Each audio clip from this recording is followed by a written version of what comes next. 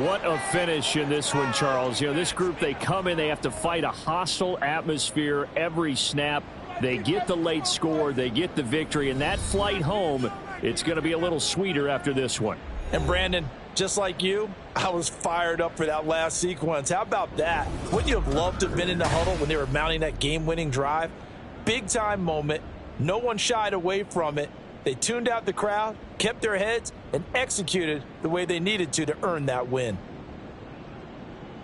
So for Miami, they keep pace in the playoff race as they move to 8-3 on the year. And they'll get another road date next week as their opponents will be the Washington Commanders. Meanwhile, for the Jets, they've fallen out of things now as they sink to 3-8. And they'll get a chance to redeem themselves at home next week.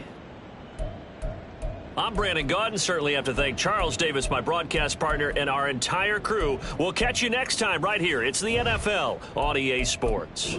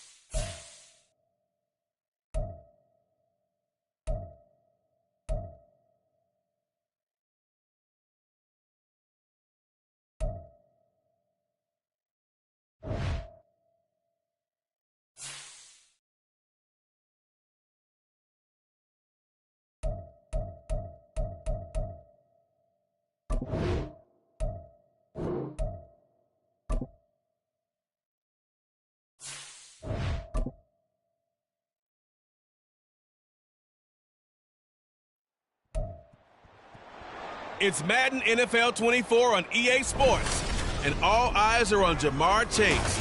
He's been a target machine each week, 5th in the league in receptions. It's the Bengals and the Steelers, and it's coming up next on EA Sports. On a picture-perfect Midwestern afternoon for football, EA Sports coverage of the NFL brings us to Paycor Stadium in Cincinnati. Today, Week 12 of the NFL season is upon us, and we've got a good one in store, as it'll be the Pittsburgh Steelers taking on the Cincinnati Bengals. Hi again, everyone. I'm Brandon Gunn. To my left, Charles Davis. And, Charles, you focus on this Bengal team entering play. They're hot as can be, winners of 8 of their last 9 games. I don't know if you call this start a surprise exactly, but they've proven that they're going to be able to stand toe-to-toe with anybody. Meanwhile, for the visiting Steelers, they come in playing pretty well. 6 and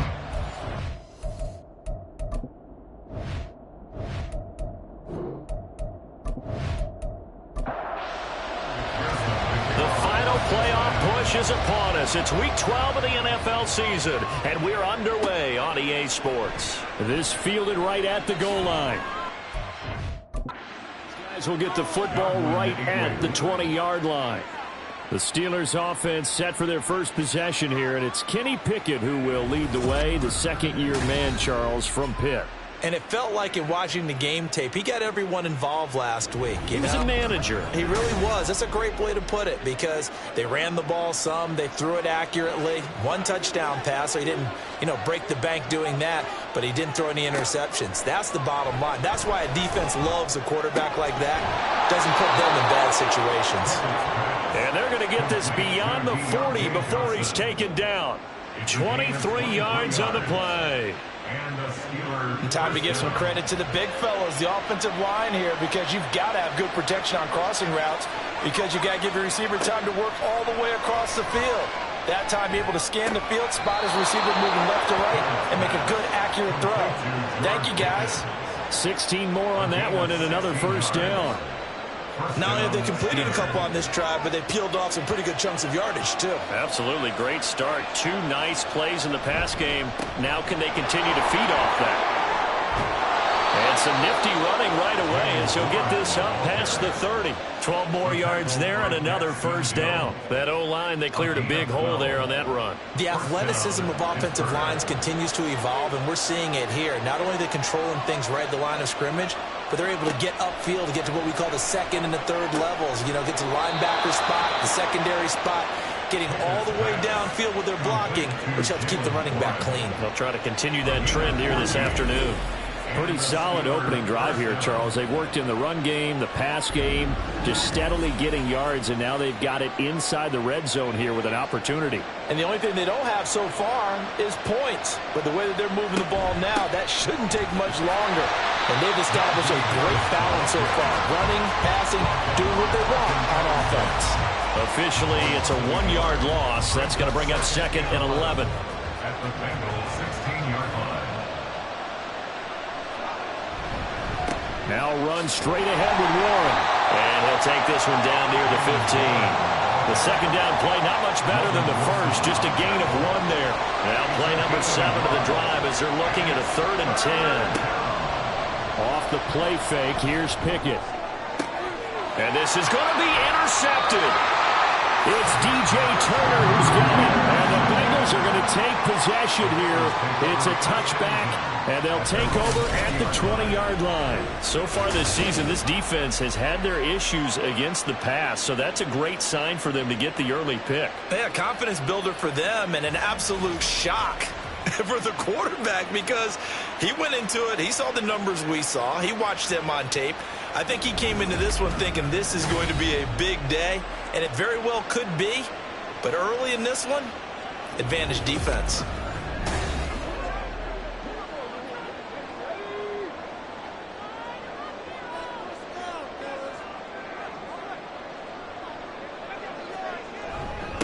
Here's Joe Mixon as they start on the ground. And he's going to get 7 out of this before being taken down at the 27.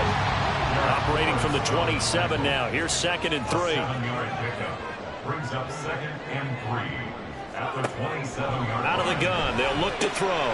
Connecting on the out route here with Higgins. And Higgins is going to have a Bengals first down as they'll get this up to the 32. First and 10 at the 32-yard line. Now they'll throw here out of the gun. And that one incomplete, but now a penalty flag coming in late. That might be PI. Defense.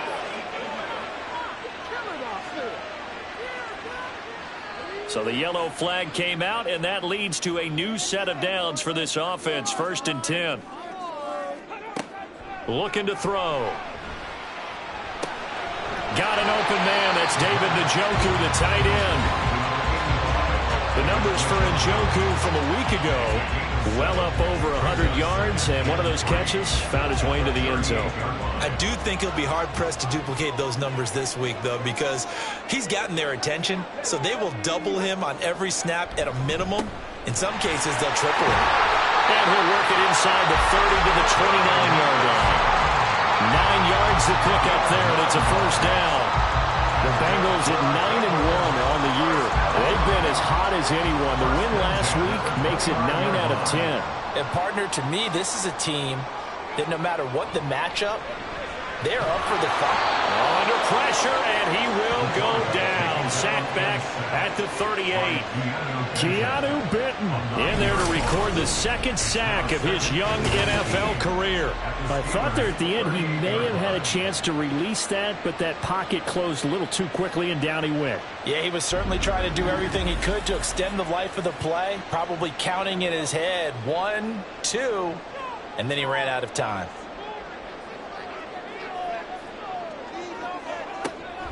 They'll look to throw. And that is taken in by Njoku. And all the way in for a Cincinnati score.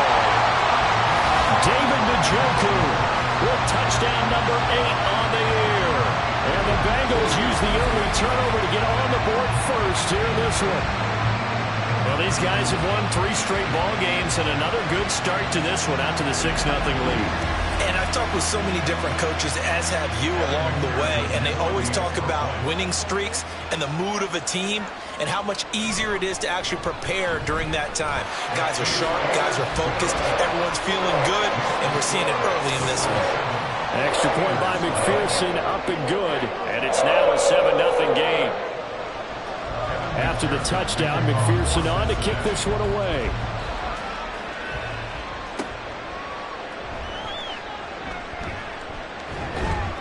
Solid return, pretty good field position. They'll start at the 32. So Pittsburgh retakes the field for their second offensive possession. They threw an interception the first time they had the football, wound up leading to a touchdown the other way. How do you approach drive number 2? Going back to your game plan coming in, everyone has matchups that they like better than others, where they think they have an advantage. Dial up some of those plays. Try and go to those spots and get your offense moving. Back to throw, Pickett. Again, it's Johnson. And he's brought down. Another catch for him there. This one good for 11. First down.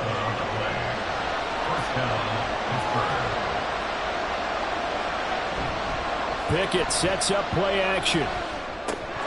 Throwing over the middle, but it's incomplete. You talk about this Bengals defense. They come into this one rounding out the top 10 in the 10 spot against the run. Most of their challenges have come in the passing game because against the run, they've been pretty darn good. Now you got to figure out a way to slow down those receivers before they get downfield and maybe make a few more plays on the ball when it's in the air. They do get a couple, but they'll be left staring at a 3rd and 8 coming up. They'll be in search of 8 yards here as they hope to convert the first down. Pickett right back to the air again. And that is incomplete. That'll bring up 4th down as his Cincy defense stands up on 3rd. And a smart play there. He's probably saying, I wish I would have done that on the last drive instead of throwing the interception. So they're forced to punt on 4th as this one's away. And this will depend on the spot as it sails out of bounds. And they'll say it sailed out at the 10-yard line.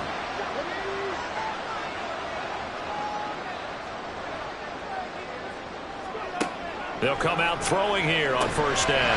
Man open, that's Jamar Chase complete. Call it a gain of 6 on the play, and it's second down. A 6-yard pickup brings up 2nd and 4 at the 16. Here comes the blitz as they look to throw. Open man is Higgins. And he'll be just shy of the 20 at the 19 as he goes out of bounds. Here now, 3rd and a yard. Back to throw. That is caught. And he is going to have the Bengals first down as they're able to convert by plenty there on 3rd and 1. A little football 101 there. You just see the receiver try to run down the defender, meaning he goes right at him and really trying to move him a little bit towards the center of the field so he can put his foot in the ground and break to the out, to the sideline, and make a catch. Now a throw here going to be taken in by the tight end Njoku. And not much to speak of. Call it a 1-yard gain up to the 26. The last play got just a yard. Here's 2nd and 9 from the 26. This short pass into the hands of Njoku. And just 3 yards on the catch there. He couldn't get away. And now 3rd down and 6 to go. Brings up 3rd and 6.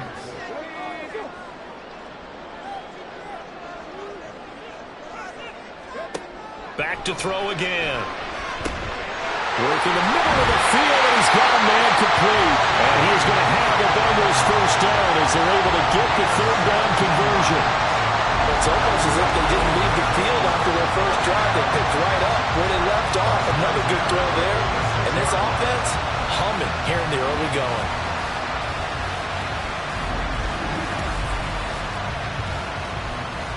Couple of first downs to kick off the drive. Here's 1st and 10 up at the 46.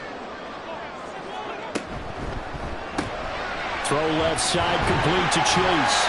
And he's able to take it across midfield before going out of bounds. That's probably as simple of a throw as he'll have all game. And good for everyone. Good for his completion percentage. Good for the receptions for the receivers. But you know how they work on that. They have footballs with no laces.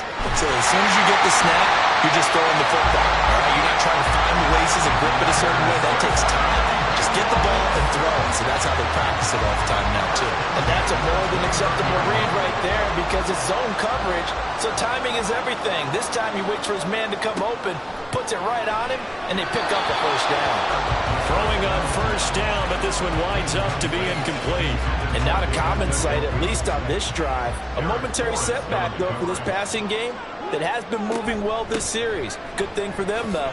Still 2 more downs to connect and try to pick up another first down. They do get a couple, but they'll be left staring at a 3rd and 8 coming up. 2-yard pickup makes it 3rd and 8.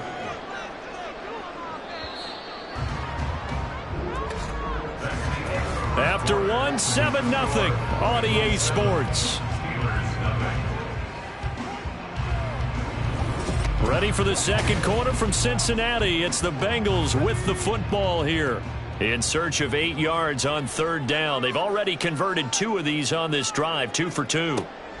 They'll set up a throw. Well, that's going to be incomplete. So 2 3rd down conversions on this drive, but not able to get a 3rd, and now they deal with 4th down. Evan McPherson out for the Bengal field goal. This from 44 yards out, left hash. McPherson's kick is good. So another scoring drive there, Charles, and an early 2-score lead. You'd like the 6 there, partner, but you'll take the 3, and I think they have to be happy about the way they moved the ball in these first 2 drives. They have to feel good about their opportunities the rest of the game. Taking it about the 1. And he returns this to the 22. The Steelers offense now, they get ready to head back on the field. Nothing for them yet from an offensive standpoint, down 10-zip as they come up 1st and 10.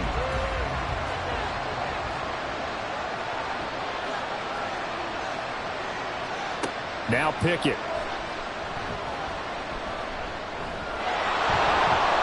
And this turns into a nice gain with a slide at the end. Good coverage downfield led to him taking off, picking up the first down on a 13-yard run.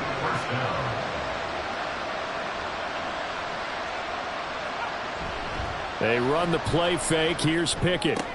Here's Johnson with a reception. And out across midfield down to the 45.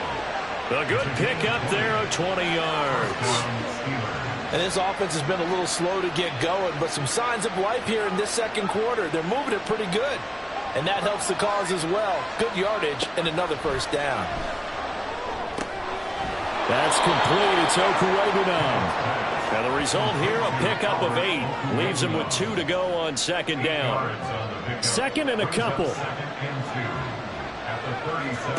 Looking to throw. Pickett. That's swung out wide to Harris. And he'll be out of bounds as he gets it down to the 30 there. 7 yards there and a first down. 2 minutes gone by, second quarter. Pickett now to throw off the play fake. And that's to the left sideline and incomplete. Well, a momentary speed bump there with that throw partner. The defense had other ideas, and they're trying to mount a small stand before this drive reaches the end zone. Off the play fake, here's Pickett. Middle of the field, it's Robinson. And they move this all the way down to the 9. A good pickup there, 21 yards. They hit that crossing route really well. Excellent timing, puts it right on him, and he keeps running. Yeah, turned it upfield for good yardage.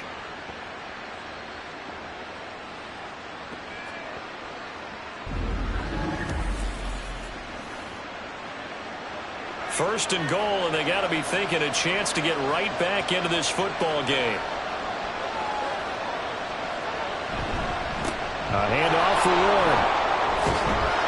And finding room to work, he's down to the 2-yard line. It's a good pickup of 7 yards, and now they're looking at second and goal.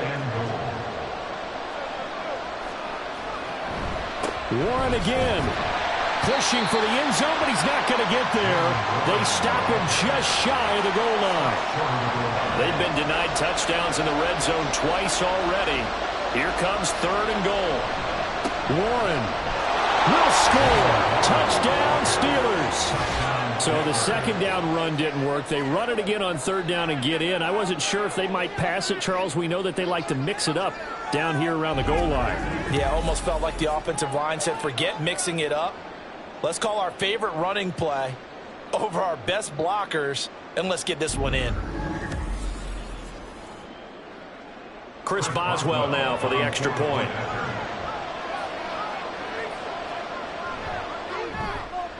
And they're back within a field goal. It's 10-7 now. That time a 9-play drive. And it ends with a 1-yard touchdown run. And a nice return sets him up pretty good here right at the 30-yard line.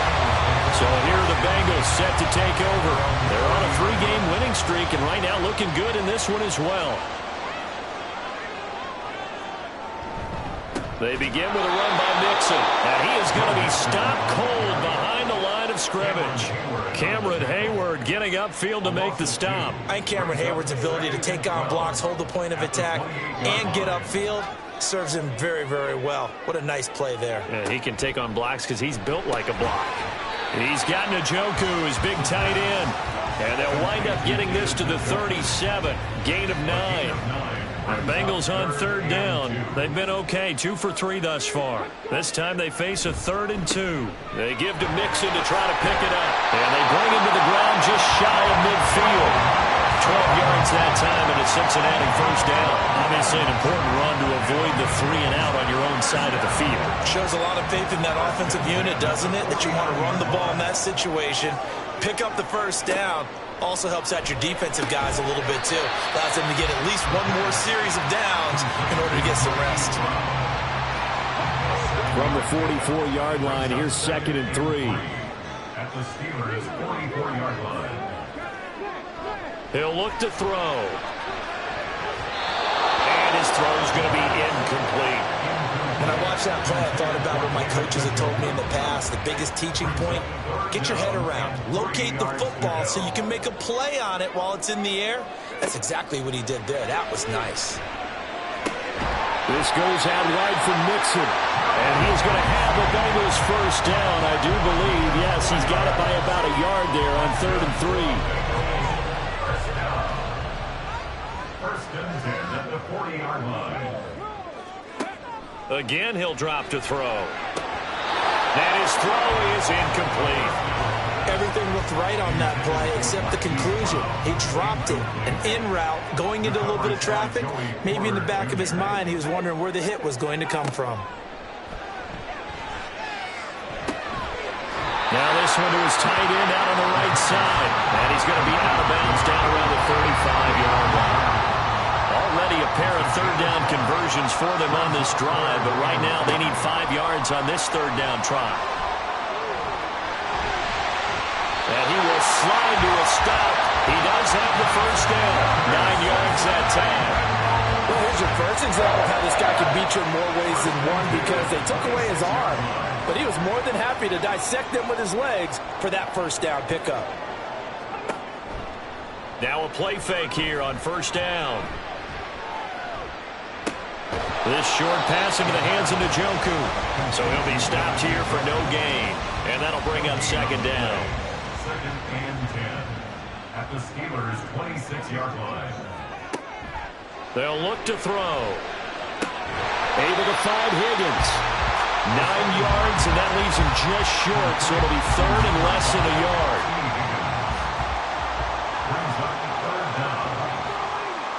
Now back to throw. He's got his target. That's complete. And he's going to have the Bengals first down as that'll be a pickup of about 5 as they convert on third and inches.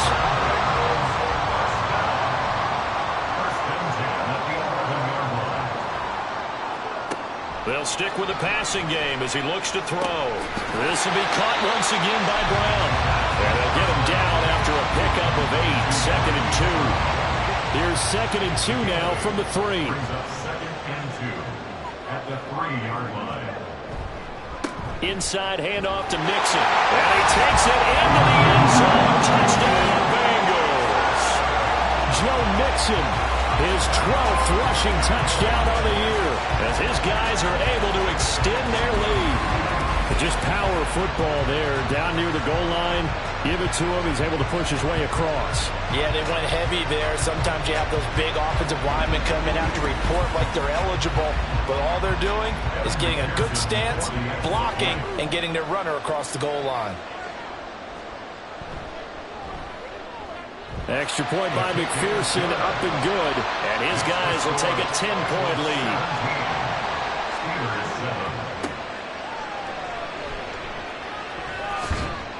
And he'll be tackled just shy of the 25. Pittsburgh offense making their way back out.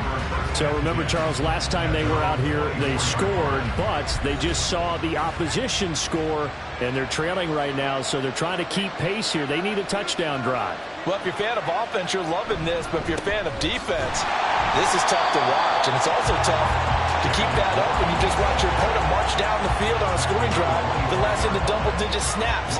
You need a score here, not just to follow the momentum from your last drive, but put the onus back on your opponent. And that's what they're doing right now, swapping that onus back and forth.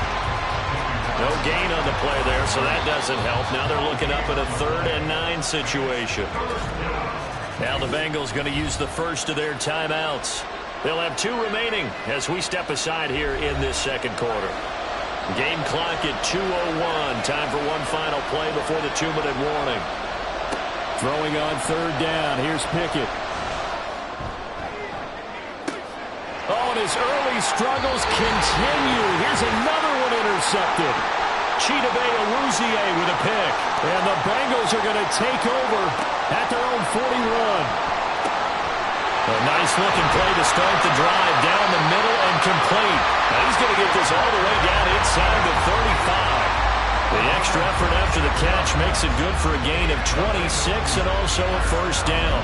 So many times in my career I've heard coaches talk about completions are one thing. But as long as we're there at the catch and we get guys on the ground, we can live with that. But if you're going to give up 10, 12, 15 yards after the catch, then your defense is going to be in a lot of trouble. Back to throw now on first down. He will find his man Chase complete. And taking it to the 15-yard line before he's brought down. Another first down, this time on a gain of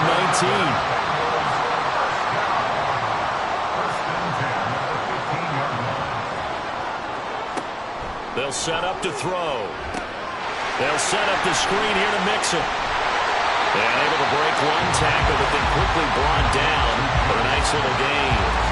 The Bengals going to use the second of their timeouts as they'll stop it with a little over 30 seconds to go in the first half of play. This is a 2nd and 4, ball at the 9. They'll look to throw again. And that one will fall incomplete. Clock here now just under 30 seconds to go in this first half. Now they face a 3rd down and 4 after that incompletion on 2nd down. A throw there, but that's going to wind up incomplete. This is certainly a team that has proven it likes to target its backs through the air and defensively. They were aware of that and certainly were prepared on that throw.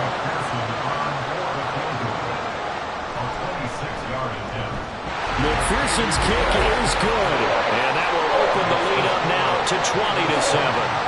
They already had the early lead, and they get the interception, Charles, and now they add 3 more with the field goal. Yeah, they're in control of how this game is playing out so far. You mentioned the early lead. Now they're expanding on it, getting plays on both sides of the ball. A winning recipe if they can keep this up. And they'll get him down inside the 30 at the 27. One more drive here for the Steeler offense in this first half. And with time quickly fading here in the second quarter, not sure how aggressively, offensively they want to play this. I think we'll find out just how much they trust their guys in this situation if they decide to take a shot. Now the Steelers use the first of their 3 timeouts as they'll stop it with 14 seconds to go in this first half. Setting up the screen, Harris. Now a timeout signal for, and they'll get it with 10 seconds to go before halftime. Pickett back to throw. Pass to the sideline and pulled in. And he gets this up across the 35 before he's out of bounds. So here's a 1st and 10 at the 38. Pickett.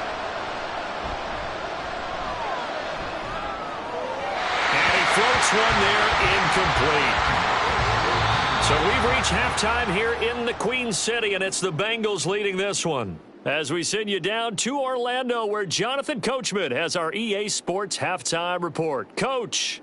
Okay, Brandon, bye weeks, they're over. We've once again got a full slate of games to get to as we take you around the NFL here in Week 12. We'll get started up at Lucas Oil Stadium in the capital city of Indianapolis. And this, a 10-point game as they've reached halftime. Patrick Mahomes, a touchdown pass in that first half. Next, we head down to Houston to check on the Texans at home at NRG Stadium. And that game's all tied up as they play the visiting Jaguars. Lastly, let's get you to MetLife Stadium to see what's happening with the Giants at home in East Rutherford. And they currently trail in that game against the visiting Patriots. Ramondre Stevenson accounting for the lone scoring thus far as he's cashed in with a touchdown run.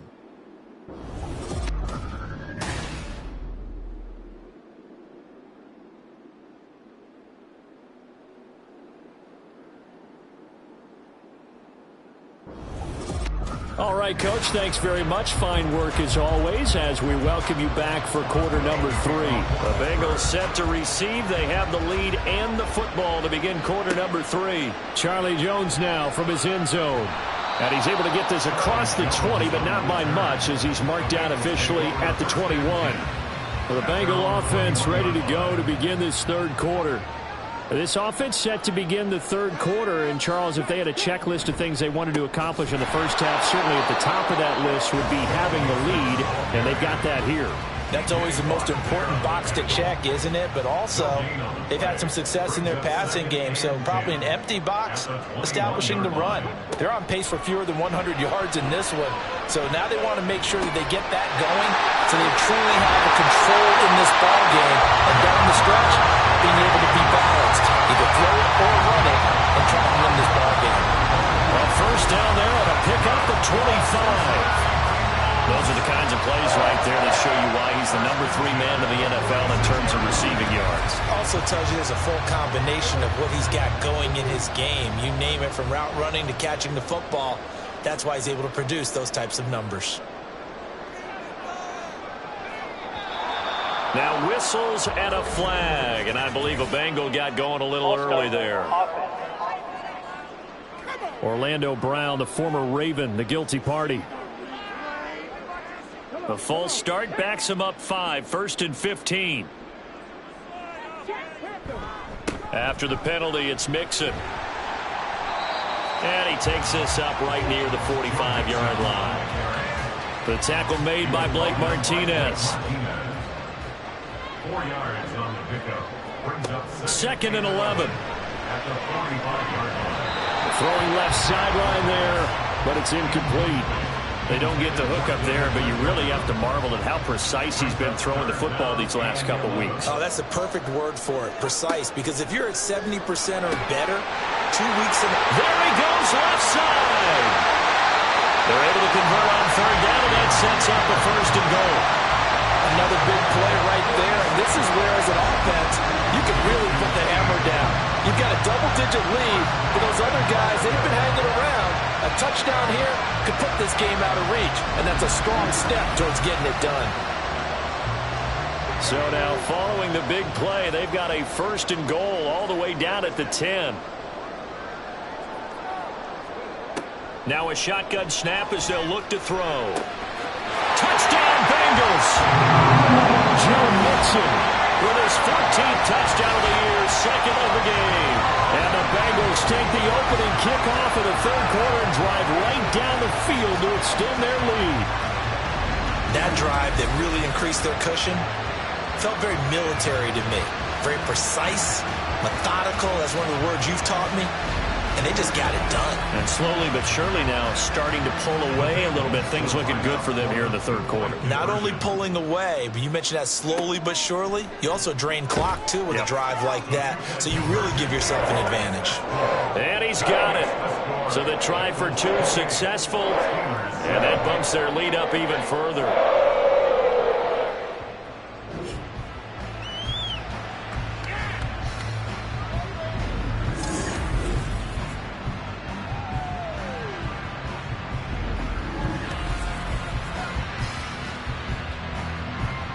After the touchdown, McPherson on to kick this one away.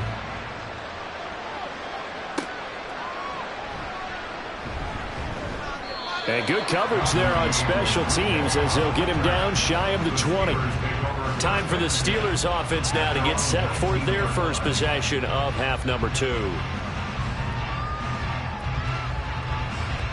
Pickett leads the Steelers up here with a fresh set of downs. At their own 19-yard line.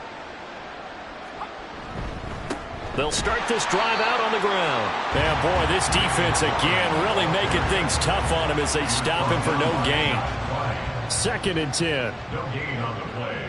2nd and 10 at the 18-yard line. On the give, it's Warren.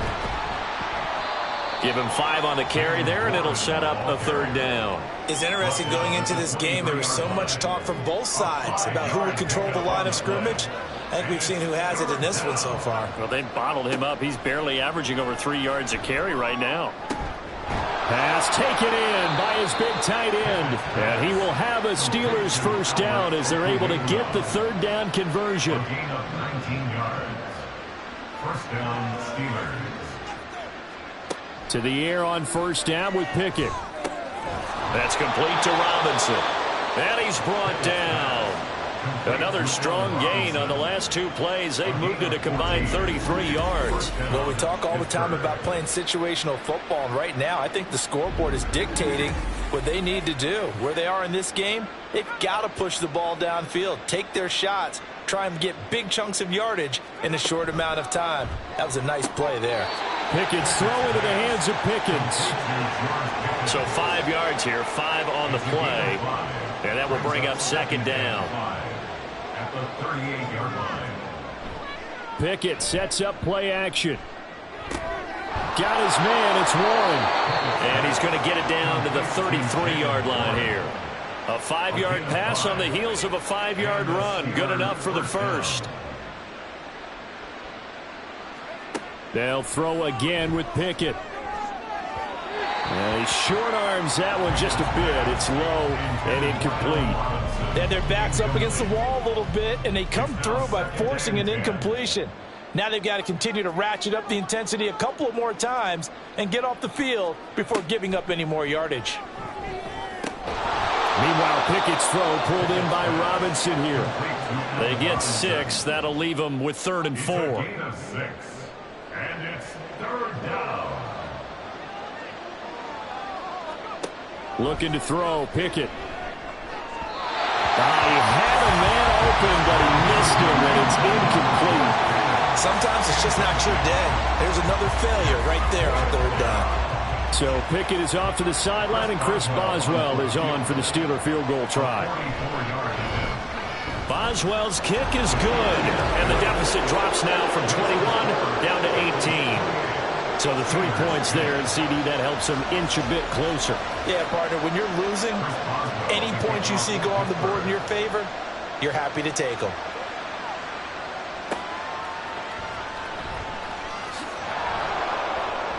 And he's up past the 20 to the 22-yard line. So now the Bengal offensive unit back out onto the field. A long drive last time out for this offense, Charles. If you remember, they started basically in the shadows of their own end zone, marched it down the field, and a lot of that was through the passing game. And partner, as a former defensive back, I'm having almost a physical reaction watching what's happening right now. But let's give credit where it's due because they've done an excellent job moving the ball through the air. Secondary getting picked apart pass by pass. Obviously, they need to make some adjustments there on the back end. Yeah, because offensively, we know that they're not going to be shy about throwing that football. And he's brought down, but not before a really nice stiff arm to create a little space. 54 yards rushing for him now to this point. 2nd down and 3.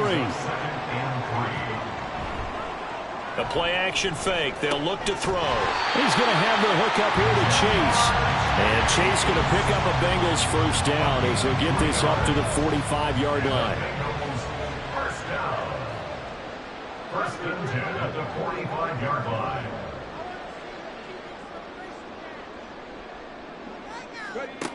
He'll drop to throw. And he'll go right back to Chase. That's caught again.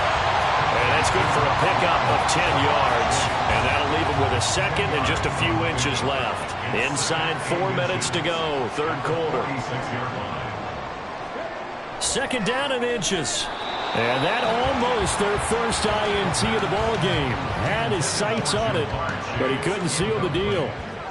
An incomplete pass on 2nd down leads us to 3rd and inches. Here's a play fake as they set up to throw. And the throw there going to be incomplete. Has to be a little bit of frustration there. Back-to-back incompletions. Receivers blanketed on both attempts, this time on 3rd down. The Bengals bring out their punter now, as he should be able to pin him back deep here with his first punt. And the punt over the side in the air, and the spot will be inside the 35. The Steelers offense now, they get ready to head back on the field. I kind of feel like they've reached a do-or-die point in this game, Charles. If they're going to try to pull off an impressive comeback, it has to start right here, right now. Yeah, now they've got a final chance to get out of this situation, but they also understand they've got to move the ball and move it fast. In addition, they need to save as much time so they can get 2 more possessions. From the 41, this is 2nd and a yard. Now a run with Warren. And he'll be pretty well stopped in his tracks. Give him a yard up to the 42. When we talk about defenders, specifically linebackers, keeping their eyes in the right spot, he had that eye down the entire time. And you know that's not easily done because they throw a lot of misdirection at you. They try and fool you and get your eyes in the wrong place. But you're right about that one. He correctly figured that one out and made a really nice play. 1st down, Steelers. Now Pickett will look to pass it. His throw incomplete. His back has been a dependable safety valve all game, so he went back to him when his first read was covered. Just unable to connect, so the play results in no gain. Here's Warren. And a good burst there gets him 7 up to midfield. But this play sequence was really kind of called in reverse. Incomplete pass on 1st and 10. Nice run on 2nd and 10 when probably everyone was expecting him to throw the football. Now, if you're the defense, what are you going to do on third down? You're a little off balance. And he will have a Steelers first down. They needed 3. He doubled that. He got 6. Gain of 6. First down, Pittsburgh. They'll run it. Warren. And this winds up a gain of 4 to the 41. Not too many offenses want to turn down long drives, but when you're down what they are, they've got to pay it off with some points. Pickett will look to throw it here. And the catch made by Johnson. So the completion good for just 3. And they're going to have a third down. Coming up here looking for 3 yards to pick up the first. Brings up third down. Try him with Pickett here on third down.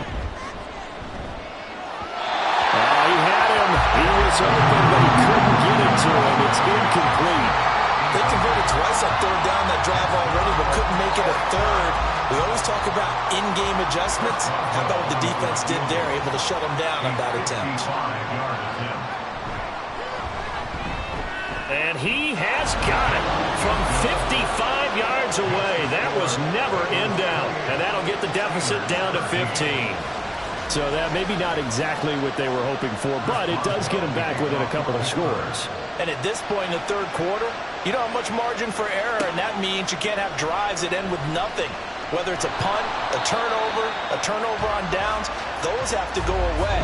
You have to end with a kick, either a field goal or an extra point after a touchdown. 3 quarters have come and gone. We'll return with more after this. You're watching the NFL on EA Sports. Back now in Cincinnati. The Cincy offense about ready to go here on their next drive. Now, there are 2 scores on the plus side. Still time here in this fourth quarter, but maybe you start thinking about playing keep away? Yeah, I think here's the situation. You're not thinking touchdowns anymore. You're just thinking first downs. To keep up with your theme there, playing keep away, first downs, they can't touch the ball. Now this throw caught left side. And they work this well upfield across the 45. That one covers 24 yards. It's a first down. Still throwing the football here, even with the big lead. Yeah, I know you and I came up in a different era. We think about sportsmanship and all that. Other people think about fantasy points and getting their numbers. That's all they care about right now.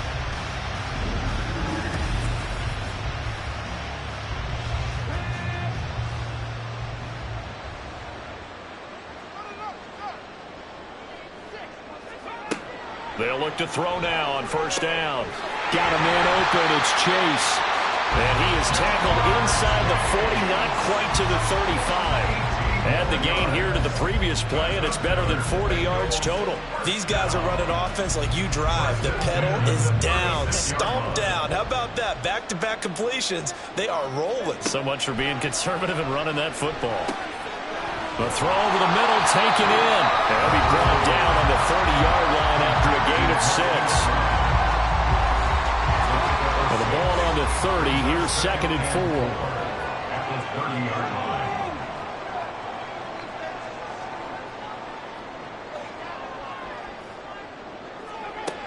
They'll stick with the passing game as he looks to throw. And that one too far in front. He couldn't reel it in. It's incomplete. And this offense on third down today, they've been really good, converting 7 of their 10 tries. This is 3rd and 4. And they'll send the slot in motion left. Here's a fake on the jet sweep and a run up the middle with Mixon. And he'll be stopped well short. Only 2 yards there. 4th and 3. Well, this was just simply excellent defense. On this third down, they had to be alert for the possibility of a pass, but that didn't stop them at all from understanding what was going on when they decided to run the football, and they just swarmed and stuffed them for almost no gain. Now, the offense is not leaving the field. They're going to stay out and go for it on 4th and 3. And he won't get there. They stop him a few yards short of the line to gain. Denied on 4th down is Joe Mixon. And this Steeler defense able to come up with a stop.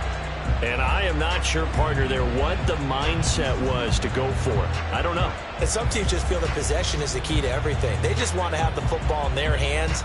No matter how it goes to the other team, they just don't trust doing that. So they say, listen, go for it and try and finish it ourselves. Pickett leads the Steelers up here with a fresh set of downs. At their own 28-yard line. They'll try and start this drive in the air. And it's a short one here, complete to the tight end. They'll wind up getting 7 on the play, and it's second down. A 7-yard pickup brings up 2nd and 3 at the 35-yard line. Working out of the gun, it's Pickett. Completes this one to Pickens.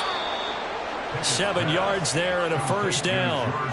Fourth quarter, every drive so critical, and you figure may only get one more shot after this, so a touchdown's imperative on this drive. It is, but you also have to think to yourself in play calling, don't hold anything back. Don't save it for the second touchdown. You got the first one for the second one to even matter.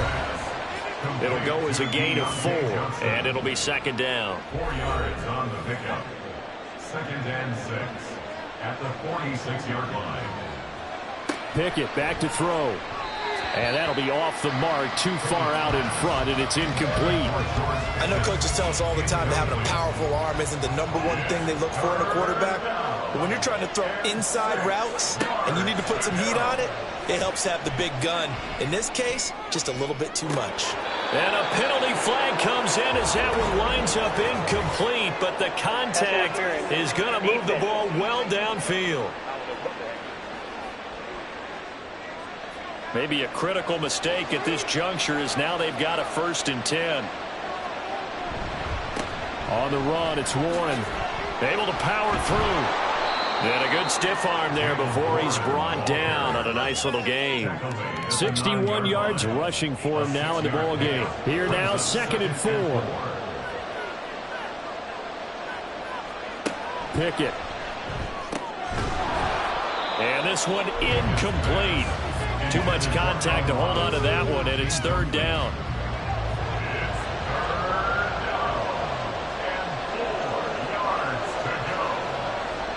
Here's Pickett.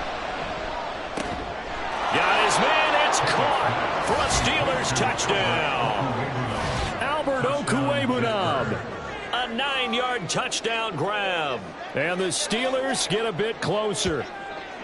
So this now a 9-point difference. You figure the book here says kick the extra point, make it a 1-score game. Now, you and I have seen coaches get overly aggressive in this spot, but I agree with you. Kick it here and get back within a score. And now in a 9-point game, they'll still just need to go for 1 here. And it's good, so that will get them back within 1 score. So this drive spans 7 plays, and it ends with the Steelers finding the end zone. Oh, the return is Jones from the end zone. A solid return, pretty good field position. They'll start at the 32. T. Higgins out on offense with the rest of his teammates for this next drive. He's been a load for them to handle defensively, I know that much. But look at him. He's got 7 catches on the game, and he's starting to shred them a little bit because not only is he catching them, he's picking up good yardage, keeping the chains moving, ball control, you name it. This big guy, what did you say? He's been a load for them to handle? That's right. Agreed. 7 catches, as you said, over 100 yards. Ball on the 39. Here's 2nd down and 3. Off the play fake, he'll look to throw. Throw left side, complete to Chase. And Chase going to pick up a Bengals 1st down as he's up past the 45-yard line. Now back to throw. This is the tight end, the Joker. And he's got this down to the 35. 19 yards there on the catch and run. His position, and he's listed as a tight end, but he certainly doesn't run like one, and that's what we're seeing more and more coming into the league. Those guys who can run, make plays after the catch, and gain that additional yardage. And using that speed there to turn it into a pretty nice little game. Operating out of Steeler territory now. Here's 1st and 10 at the 35-yard line. Back to throw again. And his throw is going to be incomplete. This could be the start of a nice stand from this defense now after getting walked backwards on this drive. Come through with another one here, and you have them staring at a 3rd and long, and that puts the defense in a position to dictate to the offense. And they're going to have themselves another 1st down as the tackle's made at the Steelers' 16. The Bengals passing game finding a rhythm. They've got another first. These guys certainly are not hiding what their intention is. They're absolutely showing it. They're definitely not going to sit on this lead here in the fourth quarter.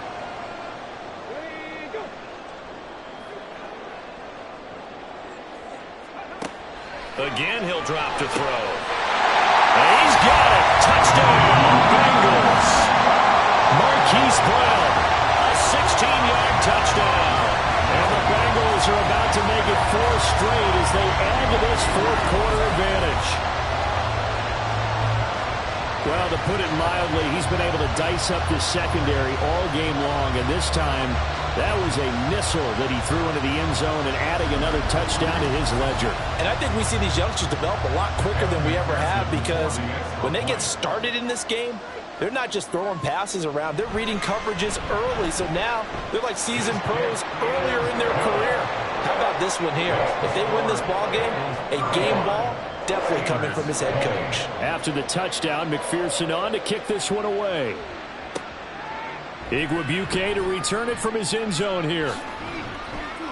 And a nice return sets him up pretty good here right at the 30-yard line.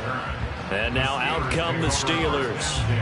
And they'll just simply be looking to build off the confidence of the last time out where they scored a touchdown. Then confidence is powerful, isn't it? When you've scored once, you feel like you can go back out there and get it done again. Doesn't matter what the defense throws at them. They feel like they're in a groove right now, and they want to get out there and show it. Yeah, hoping to stay in that groove here this go-around. Now a 2nd and 10. Now Pickett. And that'll be incomplete. Took a pretty good shot as he tried to pull that one in. Couldn't hang on, 3rd down.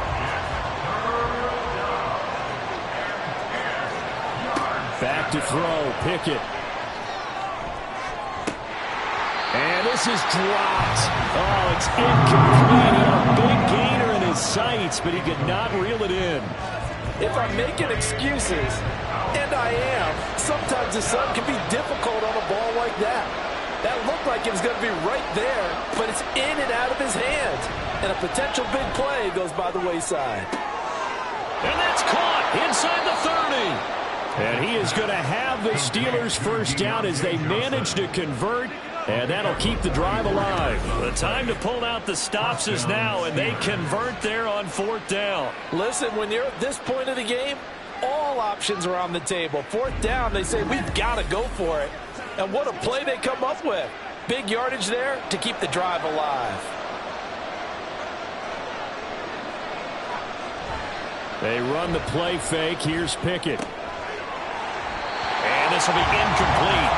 Physical play on the football there, and it's 2nd down.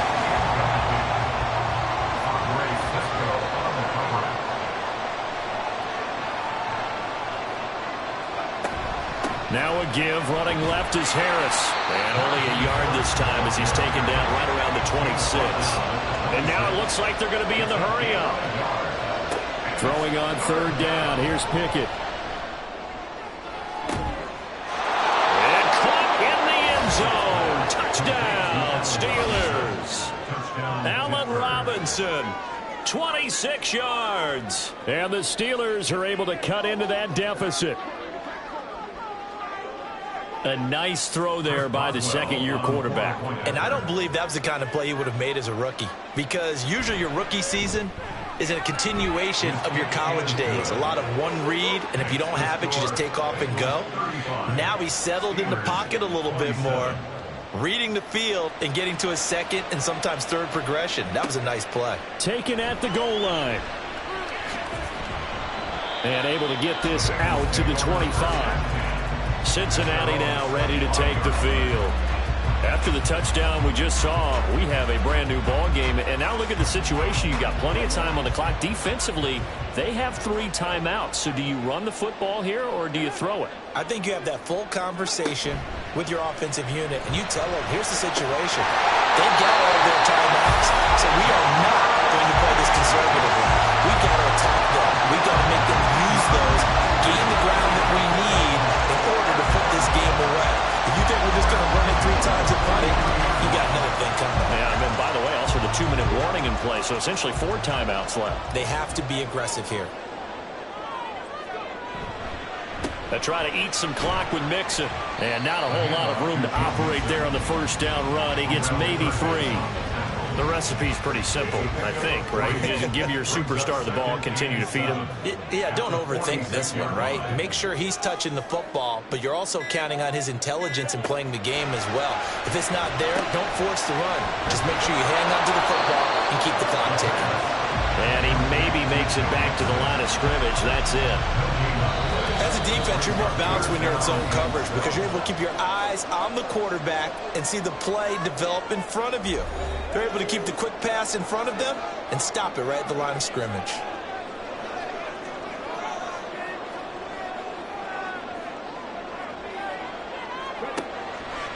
Here comes the blitz as they look to throw. That is caught. And now right out of the 2-minute break, we'll get a timeout used defensively with 1:56 to go. 5 points of contact necessary at this stage as they'll run on first down. The Steelers signal for the second of their timeouts. That'll leave them with just 1 remaining in this fourth quarter of play. Another run on second down, trying to cover up. And he will have the Bengals first down, and it's celebration time on that sideline, and they've earned it. And they will take a knee here. A 2nd and 11 from the 19.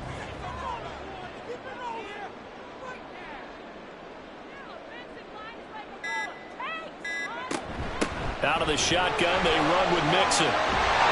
And able to get him down, but he does reach the 5. It's a gain of 14 there, and that should be enough to get him home free. This defense needs a big play in the worst way because so far, they're not putting up much of a fight. If they don't get a stop here soon, this game could be over for them.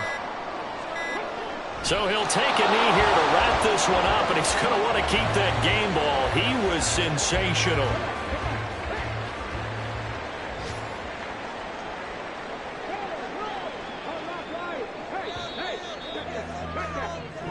So this one in the win column now for the Cincinnati Bengals. And we talked so much about the turnover battle determining who wins and who loses. This game, no exception. They didn't turn the ball over at all, and they go on to victory. They look like a smooth operation in this one, didn't they? Because you look at every facet of the game, they handled their business. Offense took care of the football, converted it into points. Defense took the ball away, gave it back to the offense. Special teams, right there with them. That's the type of game a coach is going to really love and value. And when they show the film, they have to be careful not to give out too many kudos and kill their motivation going forward. So for Cincinnati, they get win number 10 on the year as they move to 10-1. And they will hit the road next week for a date with the Jacksonville Jaguars. Meanwhile, for Pittsburgh, it's a loss that sets them back in their playoff push as they fall to 6-5. And they'll get a chance to redeem themselves at home next week. So for Charles Davis and our entire crew, I'm Brandon Gaudin. Next game, guess what? Charles and I will be here again. It's the NFL on EA Sports.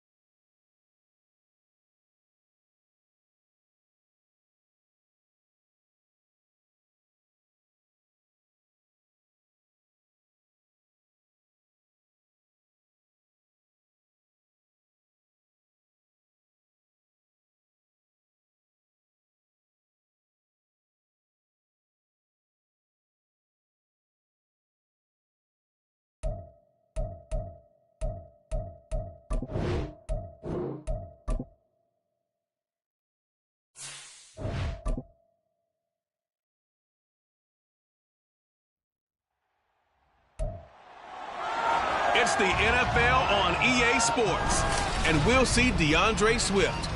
He should be a busy man out of the backfield. It's the Eagles and the Bills on EA Sports.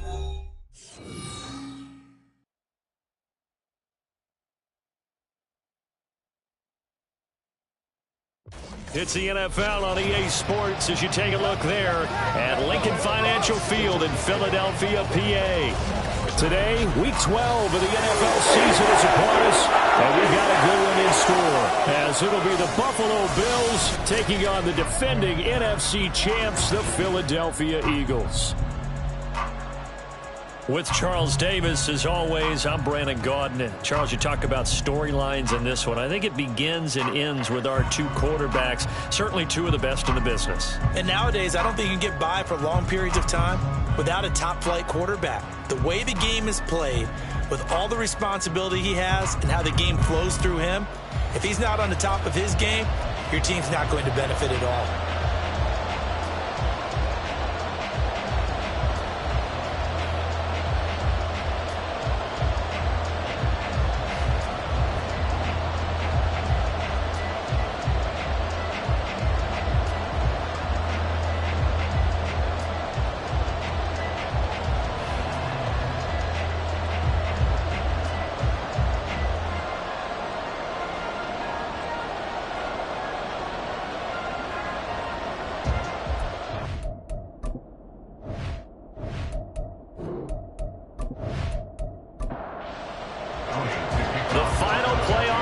Is upon us. It's week 12 of the NFL season, and we're underway on EA Sports. This taken in at the goal line.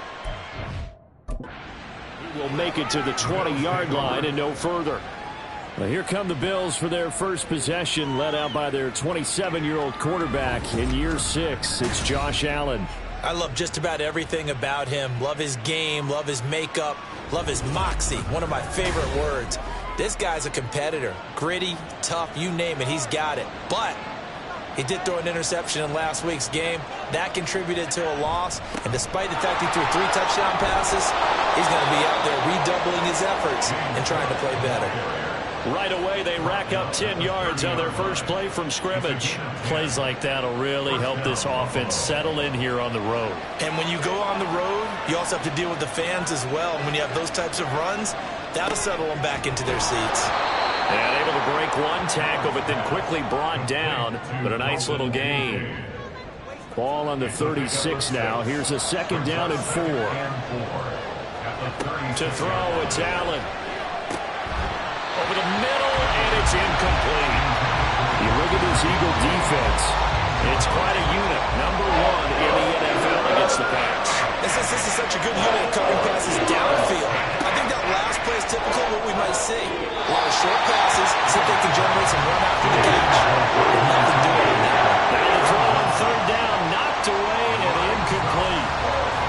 4th down, so on is the punter, Riley Dixon.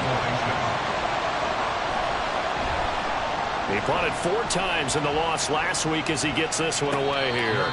So a change of possession here on the punt. And it will be Eagles football, 1st and 10. So here come the Eagles, the defending NFC champs, led out by a man who was the runner-up to Patrick Mahomes at MVP balloting a season ago. Of course, that's Jalen Hurts. And there was a positive in last week's loss. No interceptions thrown by him. But he only threw 1 touchdown pass, and you know he wants that to improve. He might even consider that as part of the reason that they couldn't take the win last time out. I believe we'll see a more aggressive version of him this week whenever they're nearing the end zone.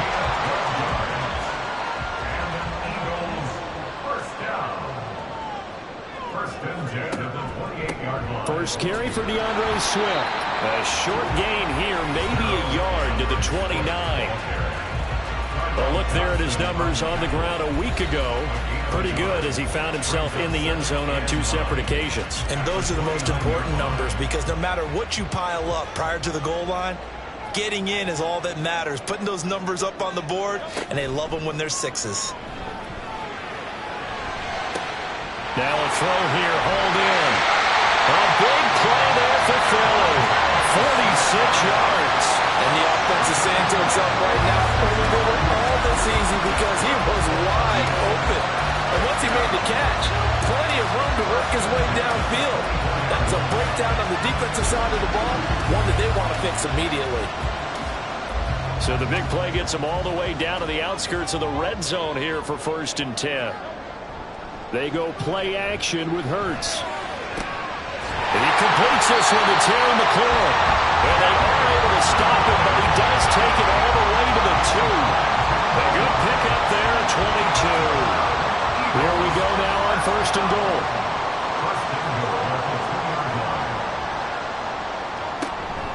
Swift is into the end zone. Touchdown, Philadelphia. So that a great Neat sequence for these guys to begin the ball game. They force the punt on one end, then come right down the field and score on the other. And that's a great example of leaning on each other and building a little momentum that way. How about the defense forcing the punt, turns it over to the offense with confidence, and they take it downfield and score. On for the extra point, Jake Elliott.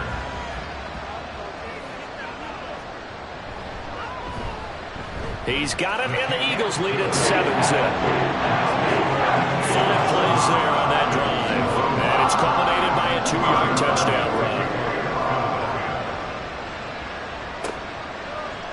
Johnson won't return this, and the football will come out to the 25. So here come the Bills out for their second drive.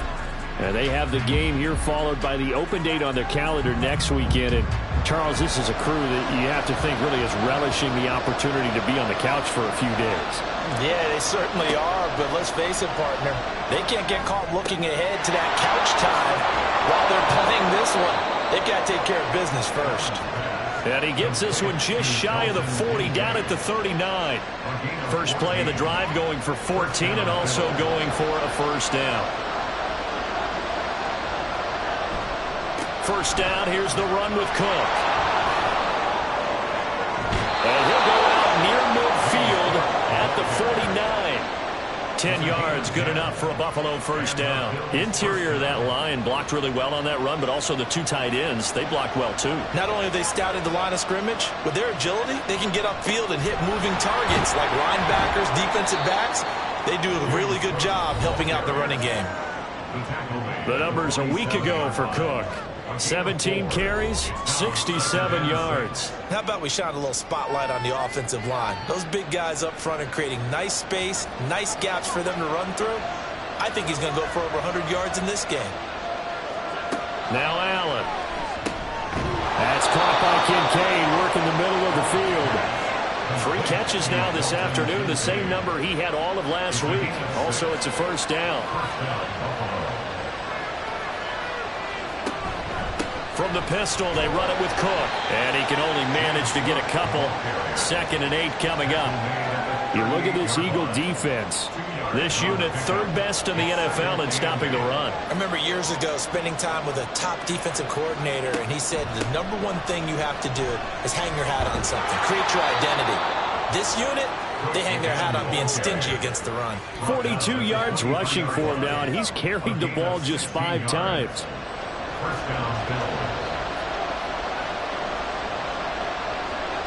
Allen now on first down. He's got the connection over the middle to Diggs. It'll be a gain of 5, and it'll be 2nd down. Brings up 2nd and 5 at the Eagles 17-yard line. On play action, Allen. They'll roll him out right. Able to shake him off. Allen hit. He lost the football. We hear them discuss red zone efficiency a lot, CD, and they almost gave that one up in the red zone. Luckily, they'll have another shot. And you and I both know that every offensive coordinator, play caller in the league, they take particular delight in their red zone calls because those are the payoff ones. But you can't call a play if your team doesn't have the ball. Got to secure it. And he's going to be taken down, but there's a penalty flag in the backfield. Is this a hold, or did they rough the quarterback? So roughing the passer here, even though said passer wasn't a quarterback. And this is a call, partner, I think you might see once a decade or so. But the officials know the rules better than anyone, and you have to know them when you're on the field. Anyone throwing the ball gets the same protection as a quarterback. So if he gets hit late, that's definitely going to draw a flag. Allen looks to throw on 2nd down. Fighting to stay upright. Keeps himself upright. Escaping the pressure right. And he'll take it into the end zone for a Buffalo touchdown. Josh Allen, a 6-yard touchdown run. And the Bills are an extra point away now from tying this ball game. Well, no surprise to anyone who watches the NFL there. Remember, Josh Allen, 7 touchdowns on the ground last year, added 1 more in the playoffs. In fact, the active leader in touchdowns by a quarterback with 39 coming into 2023. The big horse rides again. Extra point by Bass, up and good. And we are tied at 7.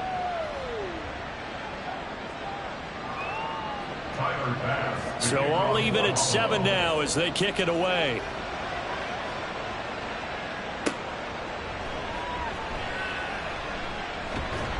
And he brings us out past the 20 to the 24. So back onto the field, here come the Eagles for their second drive. And Charles, if the season ended today, and it's not going to, we still have December left. More football. We're only in November, but they would be a wild card team, and that's great. They'd be in the playoffs, but you know they're trying to bump up to be one of those division leaders. That guarantees you at least one home game in the playoffs, and that's what you're really seeking. But there also isn't much margin for error for this team, right? Because right where they're sitting, a 2-game losing streak could have them out of the playoffs, so they've got to make sure they continue to keep the momentum going. Absolutely. There's some sharks smelling blood in the water behind them. Makes it 3rd and 2. Hurts sets up to throw it. Pass taken in by his big tight end. And he's going to have an Eagles first down. It's a gain of 6 that time on 3rd and 2. The Eagles at 8-2 on the year. They come in off a loss last time out, but still in the midst of a great season. Winners of 8 of their last 10. And last week, not only on the scoreboard, but I saw it on tape as well. Definitely not one of their final performances because they got across pretty much right from the start. So I think there'll be a renewed emphasis on trying to be a little better out of the gate in this one so they don't fall into a big hole. But one of the ways that quarterbacks keep all the receivers alive in a play, never lock in on any one guy. Make sure you keep your eyes moving, scan the field. And here he finds the open guy for a nice pickup. So 1st and 10 now in Buffalo territory at the 42-yard line. Now Hurts on the option right. And he's going to get this inside the 30. Another strong gain on the last 2 plays. They've moved it a combined 33 yards. And this, I mean, it's certainly something to watch out for. He is not afraid to call his own number on plays like that. And here he takes it for good yardage. And we know this defense prepared. He rifles one, and that's going to be intercepted. Picked up by Jordan Poyer. And the Bills are going to take possession here at their own 16-yard line. Well, this had trouble written all over from the start. He's got 2 extra defensive backs in the game he's got to deal with. They're in a dime set. So everywhere he's looking, he's seeing a different color jersey. And sure enough, this one winds up being intercepted. The Bills getting set to go. Well, partner, fast forward with me for a second. Remember, next week they have the open week, so they're going to get some extended rest. Does that change how they manage the rest of this one? I think it does a little bit, but not by too much, because you're right. You get the extra rest, you get a chance to heal up and kind of do a little bit of a reset for this team. But it's also 7 extra days to think back to the last time you were on the field. So now a little more importance on what they're getting done because they carry it with them for essentially 2 weeks. A nifty bit of scrambling there. 12 yards, first down. Clock runs, less than a minute to go, and an entertaining first quarter of play. Throwing on first down is Allen. Got it complete to Khalil Shakir. He tried to fit it in on the slant, and it's intercepted. So consecutive interceptions here early on in this one, and maybe setting the tone, Charles, for a game where the defense really takes center stage. And don't you think that both offenses are really catching a bit from their coaching staff about avoiding these turnovers that we've seen early? I think both teams are trying to find an advantage. We know that. Can one of them break away and take control of this game? So from the 36 now, 1st and 10. They go back to the air here after the INT on the last drive. And his guys will take over at the 25-yard line. And not the first quarter that he was hoping for. Now 2 interceptions thrown. Well, the good ones, they find a way to compartmentalize, right? Put these behind them, have that short memory, but understand why they threw the 2 interceptions. They go on and usually play a pretty decent game. Other quarterbacks, they have a hard time getting past it and often put the ball up for grabs the rest of the ball game. Allen and the Bills now with a 1st and 10 at their own 25-yard line. Beginning this series with a handoff to Cook. And not a whole lot there, maybe a yard to the 27. No doubt about it. A really nice job there by the defense, not allowing him to get to the perimeter. But that means your defensive ends, your outside linebackers, the guys that you pay big money to sack the quarterback, they also have to have interest in the running game as well. And they did a nice job there of holding the point of attack and not giving ground. 7-7, our score after one. The Bills with the football as we start quarter number 2. As they've got it with a 1st and 10.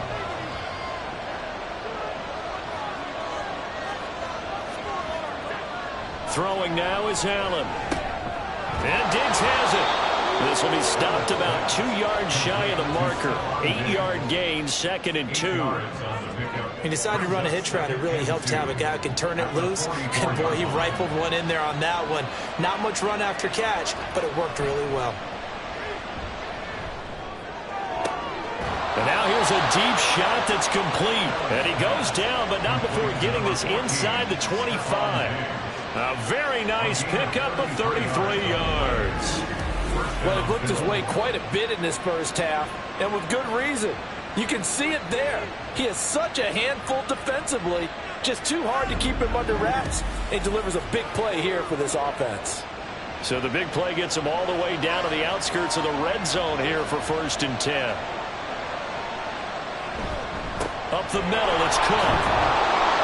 49 yards rushing for him now to this point. That play wasn't quite as big as the play that preceded it, but still, gotta like the way they're moving the football, partner. Absolutely. Pretty good room to run on that last play. Yeah, they didn't get a first down, but still, you'll take runs like that each and every time, won't you? And he is met at the line of scrimmage, and he goes down right there. Call it no gain that time as it's going to leave him with a 3rd and about 3 to go. Here's Allen.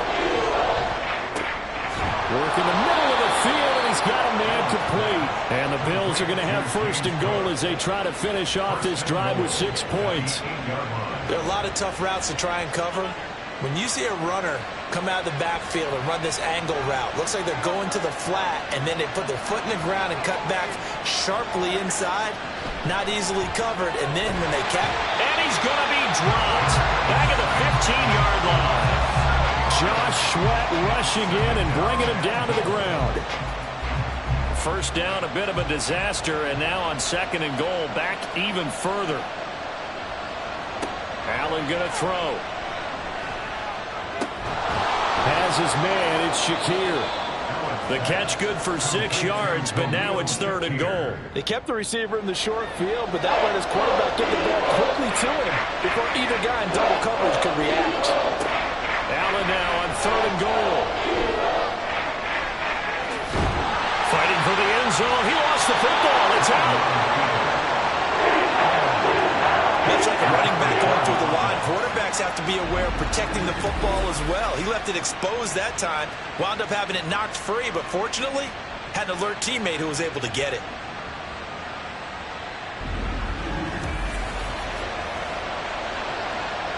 And no hesitation about this decision here. Confidently, they're going to go for this. 4th and goal from the 3. Now Allen off the bootleg. He will find Diggs in the end zone. Touchdown, Buffalo. Stephon Diggs hitting double digits with his 10th touchdown of the season. And the Bills' decision to go for it pays off with 6 points. 4th and goal, and they found a way to throw it in the end zone for a touchdown. And these defenses, they just like 3 downs, get off the field. But here they had to go 4, couldn't get it done. A lot of the time. And now before we get to the extra point, remember all touchdowns do have to be confirmed by the replay official. They're taking a peek at whether or not those feet were in bounds, and obviously a big call here in the end zone. And not just the feet. How about the hands? How's the ball possessed while the feet are hopefully getting down in bounds? That's what they're trying to look at to see if it all comes together. So they called it a touchdown originally, and this will stay a touchdown after the video review, so they had it right. Extra point by Bass, up and good. And that makes the score 14-7. After the touchdown, Bass to kick it away. Tyler Bass to kick it off for Buffalo.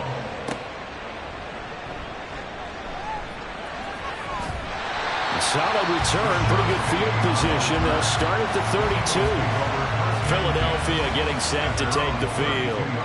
And for this offense, Charles, you got to think kind of crucial here to put something together on this drive, because remember last time out they threw the interception on the very first play. And you can't afford to let this defense keep building any more momentum. They're playing awfully well, and they're awfully confident right now. To me, it's time to attack and take some of that momentum back, but make sure you're selective in doing so. Understand where you want to throw the football and make sure it's open before the ball leaves your hands. Now they're staring at a 3rd and 8. That last play backwards a yard. Brings up 3rd and 8. Throwing from the gun, it's Hurts. Throw left side is complete on the diving effort. Second catch for him today, and it'll wind up a first down. And the key number on that play, 3. Third play of the drive, 3rd down. Spectacular catch turns into a first down. First down saves him from a 3 and out.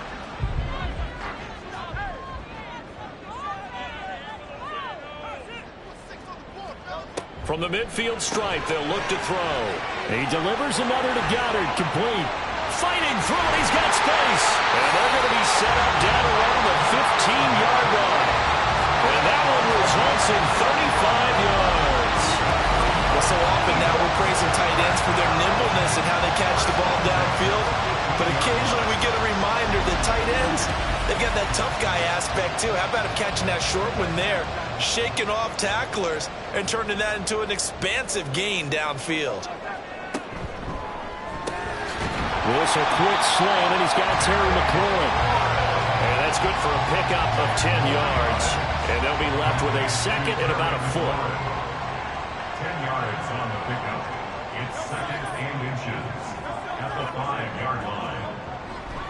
They will run straight ahead with Swift. And he is into the end zone. Touchdown, Philadelphia. DeAndre Swift With his 13th touchdown of the year and 2nd of the game. And the Eagles are within an extra point of tying up this ball game. So his strong first half continues as he finds the end zone here for the second time. And definitely good blocking at the point of attack, and you just have to love watching the way he can create space down near the goal line, and he's able to take it into the end zone. Elliott good on the extra point, and we are tied at 14. That time a 6-play drive, and it's finished off with a 5-yard touchdown run. And no chance to get away as they'll get him down at about the 17-yard line. Here comes Josh Allen and the Bills offense back onto the field. Last series, the ball never hit the ground. 6 of 6, touchdown pass, so whatever he did then, do it again, right? Yeah, it reminds me a lot of when I watched the best quarterbacks throw 7-on-7 or even routes versus air. And he can't get rid of it. He's taken down. That's big Jordan Davis powering in to drop him. So this has been a lot like a tennis match, hasn't it? Back and forth. Both of these offenses having their way so far. So maybe the question isn't who's going to score the most points in this game. Maybe it's who's going to get some stops. Yeah, absolutely. And that sack, finally a first step in the right direction for a stop. They lose 2 on that last play, so things get even tougher. 3rd and long coming up.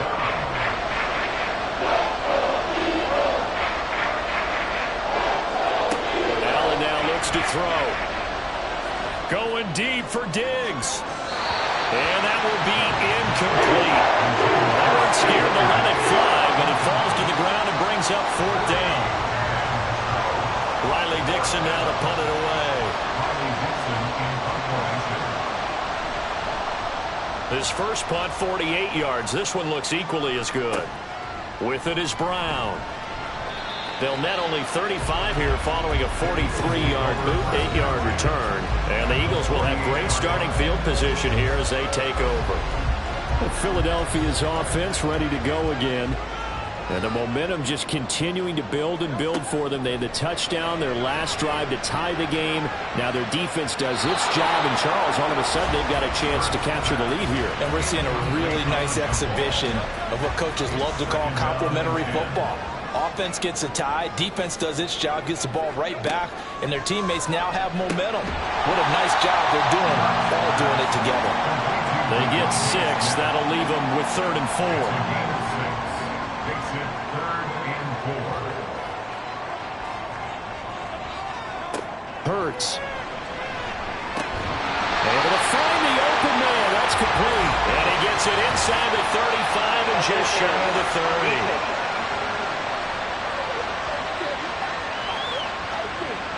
30. After the penalty, a fresh set of downs. It's 1st and 10.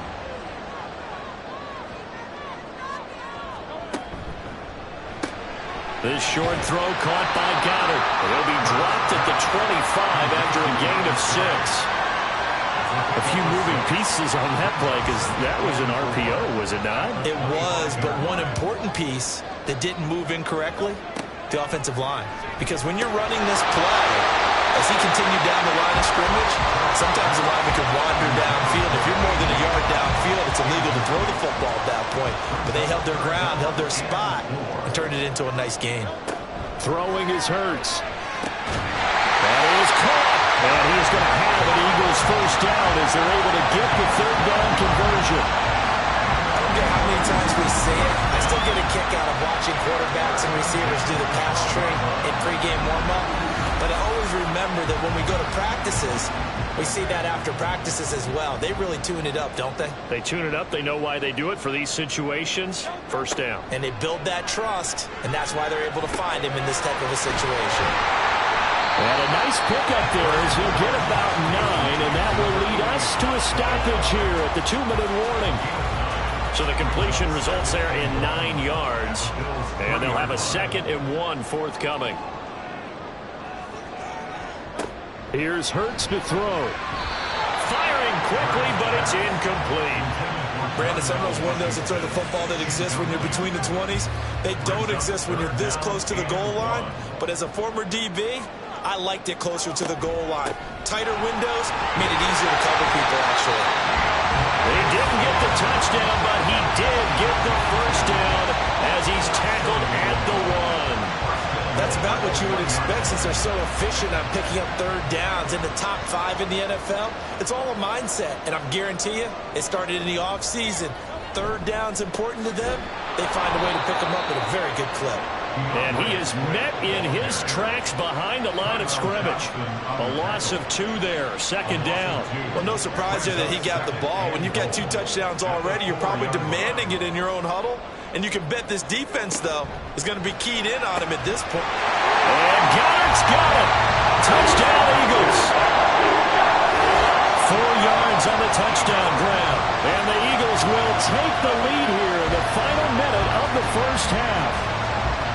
And that touchdown gives them a touchdown lead before they attempt the extra point.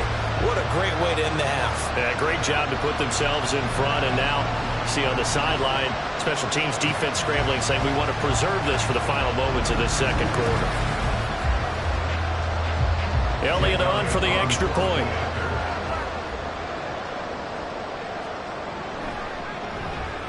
It's up and good, and that'll make the score 21-14. So that one a pretty time-consuming 10-play drive. And the drive was all finished off on the touchdown catch by Dallas Goedert. Now after the touchdown, here's Elliott on to kick it away. Johnson jostles free. The Bills going to take over now late in this first half. And with just under a minute to go, they might try to think about mounting a drive here if they can and get in the end zone. Could potentially tie this game up. Here's Allen on 1st and 10. Oh, and his early struggles continue. Here's another one intercepted. Picked up by Avonte Madden. And they will finally run him down, but not until he brings this one all the way back down inside the 10-yard line. An unfortunate sequence there, trying to get points before intermission, but now the interception, and their opponents have a chance to possibly pad their lead. Yeah, they had an opportunity there, and they weren't able to capitalize on it, and that's something that could come back and haunt them later. They're begging their defense now to keep them from scoring before the half ends. A chance to really cap off a big first half here as they come up on 1st and goal. Now back to throw. And this is caught. Touchdown, Philadelphia. A.J. Brown, a 9-yard touchdown grab. And the Eagles will extend their lead in the final minute of the half. Partner, to me, that touchdown had something that was kind of rooted in that group seeing the future. What I mean by that is they had a plan. Let's find a way to score right here before the half, and that'll give us momentum going into the second half. Give us that cushion that we're looking for. They got that accomplished, scoring right before the half ended. Elliott good with a PAT, and the lead now up to 14. Now after the touchdown, here's Elliott on to kick it away. Returning from his end zone is Ty Johnson. And in hindsight, probably should have taken a knee as he only gets this out to the 16-yard line. The Bills going to take over now late in this first half. And with him down 2 scores, you wonder if they might try and put something together, even if it's just to get into field goal range. And Allen going to be intercepted for the 3rd time. Darius Slay with a pick. And he takes this one back into the end zone. And the Eagles defense gets a pick-6 TD. The mistake there by the offense, Charles, they tried to pick on a Pro Bowl corner in coverage there, and not the smartest decision. He reminded him that he was a Pro Bowl corner with not only the pick, but the pick-6. And those guys who have that designation, sometimes they get a little bit bored in games because people try to avoid them. They absolutely love it when they get challenged, and it's a chance to remind everyone exactly why they were tagged as one of the best in the league the prior season. Elliott good on the extra point, and the lead down to 3 touchdowns at 21.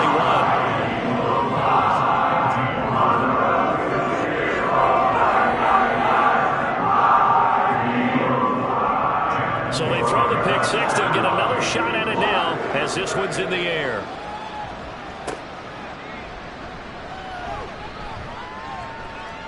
And he'll get it up past the 20 to about the 22. The Bills offense now for one final time in this first half. And with time quickly fading here in the second quarter, not sure how aggressively, offensively they want to play this. I think we'll find out just how much they trust their guys in this situation if they decide to take a shot. That's to Cook out of the backfield. And he is going to lose yardage here. The completion, but they go in the wrong direction. A loss of yards, and now they're dealing with a 2nd and long.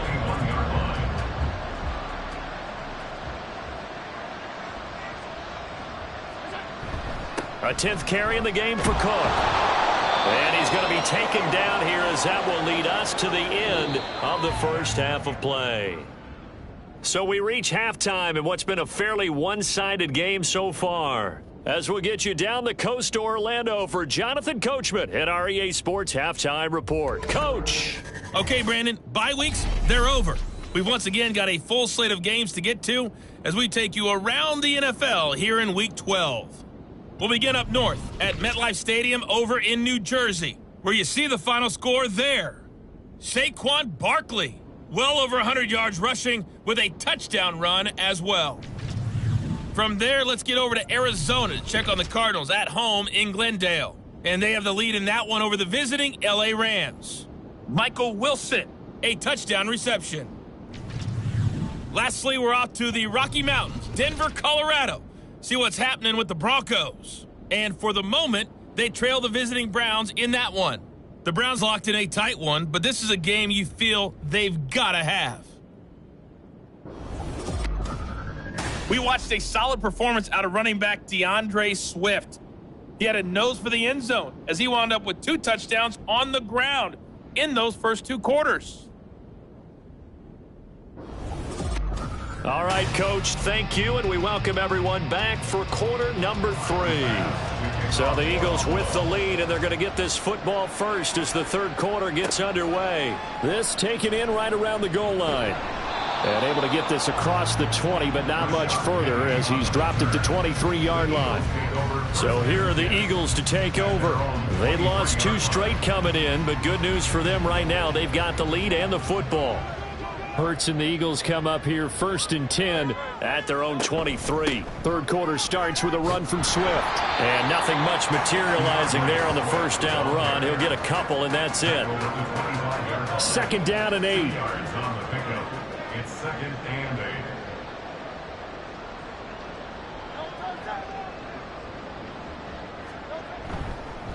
8. They'll fake it there on the jet sweep, but instead, here's Swift.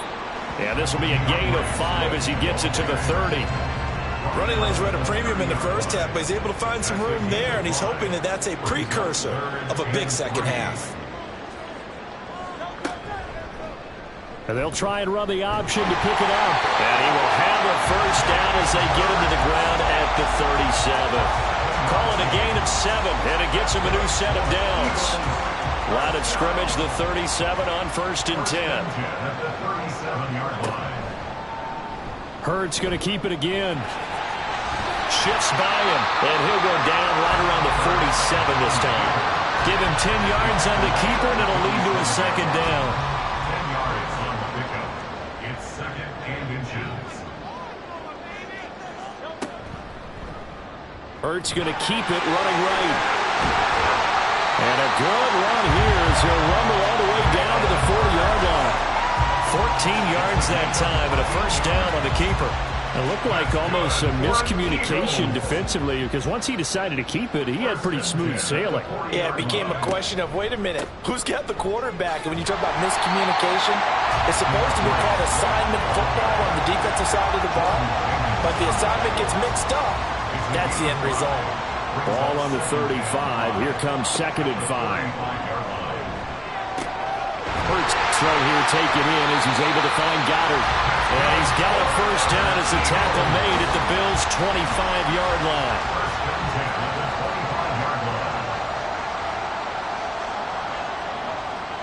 They go play action with Hurts. Throw right side, caught by Goddard, the tight end. And they got it inside the 10 at the 8. Another first down as he went right back to the same well, this time for 17 yards. Whatever the discussions were at halftime to try to slow down this offense, it has not worked to this point. Yeah, I have a vision right now of everything that was discussed at the half just being torn in shreds or being erased off of the Microsoft Surface tablets because none of it is working. They are really locked in on offense. Hurts sets up to throw it. And this will be well too low for him to bring in. It's incomplete. He released that awkwardly. It almost looked like a pitcher who gripped his fastball a little too hard and let it go late, and it bounced in front of the plate. Yeah, one of those fastballs that ends up at 57 feet, not 60 feet, 6 inches. Just a little short with the arm. And he'll take it into the end zone for an Eagles touchdown. Jalen Hurts keeping it himself from 8 yards out. And the Eagles take the opening kickoff of the 3rd quarter and drive right down the field to extend their lead. So another touchdown there, and even though we're still just here in the 3rd quarter, kind of hard now to see them giving up this lead. And this is just an offense that's imposing its will right now. You name it, they're able to do it. If you're the play caller, whatever you want to select is there. You want to run it, you want to throw it, pick a play, any play. They're rocking and rolling right now.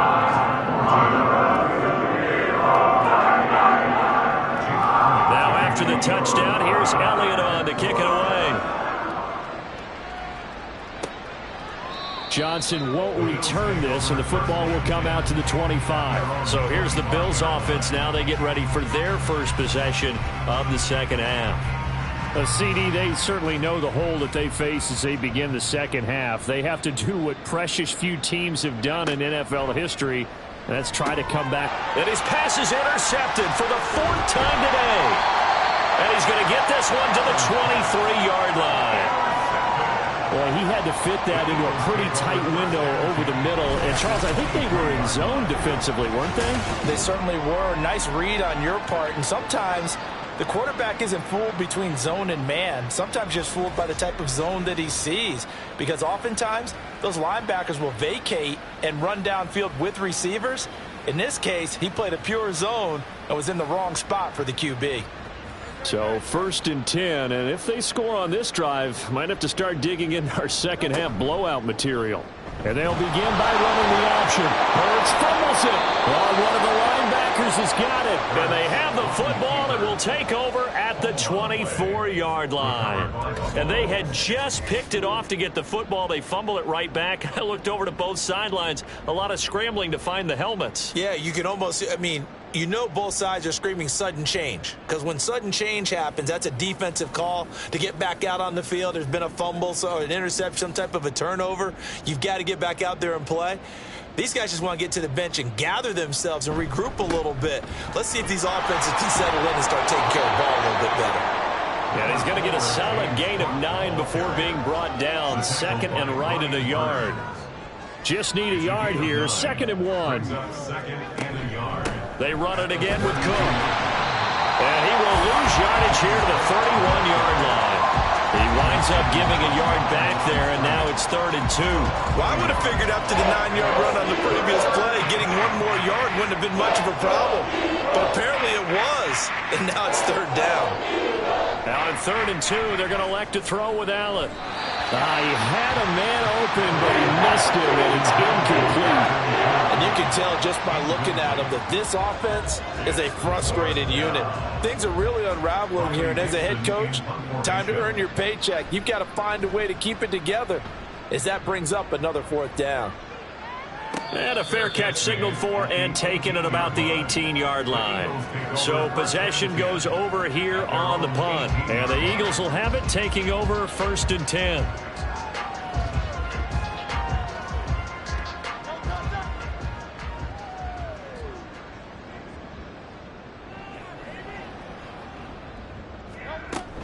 They'll start on the ground with Swift. And he'll take this ahead for about 4. 2nd down coming up. I'd say they've got to find a way to get him going. He's such a big part of their offense. I wonder if they might throw it a little and come back to the run. Anything, because you're right. He's pretty much been completely neutralized. And he's upended after a gain of 4 up to the 25-yard line. Well, you certainly have to give a little credit here because they're playing this game now at their pace. This is ball control football, sustained runs, taking their time and making it. And now off to the races down the right side. DeAndre Swift. Touchdown, Philadelphia. DeAndre Swift with his 13th rushing touchdown on the year. And the Eagles have taken a 5-touchdown lead. We see this a lot on 3rd and short yardage, especially down here in the red zone. They're going to sell out to stop the run, try and hold them to a field goal.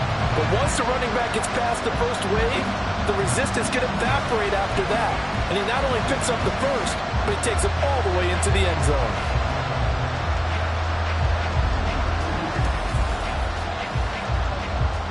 Elliott now to add the extra point.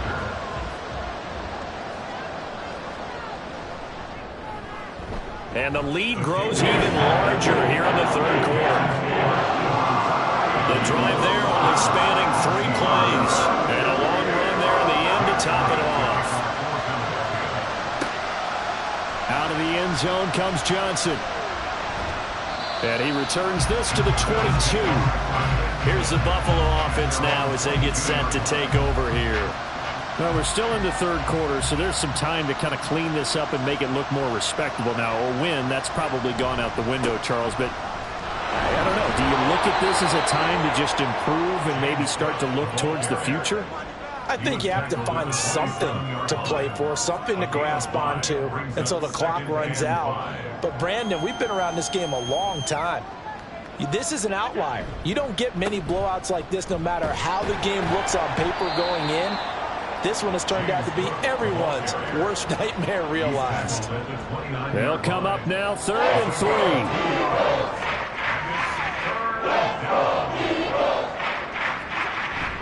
Play action. Now it's Allen. And he knocks the ball away, and it falls incomplete. How about some applause for the defense there? They forced him to throw that one into coverage, and just like that, they're staring at a 4th down. Well done. Here's Riley Dixon now as he'll punt it away for the 4th time today. He's averaging just under 50 yards a punt as he gets this away. Now Brown. It'll be a 10-yard return following a punt of 45. And it will be 1st and 10 as they take over. Philadelphia's offense ready to give us another look. Hurts and the Eagles come up here 1st and 10 at the 34. On the ground, it's Swift to start the drive. This will be stopped about 2 yards shy of the marker. 8-yard gain, 2nd and 2. It's a gain of 8. Brings up 2nd and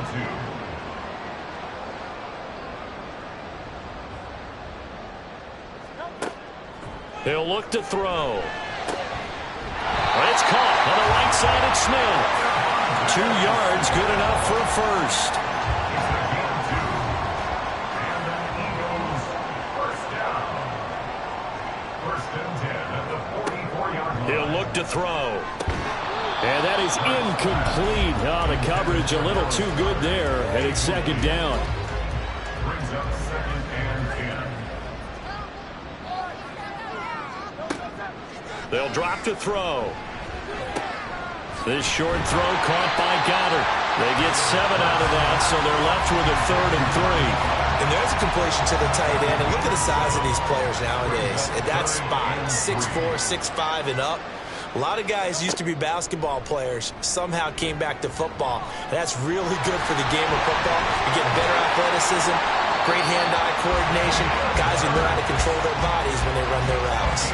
Hurts dangerous when he runs that football. He's got a first. At this point, this offense feels like they could just roll out anything, and it would work. They are certainly in no hurry for this one to end. Now when they can rack up some stats and continue to add to their lead. From the 34 now, here's 1st and 10. And they'll send the tight end in motion left. On 1st and 10, it's Swift. They're going to snuff this play out behind the line. We have not seen that much today. 2 yards the loss, 2nd and 12. Well, that was one of the few times they've been able to contain him thus far. He's over 100 yards for the game, but he lost a bit off his total on that carry. A quick throw here out to Brown. They get 11 back on that one. It leads to 3rd down. When you call a wide receiver screen, no matter how many blockers you get in front of the guy that catches the ball, there's still an aspect of the guy catching it, turning into a runner, breaking tackles and creating his own yardage, and he just did on that play. And Swift is not going to get there as they stop him short of the yellow line. They've called his number a lot this afternoon. You wonder how much tread is left on those tires. We certainly do, but I always think back to one of my favorite coaches in the NFL, and he used to have a meeting with his running backs every year in the offseason and say, look, as many times as you're going to carry the ball, you should be able to carry it one more time, so make sure you get in shape. And the gadget play here on 4th down winds up backfiring. And the Bills are going to get the football back. Buffalo offense ready to go for their next drive. Allen going to fire quickly and get it to Diggs out wide. Place to number 14, Stephon Diggs. 8 yards on the pickup. Brings up 2nd. And as they come to the line, they will not be able to get off another play as time has run out on this 3rd quarter.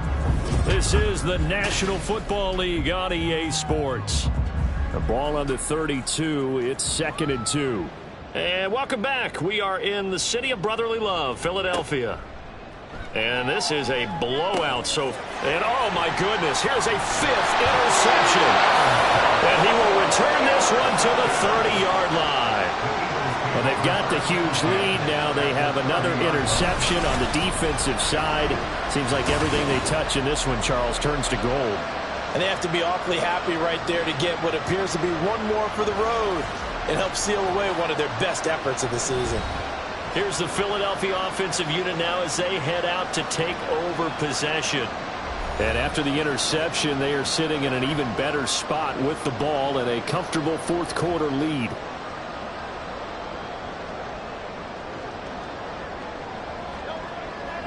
Play action. Here's Hurts. Got his man complete over the middle. That's Smith. 12 yards is the pickup. Good for an Eagle first down.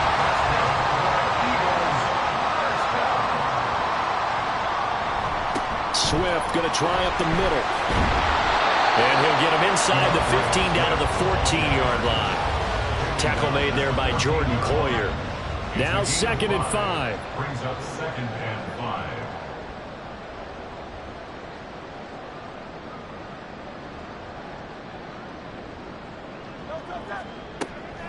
Back to throw.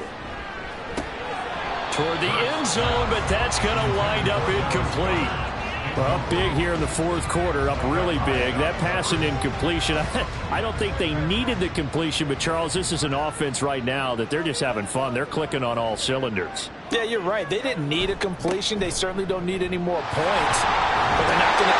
And he is into the end zone. Touchdown, Philadelphia.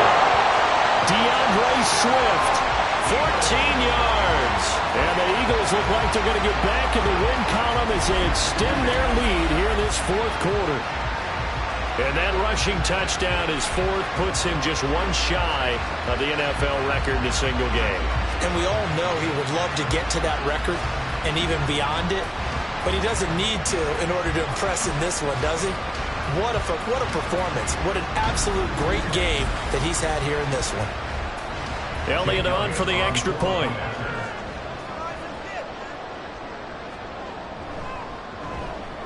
And this one was over a while ago as they just add on to their big lead. A drive there of just 4 plays, and it was finished off on the 14-yard touchdown run. Now after the touchdown, here's Elliott on to kick it away. This fielded right at the goal line. And some good special teams coverage as they bring him down just outside of the 15. Here's the Buffalo offense now as they get set to take over here. And just looking ahead, it would appear that that bye week is coming at the right time. They'll have 2 weeks to chew on this one, though probably not one that they want to chew on. A poor performance from start to finish. Now a throw here to his running back. So give him 5 yards there on the pitch and catch, and it'll be second down. One thing I think that's safe to say defensively, the tackling's been really good. And because of that, it's been very, very hard for them to move the ball because you're not getting the benefits of run after catch. They're tackling them almost on the spot. That means you have to run extra plays, harder to move it. Now, meanwhile, here's a second down throw that's knocked away and incomplete. The Bills on third down, lacking much success, just 2 for 7 to this point. This will be 3rd and 5. He's got his target. That's complete. And he is going to have a Bills first down as they're able to get the third down conversion. So signs of life in what's been a dormant offense in this second half. Here's 1st and 10. On play action, Allen finding, and it's a fumble. And it's picked up by the Eagles.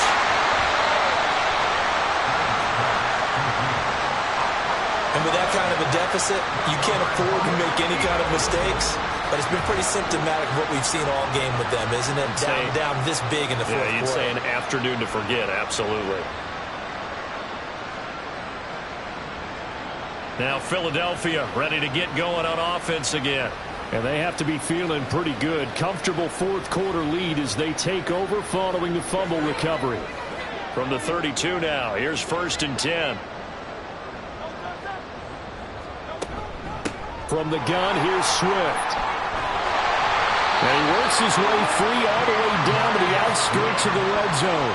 144 yards rushing for him now as he has been tremendous all day long. No doubt those are the types of carries they're looking for here, Charles. The lead in the fourth quarter. This is when coaches that have a reliable running game, they breathe a little easier on the sideline.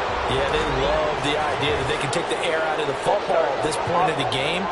That means they're really counting on that offensive line, counting on the runners, taking care of the football. Because you're going to tell your quarterback, hey, no time to be a hero. We're not going to throw it here. Just eat up that clock. And if you have the ball, they can't score. Here's a throw to his running back. It's complete. And able to break one tackle, but then quickly brought down. But a nice little gain. So the completion results there in 9 yards. And that'll make it second down. Fires the quick slant. A.J. Brown's got it. And the Eagles are going to have a 1st and goal as he'll be taken down at the 7-yard line.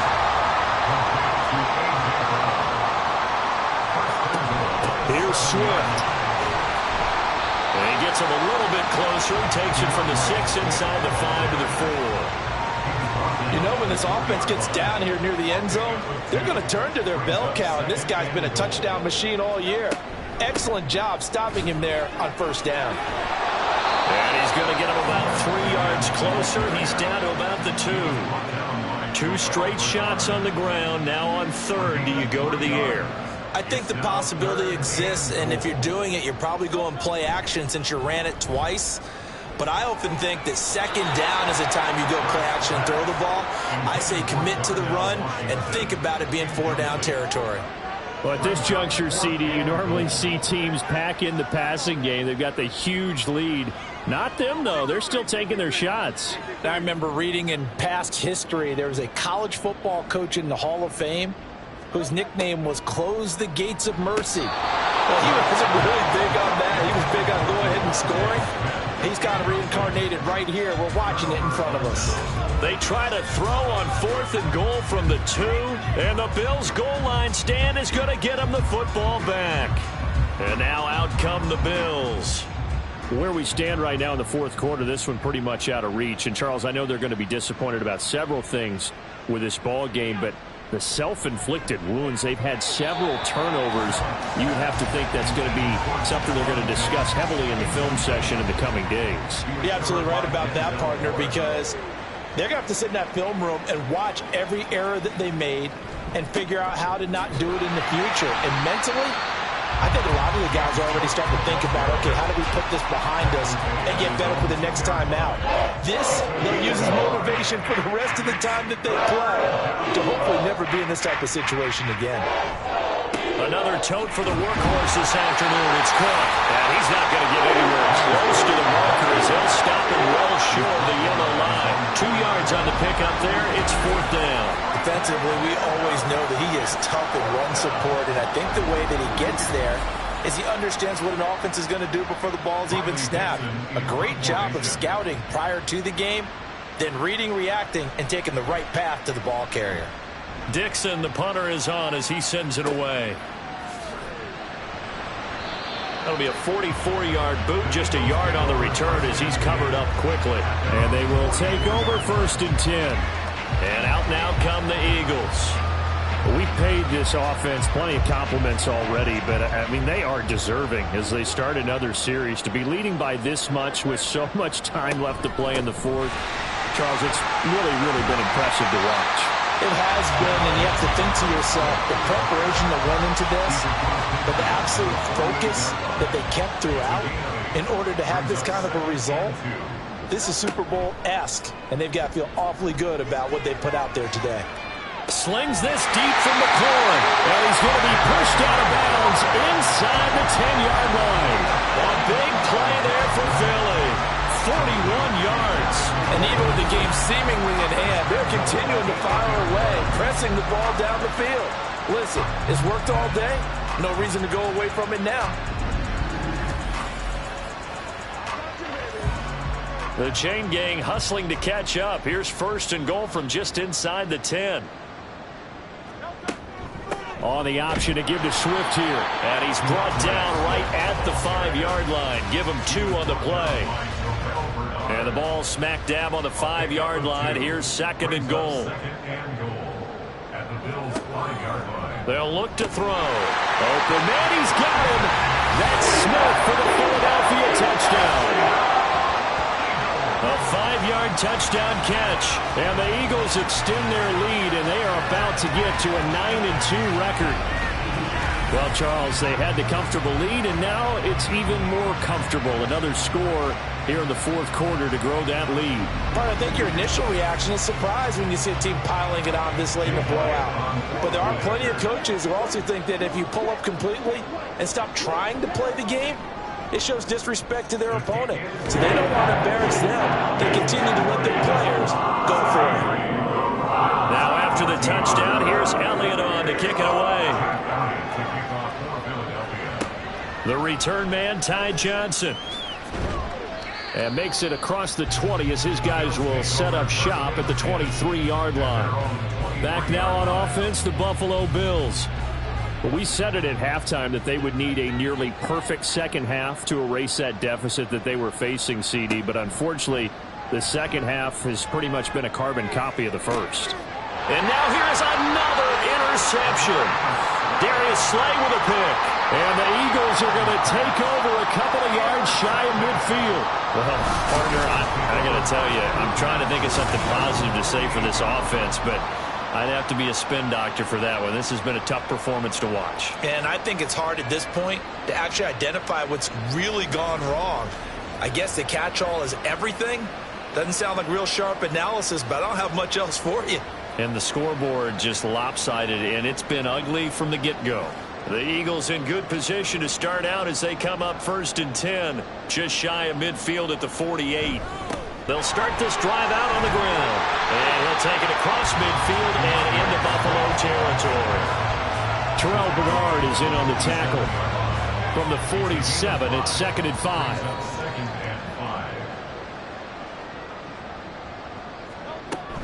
They'll stay on the ground with Swift. And this time he's able to take it down to the 42. That's now consecutive 5-yard carries to pick up the first down. That's good for Eagles. First down. 1st and 10 at the 42. They run out of the gun with Swift.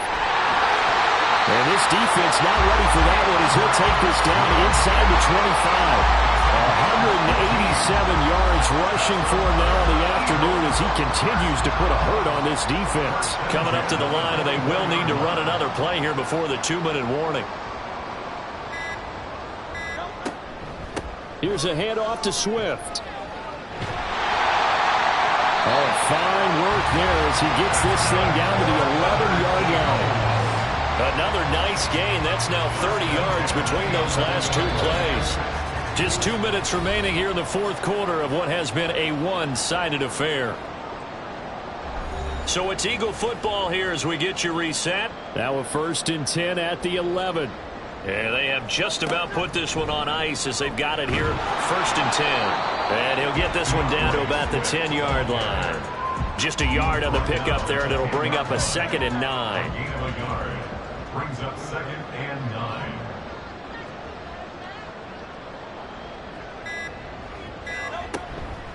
On the handoff, this is Swift. Shrugs him off. And the stop will come inside the 5 at the 4. Give him 6 yards on the carry. It's going to be 3rd and 3 now.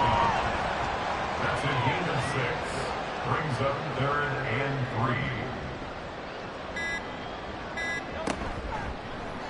3. It'll be Hurts on the option.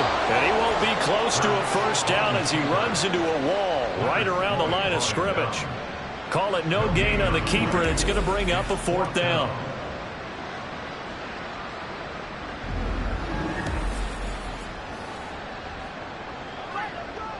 They'll come out in the pistol.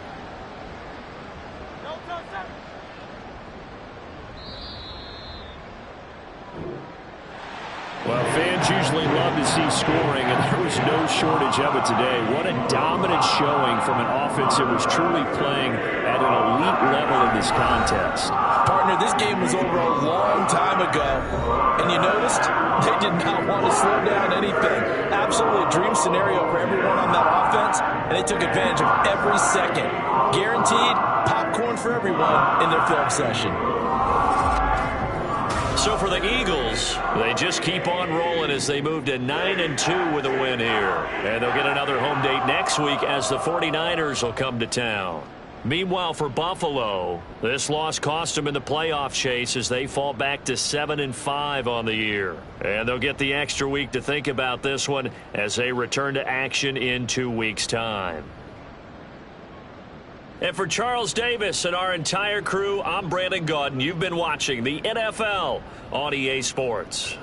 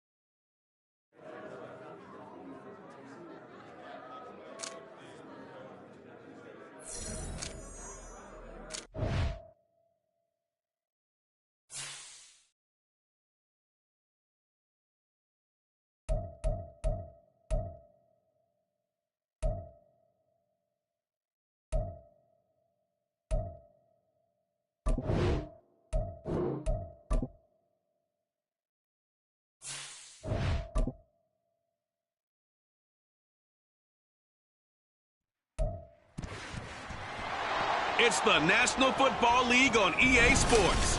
And we've got the incomparable Travis Kelce. No one's been busier this season as he currently paces the NFL in receptions. It's the Chiefs and the Raiders, and it's coming up next on Madden Football. Now from a field that will host Super Bowl 58 come February, there's a good look inside Allegiant Stadium just off the 15 here in Las Vegas, Nevada. Today, Week 12 of the NFL season is upon us, and we've got a good one in store, as it'll be the defending Super Bowl champions, the Kansas City Chiefs, taking on the Las Vegas Raiders.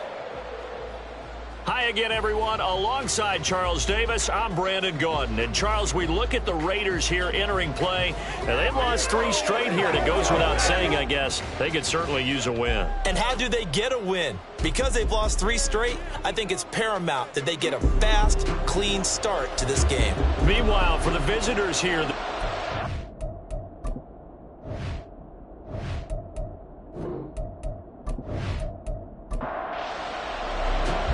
final playoff push is upon us. It's Week 12 of the NFL season, and we're underway on EA Sports. Braxton Berrios now from his end zone. Able to get this to the 19, so probably should have opted for the touchback. The Raiders offense heading out with their new man under center for 2023, the former Patriot, former 49er, Jimmy Garoppolo. And the numbers were not pretty. I mean, they don't look right. When you throw 2 interceptions, no touchdown passes, there's no way to really make that work.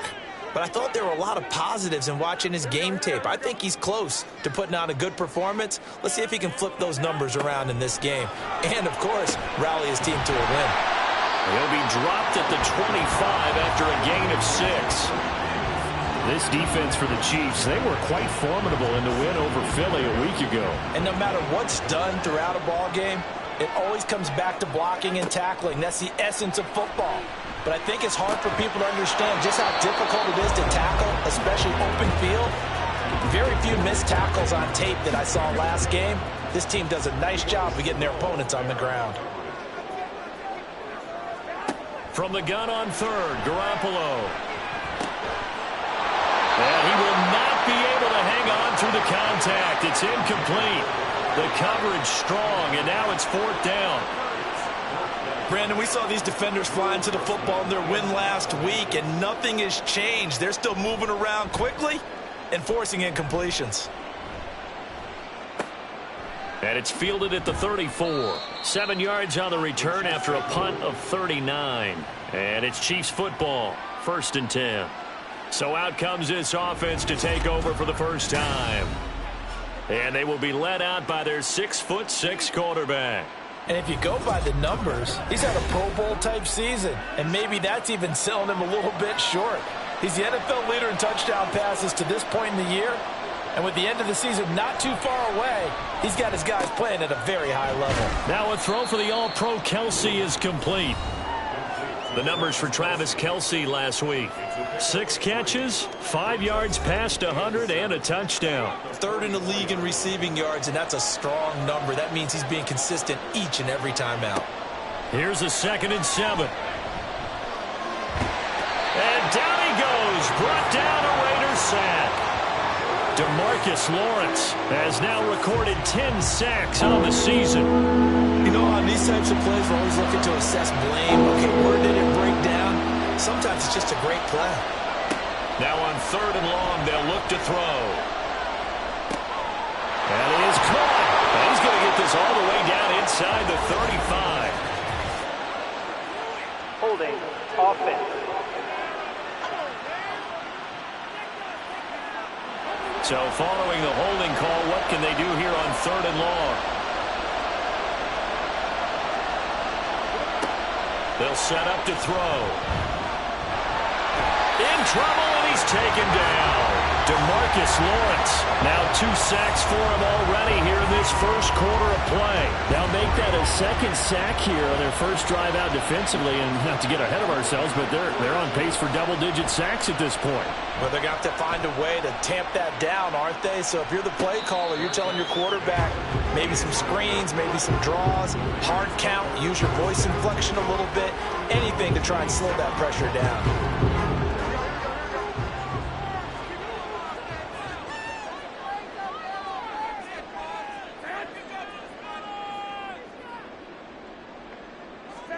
Garoppolo now, first down throw. Oh, that's into double coverage and intercepted. Trent McDuffie with a pick. And they have possession, and they have it at the 38-yard line. So problems with errant passing continuing. Remember, he threw 2 picks in the loss last week, and now another here in this first quarter. And sometimes, partner, this is the result of a quarterback who's simply trying to do too much. Feels like he's trying to make up for what he did last week, and he can't do it all on one throw. So here's a 1st and 10 at the 38.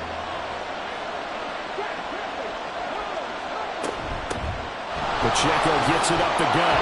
And some space to move right away as he's all the way up to the 30.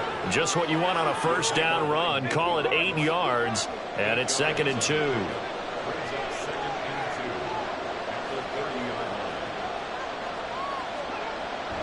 Looking to throw. Open man is the tight end, Noah Gray. And he'll be out of bounds just inside the 25-yard line.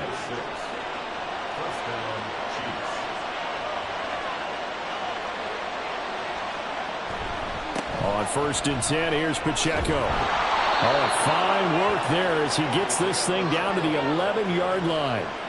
Give him 13 yards there and a Kansas City first down. Well, there's plenty of real estate for him to maneuver on that run, and let's face it, it shouldn't be a surprise. He's one of the better backs in the league. Had to come into this game with the idea, slow him down, otherwise it's going to be a long afternoon. 2 yards on the pickup there, and that's going to bring up 2nd down.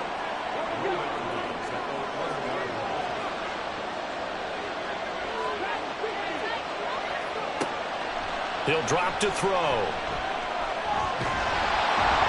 Under pressure, down he goes. Sacked at the 10. Multiple players getting home there, and it's a loss of 2 on the sack. 3rd and 9 here.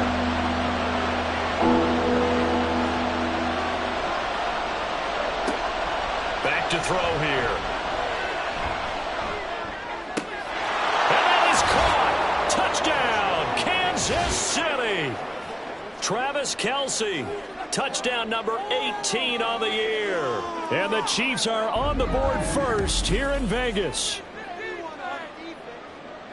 Well, with this rookie QB, we talk a lot about his ball placement and how good he can be at laying it right in there. I think we just saw, Charles, though, the strength of that arm. That was an absolute rifle for the completed touchdown. It absolutely was, and let's face it, you think he was really ready to get that first touchdown? Absolutely. He threw that pass with authority, just as you described. Big-time arm right there, and let's face it, a lot of quarterbacks used to be pitchers in baseball. The fastball was usually their best pitch, and we saw it there. And this will be a touchback. Berrios deciding not to bring it out. The Vegas offense ready for their next possession. In the midst of, well, let's just say a not-so-rosy losing streak. They've got the open week, though, coming up next weekend, so you have to figure this to be a game that they dearly love to have. Oh, indeed. They have to have this one because that's something positive to take with you when you go away for a few days, and it actually releases your mind. If they lose this one, that mind stays cluttered the entire time they're away, and they've got to scramble to get back in sync when they start playing again. A check on Jacobs from a week ago.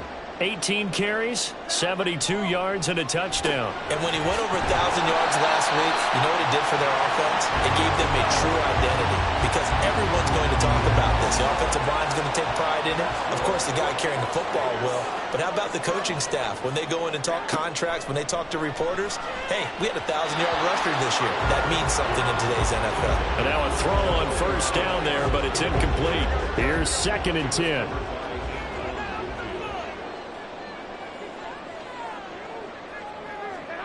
From the gun, it's Garoppolo.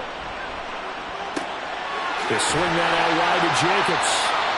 5 yards. Now it's 3rd and 5. And I like the idea here. Get the ball in his hands, even if it's in the passing game.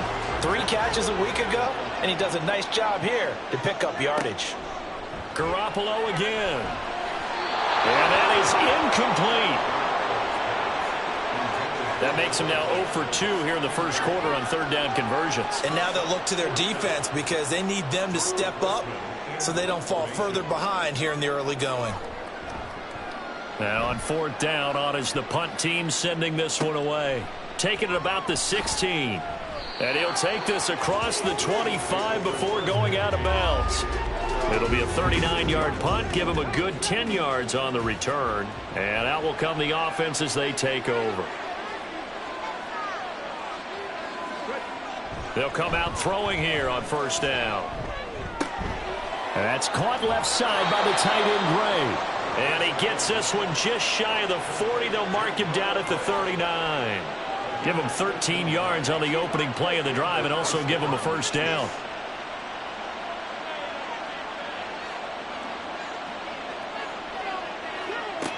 They'll look to throw here. They'll check this one down to Pacheco. And he'll be out of bounds up near the 45 at the 44. 2nd and 5. They'll drop to throw. He's got this to the rookie, Rashee Rice. And he'll be taken down, but not before he works it past the 50. They picked up 5 yards last time. Now they double it and get 10 here.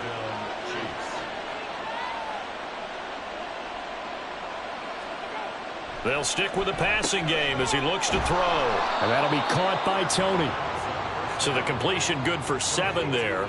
And it's 2nd down. A 7-yard pickup brings up 2nd and 3 at the Raiders' 40-yard line. Again, he'll drop to throw. Spins by. And he'll go down here at the 35-yard line. A gain of 5, good enough for the 1st down.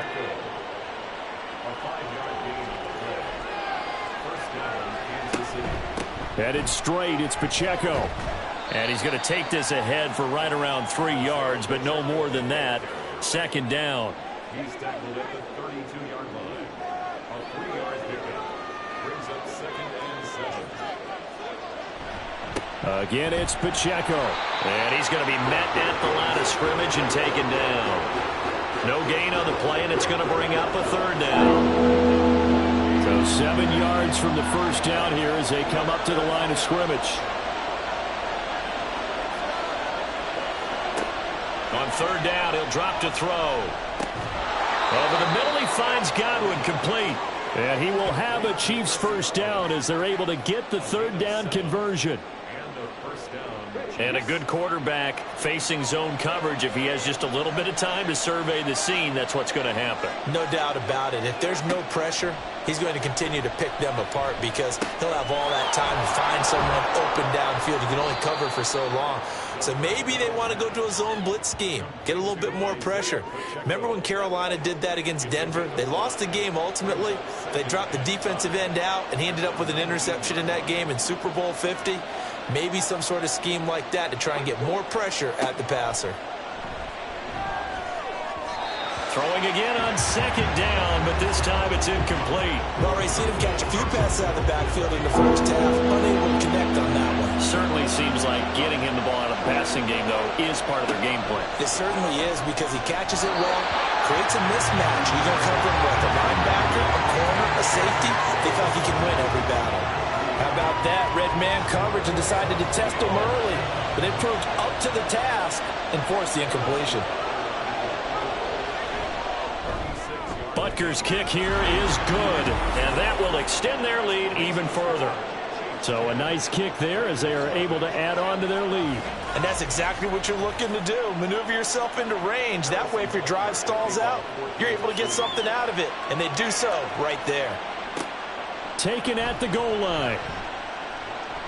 And no alley to be found. The coverage was solid, and he's dropped at the 18.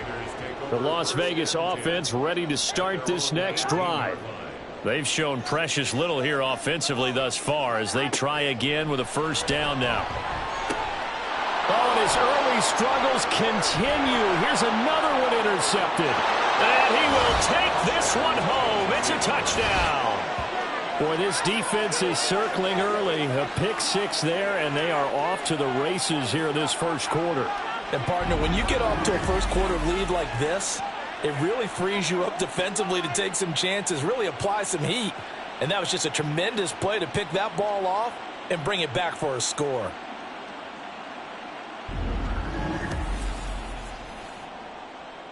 Butker on for the PAT.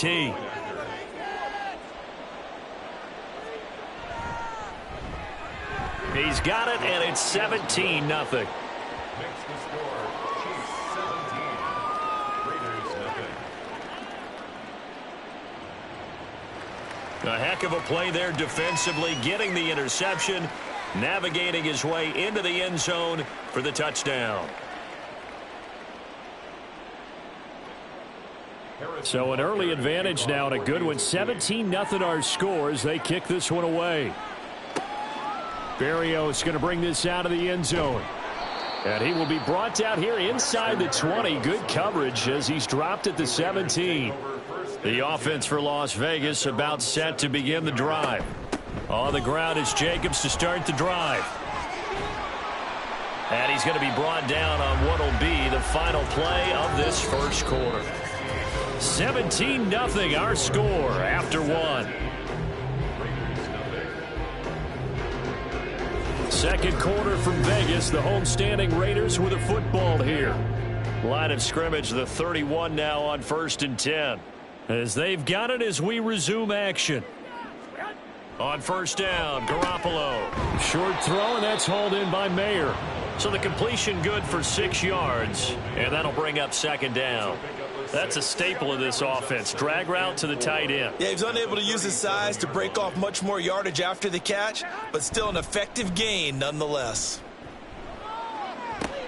Garoppolo, a pass complete to Myers. And he'll be brought down with a first down as the tackle's made at the Chiefs' 39. That one goes for 24 yards.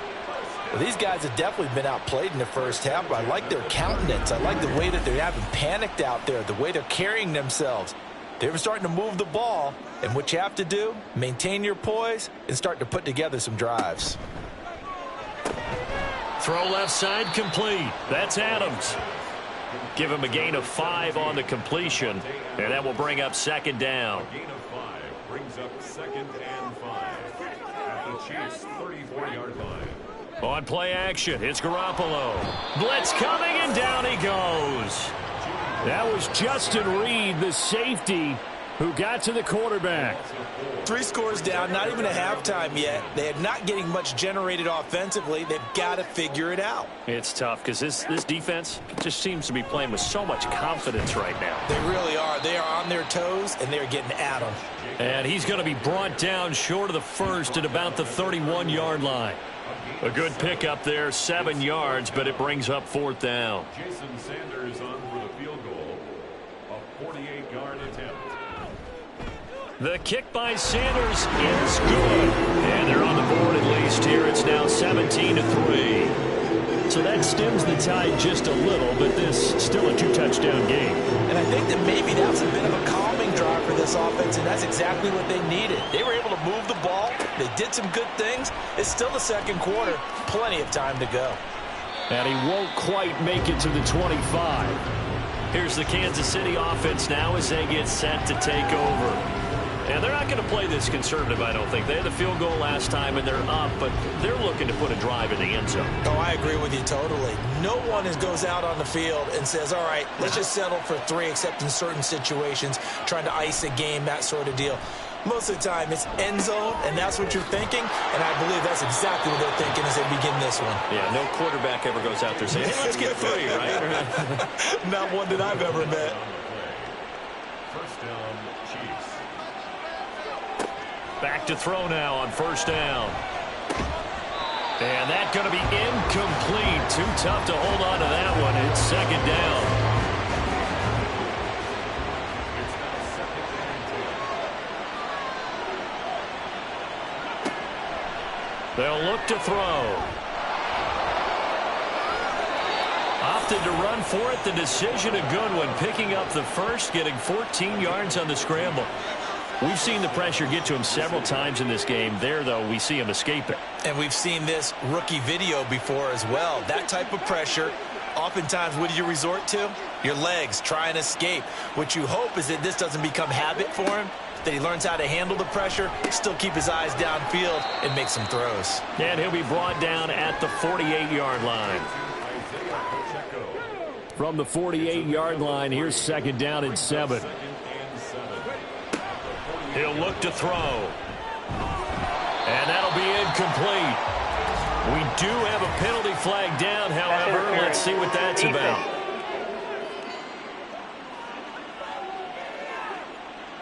So the yellow flag came out, and that leads to a new set of downs for this offense. 1st and 10. They run it with Pacheco from the gun. It's a 7-yard carry to set them up with a 2nd and 3. Well, no matter how they phrase it, staying on schedule, staying ahead of the sticks, whatever you want to call it, 7 yards on 1st down, that fits the bill. Pacheco gets it again on 2nd down. And he'll work it inside the 30 to the 29-yard line. They'll get 3 as the drive continues. It's a 1st down.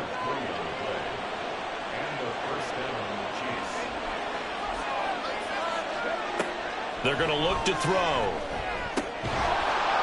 And that is incomplete. He couldn't hold on through the contact. Brings up 2nd down.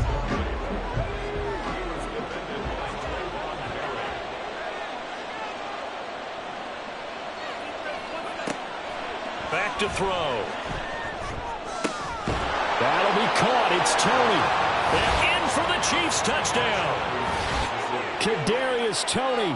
29 yards. And the Chiefs have moved out in front by 3 touchdowns. Well, on that connection, it looked like they maybe had some pre-play communication. Maybe one of them noticed an area that was open in the defense to get the pass to. When you put the time in, sometimes you have that great silent communication that you just noticed right there, because the best quarterback-receiver combos in the NFL, they know how to make those adjustments at the line of scrimmage when they see something pre-play, and they got it done there. Extra point by Butker is on target. And the lead now to 3 touchdowns at 21. Now after the touchdown, here's Butker on to kick it away. Berrios now from his end zone. And he had no room to run as he's tackled down inside the 20. Here's Las Vegas ready to take the field. They're down 3 touchdowns to this point, needing to put something together as they have it 1st and 10.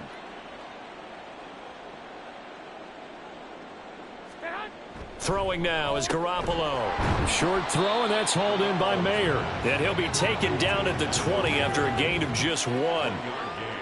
From the 20, here's the 2nd and 9. Now Garoppolo. And he drops it incomplete. And their struggles continue here. As his old brain remembers, when I see 5 wide receivers on the field as a defender, I know the ball's coming out hot. They expected it and got there and popped it free. And he's going to be brought down. Back at his own 6-yard line. Derek Brown drops him for a loss of 14 yards, and it also brings up 4th down. This offense continues to shoot themselves in the foot. And here, another sack. All game long, we've seen missed assignments, which have led to turnovers, sacks. This group has not played well at all here in the 1st half. Here's the Raiders punter now. As the drive goes backwards, so he's on to punt it away.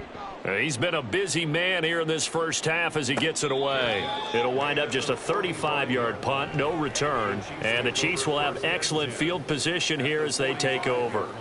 KC's offense ready to take over. This drive here beginning probably with a pair of motivated groups. Remember, the offense scored a touchdown on their last time out, looking to repeat that in Charles's defense. They were very frustrated after giving up 6 the last time on the field.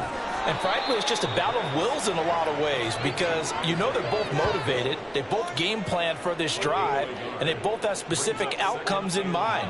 To me, it just comes down to who can execute better and which side can step up and assert its will over the other. And he's got this down to the 35. Give him 10 that time, escaping the danger, running with it, and picking up a first down. Well, Charles, in the past, a lot of people called this offense one-dimensional. I think you did. Well, I think it was you. I'll be honest, I did. I think the fan base is hoping with this young rookie that they can put some wrinkles in this offense like we just saw. I think you're exactly right, because we did have that discussion that what we've seen in the past from them, they needed to broaden, and they have done it here. Look at what he's bringing to their offense, and now as a defensive coordinator, you've got some extra work to do to prepare for him and their offense. Off the play fake, he'll look to throw. And they'll work it inside the 15-yard line before it's all said and done. The escapability in evidence there as that one good for 15 and a first. First down, Kansas City.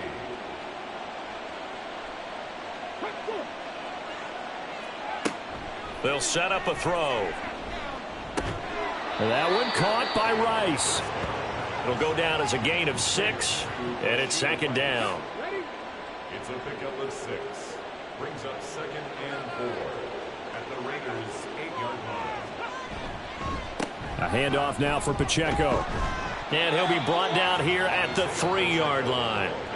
A 5-yard gain, and now they're set up 1st and goal. They don't need to run another play here before the 2-minute warning. Let's see if they do it anyway.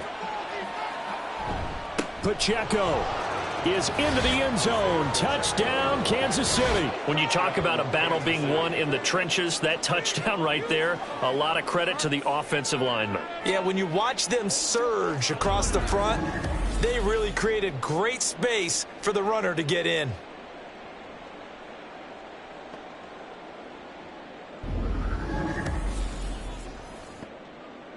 Butker now to add the extra point.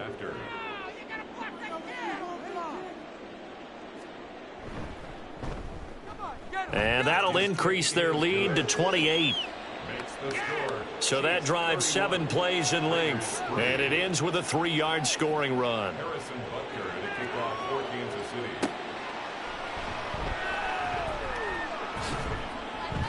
And out a little across the 25 to the 27.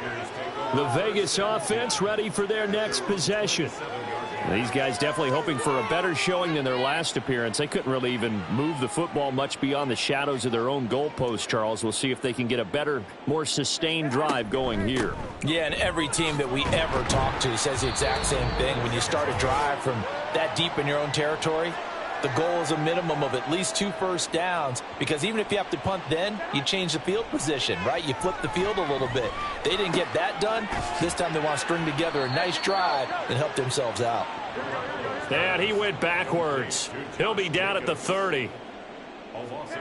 Throwing is Garoppolo on 3rd down. That is caught.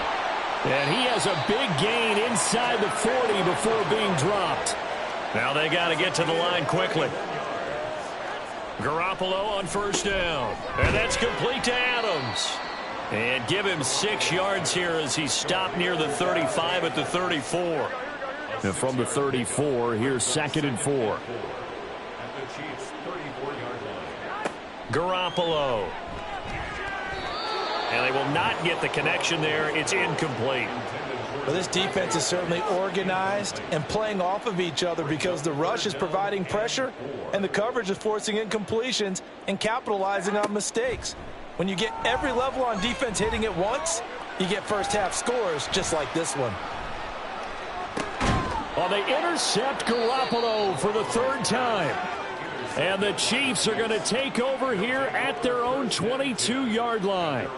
Well, there are several factors at play for why they face this deficit right now, Charles, but well, that's now 3 interceptions that he has thrown, and just giving the football away pretty careless here in the opening half. Yeah, I know that all of our parents taught us to share as youngsters, but in this game, you don't want to share with the other team. Keep it for yourself. Keep it for your team. Got to cut down on all of those throws, those errant passes, if they hope to get back into this game. They'll come out throwing here on 1st down. And that one will fall incomplete. Clock here now just under 30 seconds to go in this 1st half.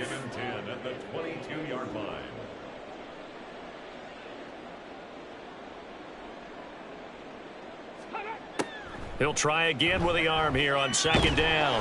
And the Raiders have got him. The Raiders going to use one of their timeouts, as the stoppage will come with 23 seconds to go till halftime. Now the Raiders going to go ahead and use the second of their timeouts. So that means they're down to one remaining here as we head toward halftime.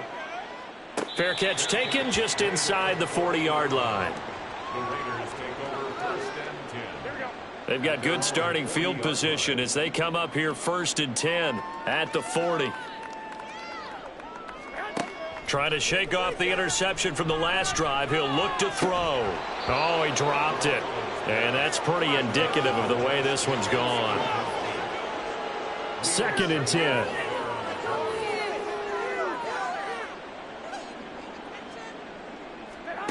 To throw, it's Garoppolo. And this is incomplete. Oh, it looked like he had a pretty good line on that one. That would have been a big play, but he could not pull it in. There's Garoppolo to throw.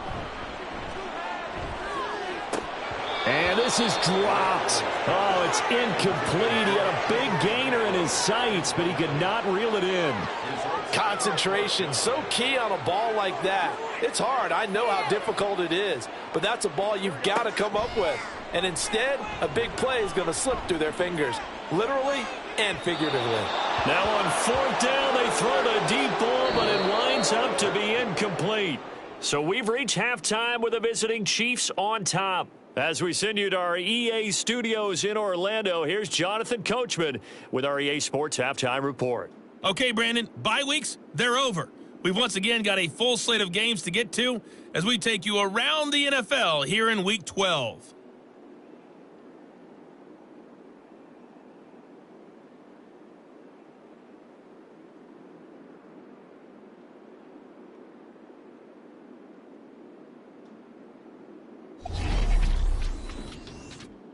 We'll begin with a matchup Browns fans remember all too well from 1986. Cleveland taking on Denver. And it's the Browns who are out on top. The Browns trying to hold on and claim victory. From there, we head through the four corners down to Arizona to check on the Cardinals at home in Glendale. And they have the lead in that one over the visiting L.A. Rams. Michael Wilson, a touchdown reception. Lastly, let's motor up to the Motor City. See what's happening with the Lions at home at Ford Field. And they were losers in that one to the visiting Green Bay Packers. Trey Lance leading the way in the victory with 3 touchdown passes. We got a strong first half out of the running back Isaiah Pacheco. He had a touchdown run that helped get his guys this halftime lead. The highlights from the first half, all one-sided. This one got out of hand early, and now you have to wonder how these teams will approach this second half, because this one's already close to being in the bag if it's not already.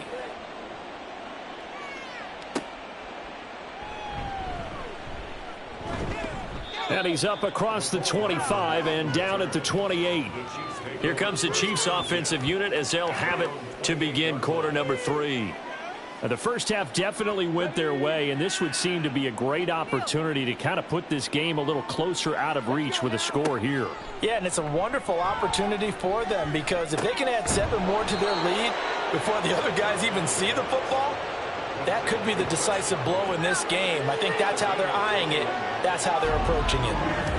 This offensive game plan has just been sensational. I mean, when you think about all the different ways they've gotten their receivers open so far, it's really been impressive. Scheme, design, execution.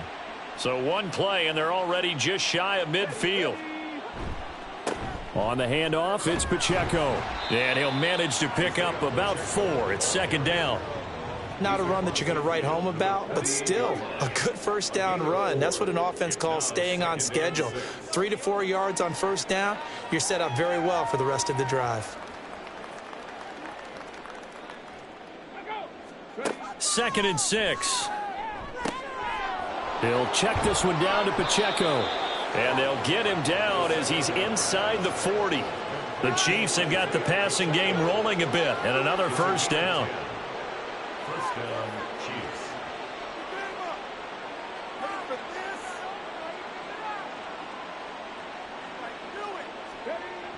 looking to throw. And this pass caught by Gray. They'll give him 4 yards there, and it'll be second down. Oh, it's time to give a little credit there to the defense. They played that very well because it was a drag route, and he ran a little shallower than normal as he worked straight across the field. He was hoping he'd get lost behind the defensive line, but once he made the catch, nowhere to turn upfield and gain any yardage. 56 yards rushing on 12 carries for him now. So 1st and 10, and if they score on this drive, might have to start digging in our second half blowout material. Back to throw here. That's complete to his receiver, Godwin. And he'll go down right on the edge of the red zone following a pickup of about 7 or 8. 2 yards to go, second down. At the 20-yard line. Now back to throw. Looking for Tony on the out route, and he's got him. 2 catches in the first half. Now he's got a 3rd here, and it's good for a 1st. It's a gain of 6. And a first down, the Chiefs. They'll look to throw here. It's Kelsey on the ground. That'll go for a gain of 7, and it'll be second down. Brandon, perfect defense in this situation would have meant that there was an incompletion. They would have picked it off. Okay, so they gave up the completion. But I really enjoyed watching how the defense stayed in sync, stayed in great communication. And they're going to get to him. A sack. Sack back at the 9-yard line. Tyree Wilson using that athletic ability to make the play. They've been moving the ball well offensively, really getting into a groove. Last play, pass completion. Now, finally, the defense gets there. And you have to find a way to disrupt their rhythm. Do you do it with coverage, or do you do it with pressure? They elected to go with pressure, and it was the right call. They'll need 5 on this play to move the sticks. Now a shotgun snap as they'll look to throw. And that's going to be incomplete. The contact there enough to jar that ball free, and it brings up 4th down. Well, they've had success getting the ball to him out of the backfield, but this time they had a man right on him.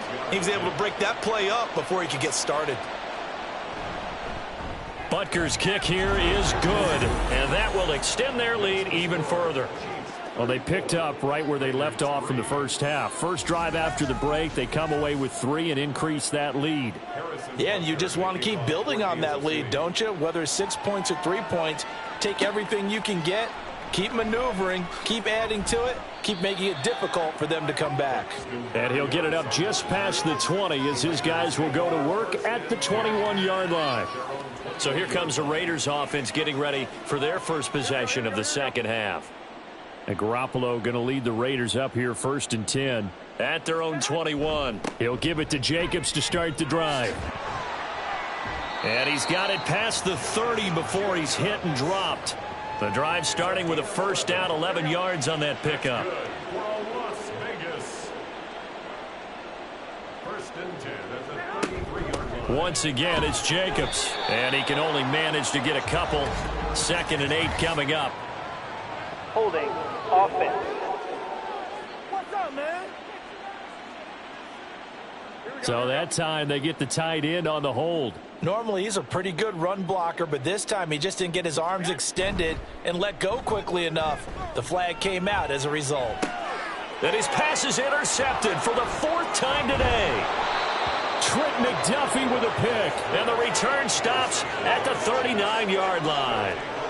I think it's safe to say this is a game he's not going to forget anytime soon, Charles. 3 interceptions. It's rare that we see 3 interceptions by one team, let alone by an individual. And I think that after the second one, he's probably telling his teammates, any ball that's in the air, it's going to be mine. And that turned out to be true. And now here comes Kansas City. And last time they got 3 points, but it was a chip shot field goal. And when you go to the sideline after a chip shot field goal, maybe the offense not too happy.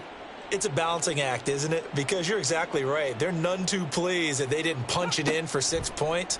But they also have to remember they did put points on the board. 3 points is 3 points. And in this league, you take points when you can get them. Not easily done. Throwing on first down, but this one winds up to be incomplete. It leads to 2nd and 10. And 2nd and 10, he'll look to throw again. That's complete to Tony.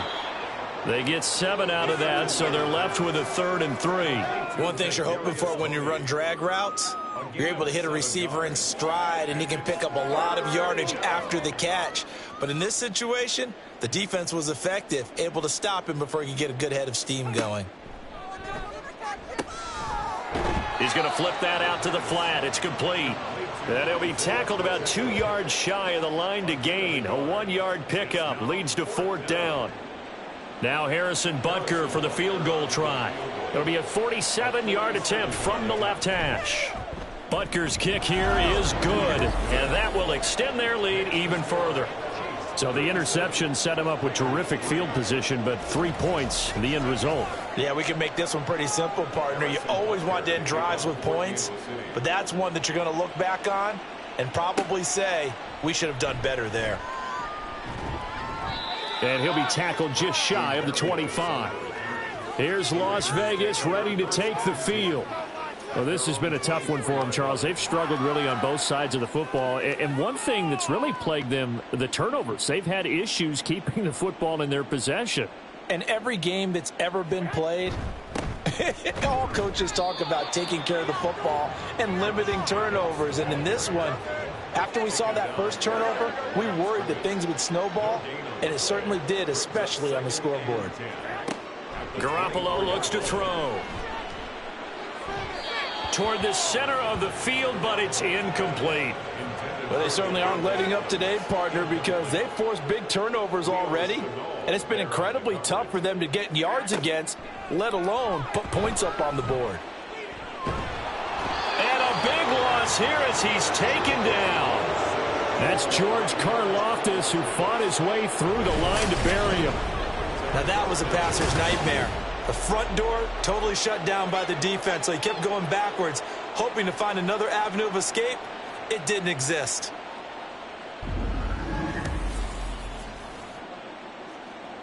Las Vegas sending out their punter now, as he'll come on to kick this one away.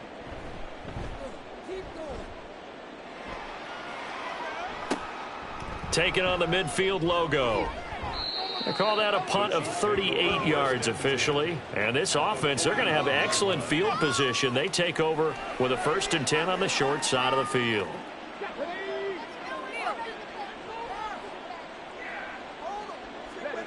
They'll come out throwing here to start the drive.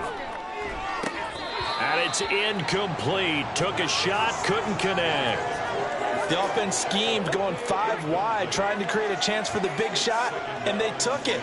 If he comes down with that one, that's a huge offensive swing. But credit the defense with a nice play, knocking that one away.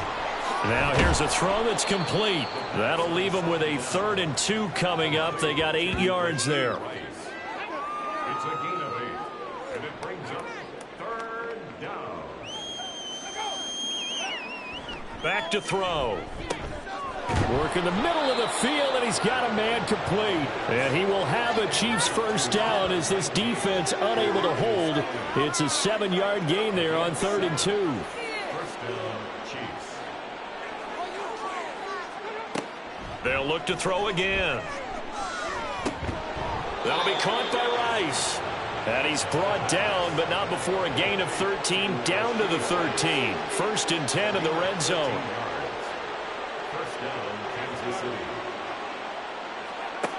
They'll stick with the passing game as he looks to throw. To the goal line, but it's incomplete. Well, he's smart enough to avoid the taunting rule, but I'll guarantee he quietly has told them, you might want to stop coming after me downfield because I just broke up another pass and took away a big shot that you were trying to succeed with. Throwing into traffic there, and that's complete. They get 6. That'll leave them with 3rd and 4. A gain of 6 yards, and it's 3rd down. Back to throw again. Toward the end zone, but that's going to wind up incomplete.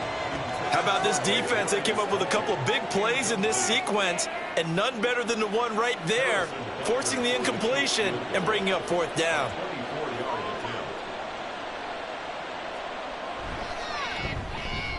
Butker's kick here is good, and that will extend their lead even further. So tack on 3 more, though this, it's just a rare drive where they did not find the end zone. Yeah, you're right about that, partner. But at this point, I don't think you're too concerned about that. You just want to possess the football for a while and drain the clock. If you can get 3 out of it, that's great, too. And this will be a touchback. Barrios deciding not to bring it out. And Garoppolo going to lead the Raiders up here 1st and 10. At their 25-yard line. They'll begin on the ground with Jacobs. And not a whole lot of room to operate there on the first down run. He gets maybe 3. Look, all any running back wants is a little bit of room, a little bit of space in order to maneuver. But he also understands how difficult it is for his offensive line up front. So if they give him any space, he realizes his job to make more out of it than what they give him. Picks up 3 on that carry. And Jacobs is going to have a Raiders first down as the tackle going to be made up at the 37. Now whistles here, and I believe one of the Raider linemen might have been moving. Ball start, offense. Colton Miller, former first-round pick, called for the penalty there. A false start backs him up 5, 1st and 15. They'll stay on the ground with Jacobs. And nothing doing. He's immediately taken down at the line of scrimmage. No gain on the play. It'll be 2nd down.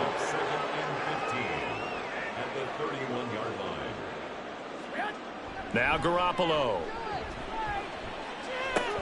That's to the veteran tight end, Austin Hooper.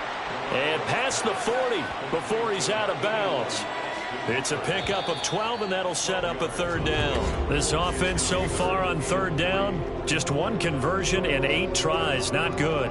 Here it's 3rd and 3. Back now in Las Vegas. Welcome back, everybody. And this is a blowout so far as we get set for the 4th quarter. A very one-sided affair. That is caught, and he'll be brought down with a first down as the tackle's made at the Chiefs' 44-yard line.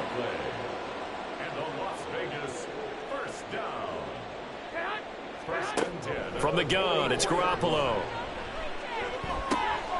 Short throw, and that's hauled in by Mayer. And the result here, a pickup of 8. Leaves him with 2 to go on 2nd down. So from the 37, here's 2nd down and 2. Yard line. To throw is Garoppolo.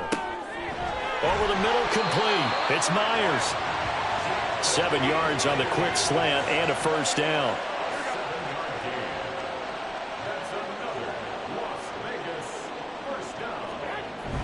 Play action. Garoppolo.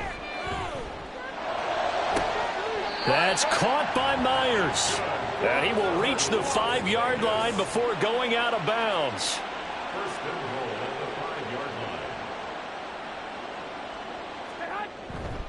Here's Jacobs.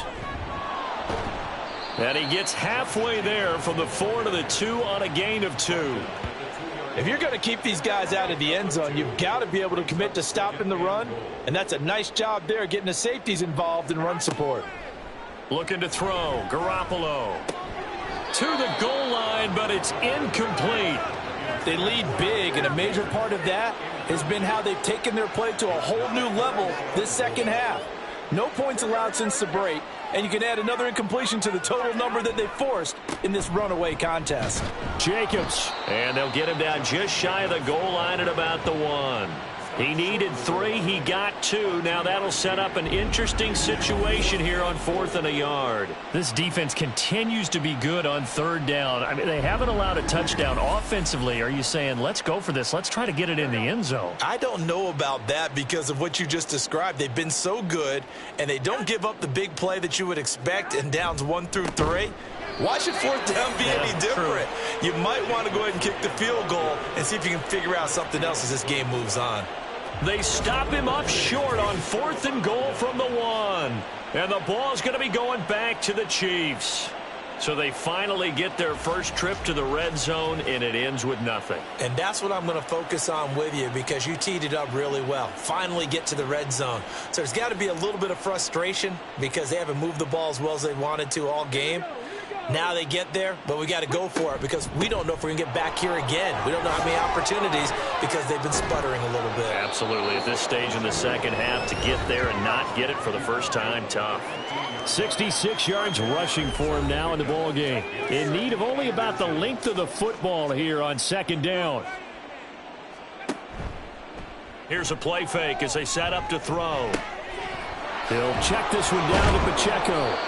And they'll bring him down here up at about the 22-yard line. 7 yards there and a first down. First down, Chiefs. They'll run out of the gun with Pacheco.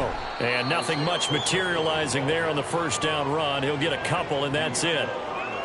Brandon, I've got to think this offensive line has got some smiles on its faces. And I know it sounds crazy, but they practiced for this back in training camp. They knew they'd be in situations where it'd be extra defenders in the box coming after them, trying to keep them from locking down a game.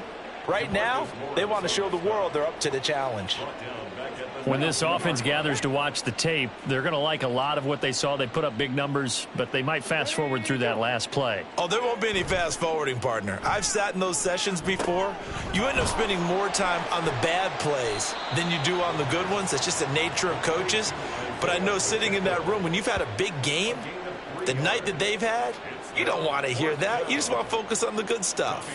Here's the Chiefs punter now as he's on to kick it away. And no return on this one as the fair catch is signaled for and taken. So possession goes over here on the punt. And it'll be Raiders football, 1st and 10. Here we go. Looking to throw, Garoppolo. Over the middle, he's got Mayer. And he gets this one just shy of the 40, down at the 39. Right off the bat, it's a first down to start the drive, 12 yards. Throwing now is Garoppolo. Caught on the right side by Adams. The result, only 4 yards there on the play. And it'll be second down. A gain of 4.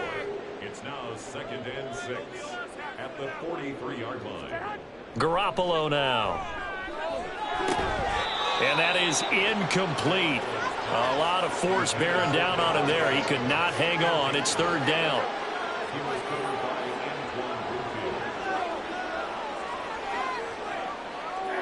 Garoppolo again. Now Garoppolo is in trouble, and down he goes. George Karlaftis able to get in there for his 2nd sack of the afternoon. But when this game is done, the credit will go to the consistent pressure on the quarterback as a huge cause of this win. Most teams are happy if they get a few of these games per year. You know they're going to watch this tape over and over, try to identify what's working, and keep it going. Here's the Raiders punter now as he's on for the 5th time here today. Pulled in at the 24. A nice return that time, gets 12 yards back. Out now the Chiefs offensive unit ready to do battle again. We find ourselves here in the midst of a one-sided affair. A lot of fill time down the stretch, Mr. Davis. So we could talk about food because that is something that you and I both enjoy. We share that. We enjoy our time at the table. So maybe the best steakhouses in the city, but in all seriousness, the performances that we've seen this year, we've seen a bunch of great ones, and it's going to be hard to parse who's going to win the MVP. Yeah, it really is. Is it going to be a runner? Is it going to be a thrower? Can a defender finally win it this season? Those are the things that we could probably discuss. And collectively, this is about as dominant of a performance as you could have hoped for on both sides of the football. Might have to put it number 1 for what we've seen this season. First down, Chiefs. Running left to give to Pacheco. And he'll be taken down at the 44-yard line. 79 yards rushing for him now to this point. A good position to be in here, 2nd and inches.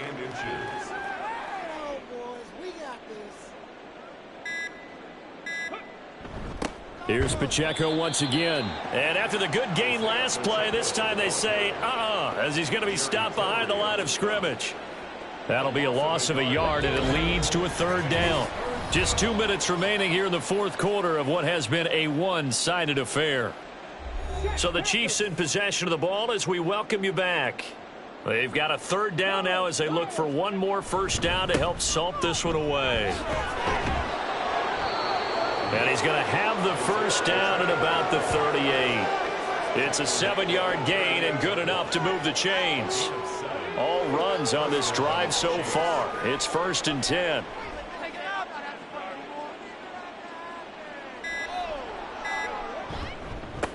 Here's Pacheco, and he can only manage to get a couple. 2nd and 8 coming up. I like it. I like the call. Still an opportunity to run the football and chew up a little more time off the clock.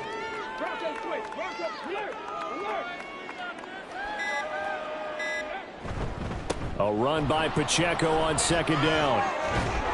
And he's able to work his way down inside the red zone to the 19-yard line. It'll be a pickup of 16 and a Chiefs first down. It carries like that. That's how they're going to continue to salt this thing away here, Charles, in the 4th quarter. Yeah, how about that? A new set of downs. Clock continues to move. No better way to close out a game than to tap those mastodons you have up front and say, guys, keep pounding them. Let's keep the ball, keep their offense on the sidelines, and let's close this one out. Charles, a lot of happy faces heading into the tunnel as this one ends, and understandably so. Not only did they get the win, but, boy, their offense was on fire in this ball game. And, partner, I have no idea what the top speed is on one of those high-end sports cars. What's the top gear you can get into? This offense, they certainly were there in this one, huh? Everything clicking for them in this contest, the kind of performance that they're going to cherish. So for the Chiefs, they get win number 10 on the year as they move to 10-1. And they'll get another road test next week as they have to go to Lambeau to take on the Packers. Meanwhile, for Las Vegas, the playoffs look to be out of reach now as they drop to 4-8. And they'll get the extra week to think about this one as they return to action in 2 weeks' time. Thanks for tuning in, everybody. Alongside Charles Davis, we thank our entire crew. I'm Brandon Gaudin. This is the NFL on EA Sports.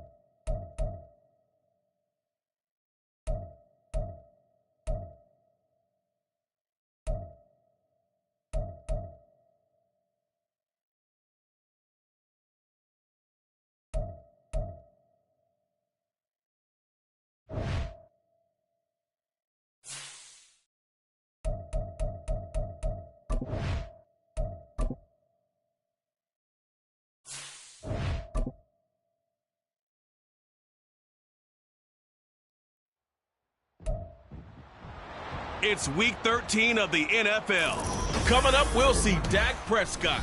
After his last game, he's now across 3,000 yards for the season. It's the Cowboys and the Seahawks under the lights on Thursday night.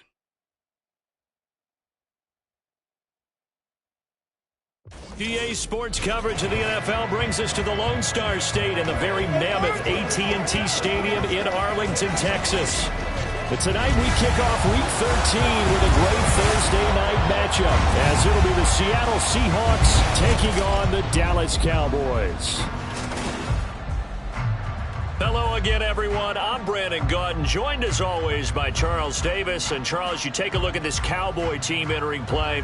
They have certainly got it rolling of late. Winners of 6 in a row. And it's simple. The more you win in the regular season, the more likely you play at home in the postseason, and that can take you deep into January. Meanwhile, for our visitors, the Seahawks, their long winning streak finally came to an end last week. A disappointing game for them, but still a heck of a run.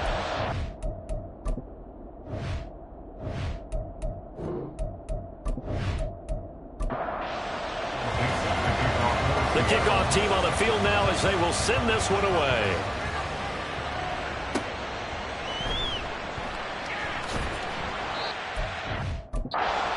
happening on the return as he'll get this to about the 23.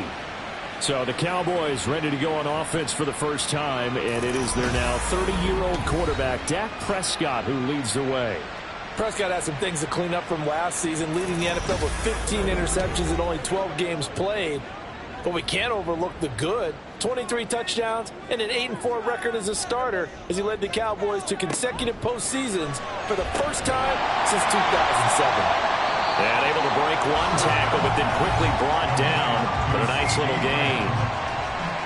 The numbers for him from a week ago: 6 catches, 71 yards. This defense is ranked near the bottom of the league against the pass.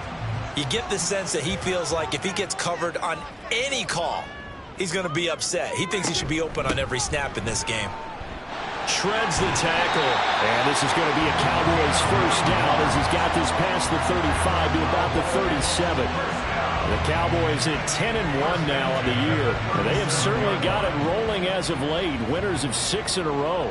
And I think this is where, as a head coach, you show your team some trust. Instead of just talking about winning, the very next game, you point out to them, we're on a nice run here. And if we keep doing this, we'll be playing at home in the postseason. And we know that can ride us all the way to the Super Bowl if we get that done.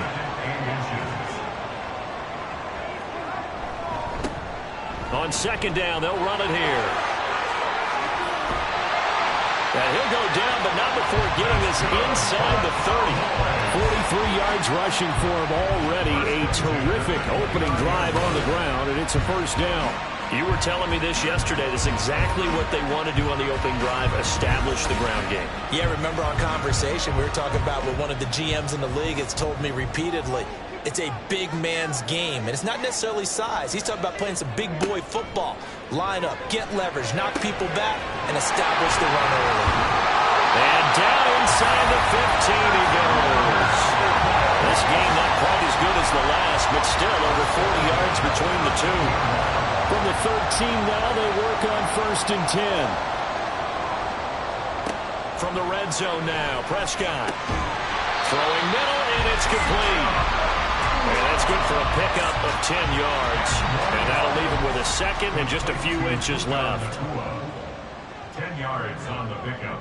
It's 2nd and inches. One back in the backfield, he'll get the carry. And he'll be brought down right on the edge of the goal line at about the 1-yard line. A terrific opening drive has them knocking on the door, 1st and goal. They'll try to run this one in. And this time he is in. A great effort there. His 16th rushing touchdown on the year. And the Cowboys will claim the early lead as they're on the board first here tonight. So they brought the extra bulk in down on the 1-yard line, and they're able to push this one across. Yeah, I can just see your face right now because I know we're mind melding on this one. Coach Madden would love this. Power football, hat on a hat, chest to chest, driving forward, touchdown. The extra point up and good by Aubrey. And it's now a 7-0 game. So after the touchdown, Aubrey now to kick this one away. Dwayne Eskridge elects to bring it out. And tackled at the 21-yard line, so a net negative there of 4 yards. So the Seahawks ready to take over on offense, and it is a first-time Pro Bowler who leads them out, Charles, in his 11th year now, Geno Smith. And no excitement unless you're on the defensive team of last week in his numbers, because the only excitement he really generated was the one interception he threw. Yeah, no touchdown passes. Yeah, and his team wasn't real thrilled about that. And they lost the game. So I know this week has been tough on him because he's been working hard. Fundamentals, footwork, finding the right targets. The bottom line, how do they get a win? Smith, an incomplete pass on 1st down. Now it's 2nd and 10. Throwing now is Geno. This ball tipped, and it's going to be incomplete. Fortunate maybe to get that back. It's 3rd down.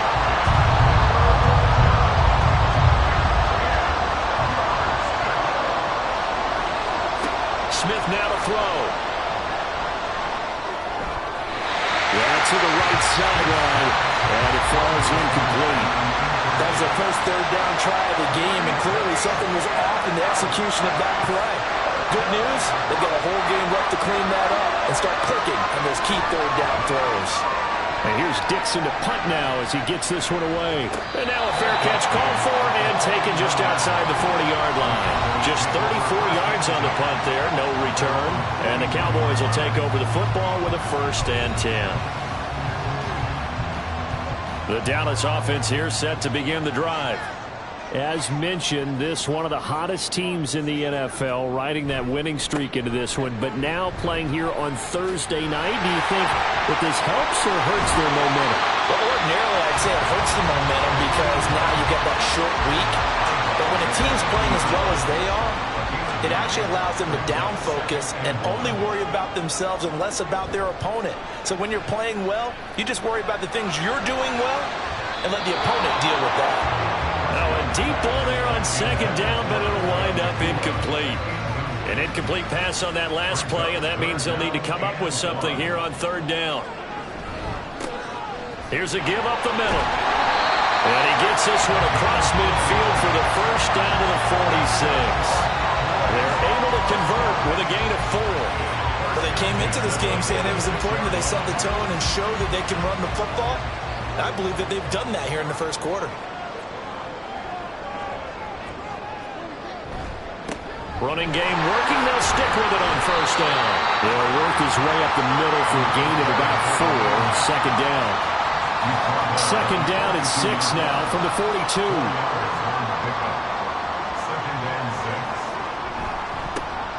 1 back in the backfield. He'll get the carry. And a nice job to break free of 1 tackle, but it slowed his momentum somewhat, and he's taken down right after.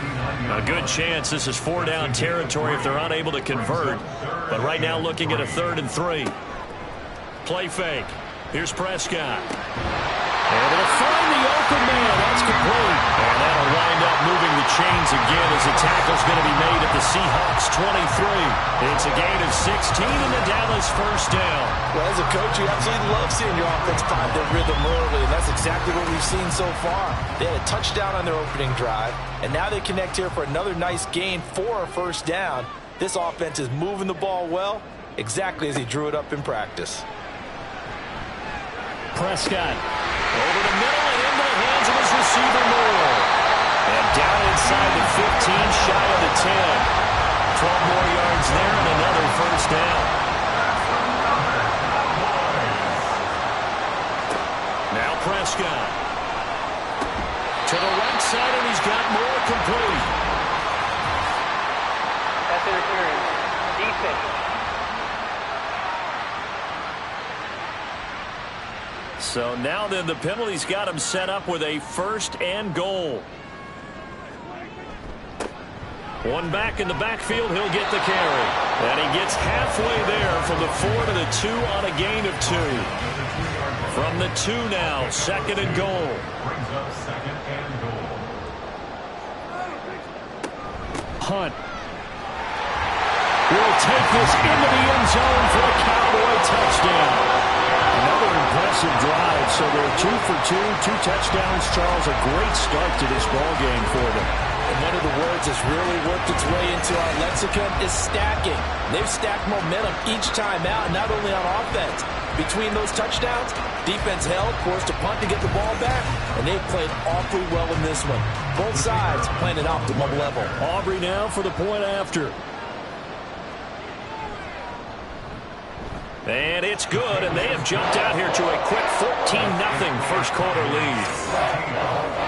So that drive consumes 9 plays all told. And Kareem Hunt, the one to finish it off, as he did so with a touchdown run. So after the touchdown, Aubrey now to kick this one away. Eskridge going to keep this one in the end zone, and they'll start at the 25-yard line. Seattle's offense coming back onto the field, ready for their 2nd drive. And they come into this one off the loss over the weekend. But you say if you're going to play a Thursday night game, this is the week to do it. It certainly is, because you get right back out there. You don't have time to dwell on things. And look, your game plan is going to be a little more limited, but so is theirs. So that's when you just appeal to your top players. Guys, you make plays in this one, we out-execute them, we can walk away with a win.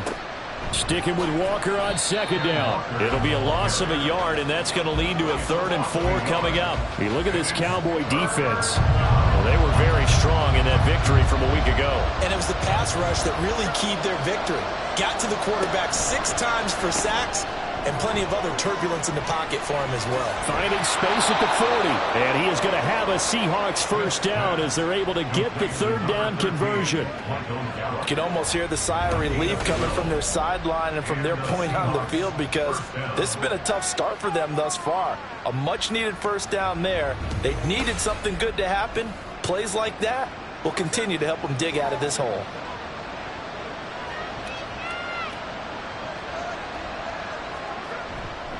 Walker now on 1st and 10. Rashawn Gary, the man to bring him down. Well, this defense for the Cowboys, they were terrific a week ago in the win over Washington. And what keyed their victory? The pass rush. Got to the quarterback 6 times for sacks, and plenty of other turbulence in the pocket for him as well. Hard to throw the ball downfield, but all you're seeing is opposing jerseys come at you. They try to throw on second down, but this one is incomplete. An incomplete pass on that last play, and that means they'll need to come up with something here on 3rd down. Geno now to throw. This one goes underneath to Walker. So nothing doing there. And that's going to bring up the 4th down. Well, the good thing about covering any game I do with you is I know that there's no problem with rhythm.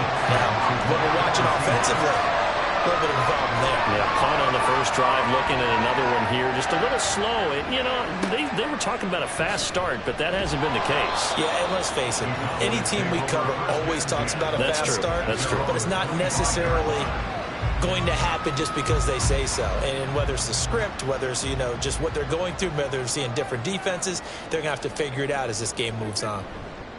They'll start on the ground here on 1st down. And he is going to be stopped cold behind the line of scrimmage. After the loss to start out, here's 2nd and 11.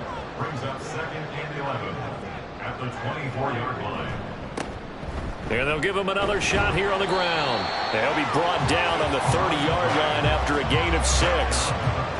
Well, they're making an effort to get the ground game going tonight. So far, it's working. I like what we're seeing from the offensive line. They seem to have the leverage going, and they're controlling things and reestablishing the line of scrimmage, moving that defensive front backwards. They also like what the runner's getting this tip. It appears that he's been waiting all day long to get out here and take off. A very nice job right there, working the middle of the field, able to create some separation, and then utilize it to not just make the catch, but turn upfield once he got the ball in his hands. And he'll be taken down here as it will take us to the end of the 1st quarter. 14-0 the score. This is the NFL on EA Sports. Start of the 2nd quarter, and it's the Cowboys in possession. 2nd down and a yard as they've got it as we resume action. A short one there taken in by Ferguson. His first catch good for 8 and a 1st down. When the offense reads blitz, doesn't matter where it's coming from, tight ends know that they become a big part of the passing game because they should be an easy outlet when all those extra bodies are trying to get to the quarterback. A hot route, so to speak.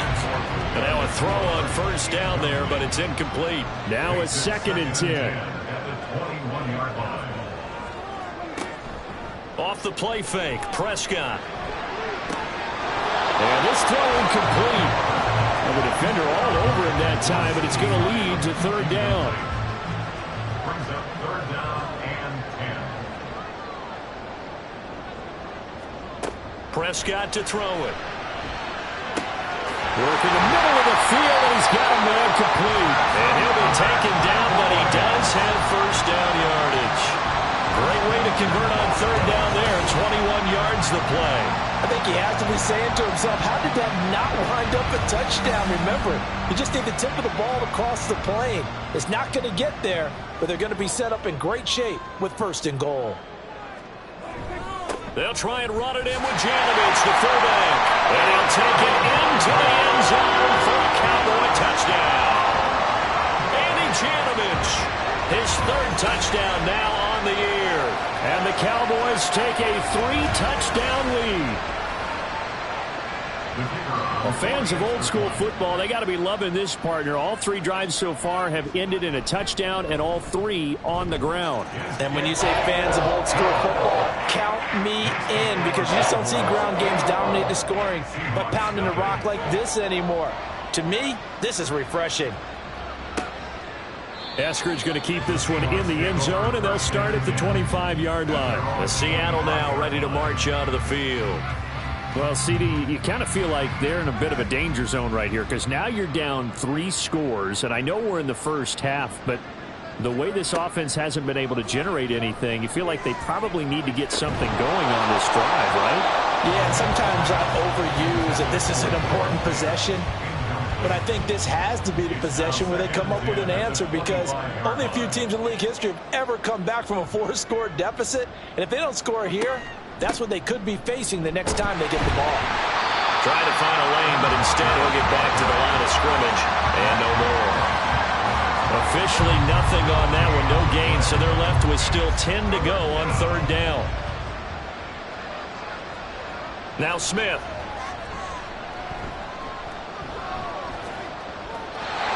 This is going to be incomplete. The passing game not in sync here early. And now it's 4th down. On 4th down, ready to punt, Michael Dixon.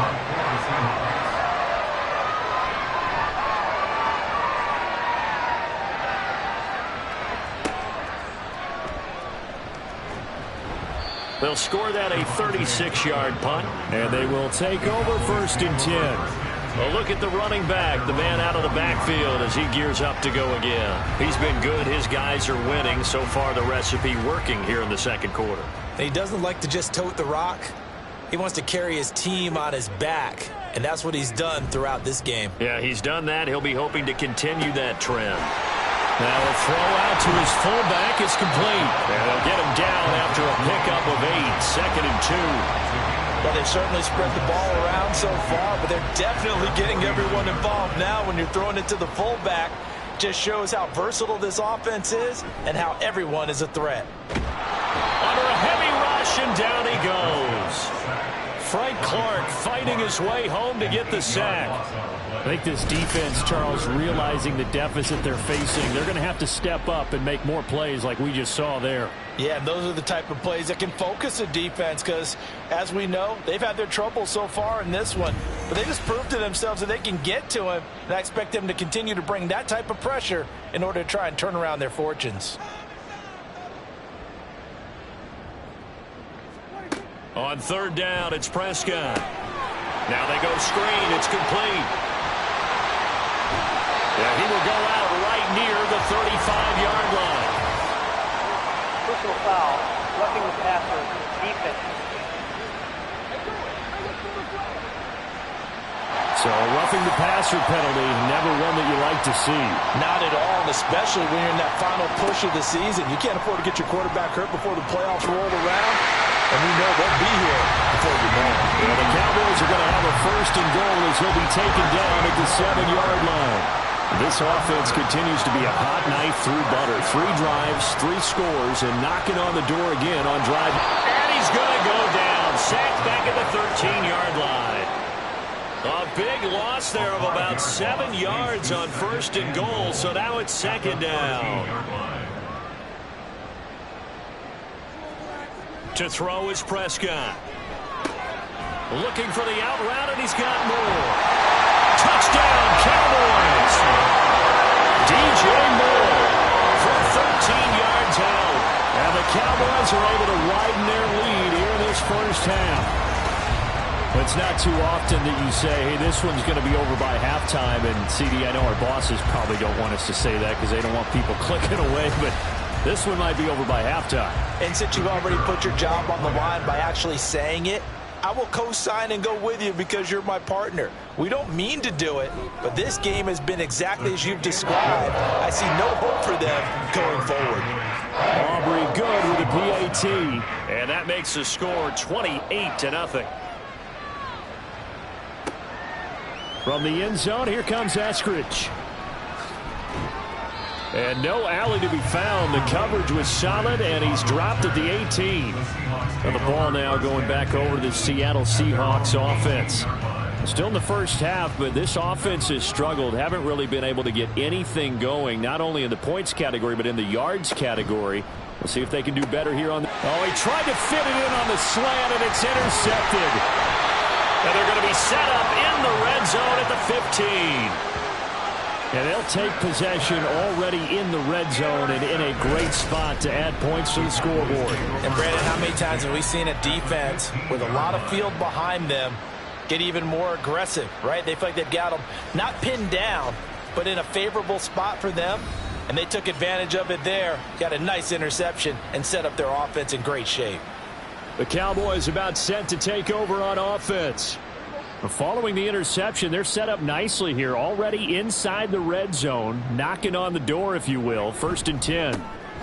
On first down, they'll go to the ground attack. He takes us down to about the 12 for a gain of 3. Some teams like to start aggressive to begin a drive, but this is still what you expect to see in normal situations. Just call a simple run, get a few yards to begin the series, and set yourself up for something bigger on 2nd down. And the Cowboys are going to be looking at 1st and goal as they move this down to the 4-yard line. Complete to Jake Ferguson. 1st and goal at the 4-yard line. Here's Prescott. Touchdown! 2 first-half touchdown passes now for Dak Prescott. And the Cowboys have taken a 5-touchdown lead. Well, that's just how they drew it up, CD. His first read was there, got it to him quickly, and into the end zone. Absolutely excellent execution by all involved. And the coordinator, got to give him credit, found the perfect play call. Quarterback let it fly as soon as the target came free, and his guy made a nice catch. Just how you draw it up in practice and then execute it in the game. Now the extra point up and good by Aubrey. And that makes this 35-0 now.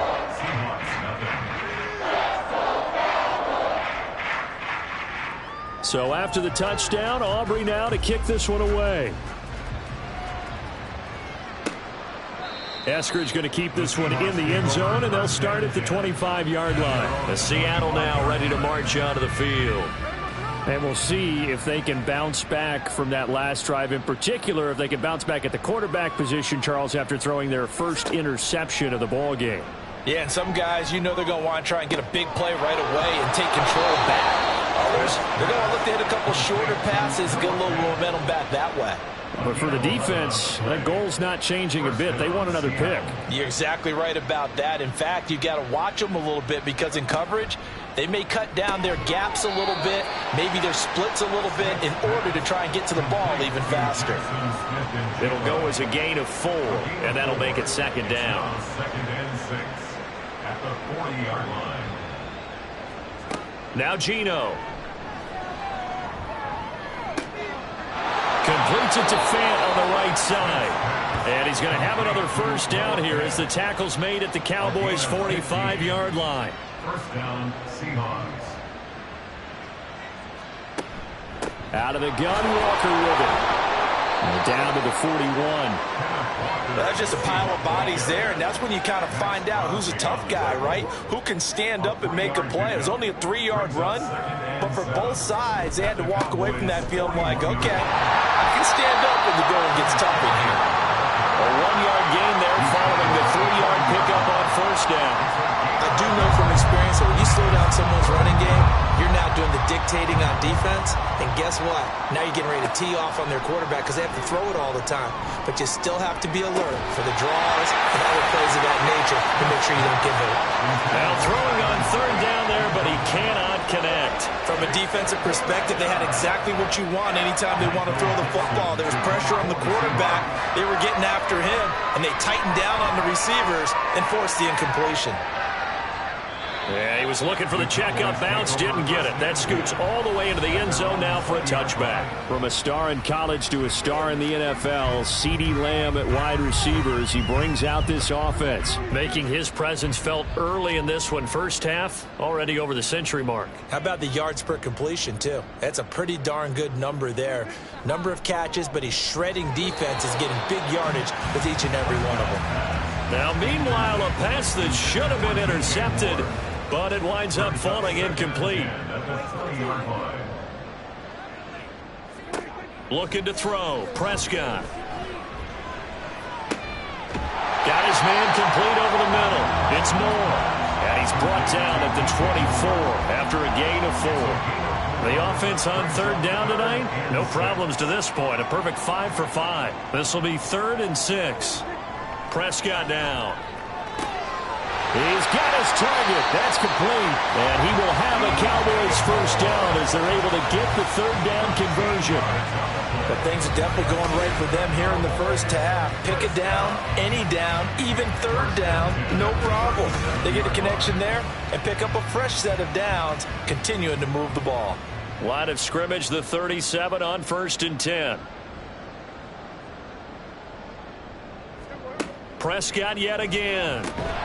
And his throw here is going to be incomplete. As tight ends go, he might not provide the super flashy plays very often, but he's pretty reliable, usually an excellent target, and normally catches what's thrown to him, but he didn't on that play. Prescott with a throw caught by Lamb. And he'll be taken down, but not before he gets into enemy territory. He's exceeded his receiving yards from a week ago, and we're still in the first half. It's a first down. First and 10 at the 48-yard line.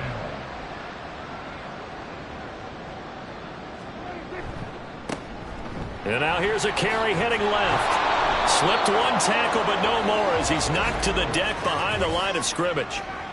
Holding. Offense.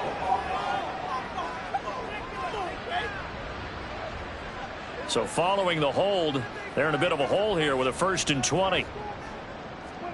Here's Prescott. Left side to Lamb. And he's able to get this one out closer to midfield across the 45. Short completion, just 4 yards, and that's going to bring up 2nd down. 2 minutes remaining in this first half of football.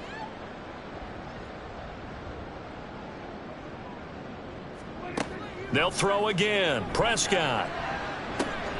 Pass complete there to Nakua. And he's going to get this all the way down inside the 35. That one good for 20 on the catch and run. Good strong throw and catch right there. And so far in this game, the alleys have been open for them to get completions, and they're taking advantage of it.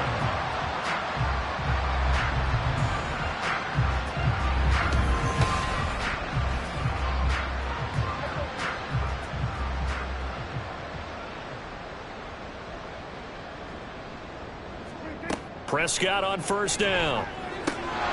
Over the middle, complete. It's Moore. And inside the 20 before he's brought down. Another nice gain, 16 yards there, and a first down again. First and 10 at the 18-yard line. From the red zone now, Prescott. Trying to fit it into Moore, but it's intercepted. Picked off by Reek Woolen. And the Seahawks are going to get it back here just shy of the 20. Absolutely a golden opportunity missed there to add to their lead and really cap off an impressive drive because they've got the advantage and plenty of time to add to it. But on the flip side, plenty of time for an opposing comeback as well. So when you have the chance to distance yourself not just so early, partner, you know you don't want to let it slip away. The Seahawks going to take over now late in this first half.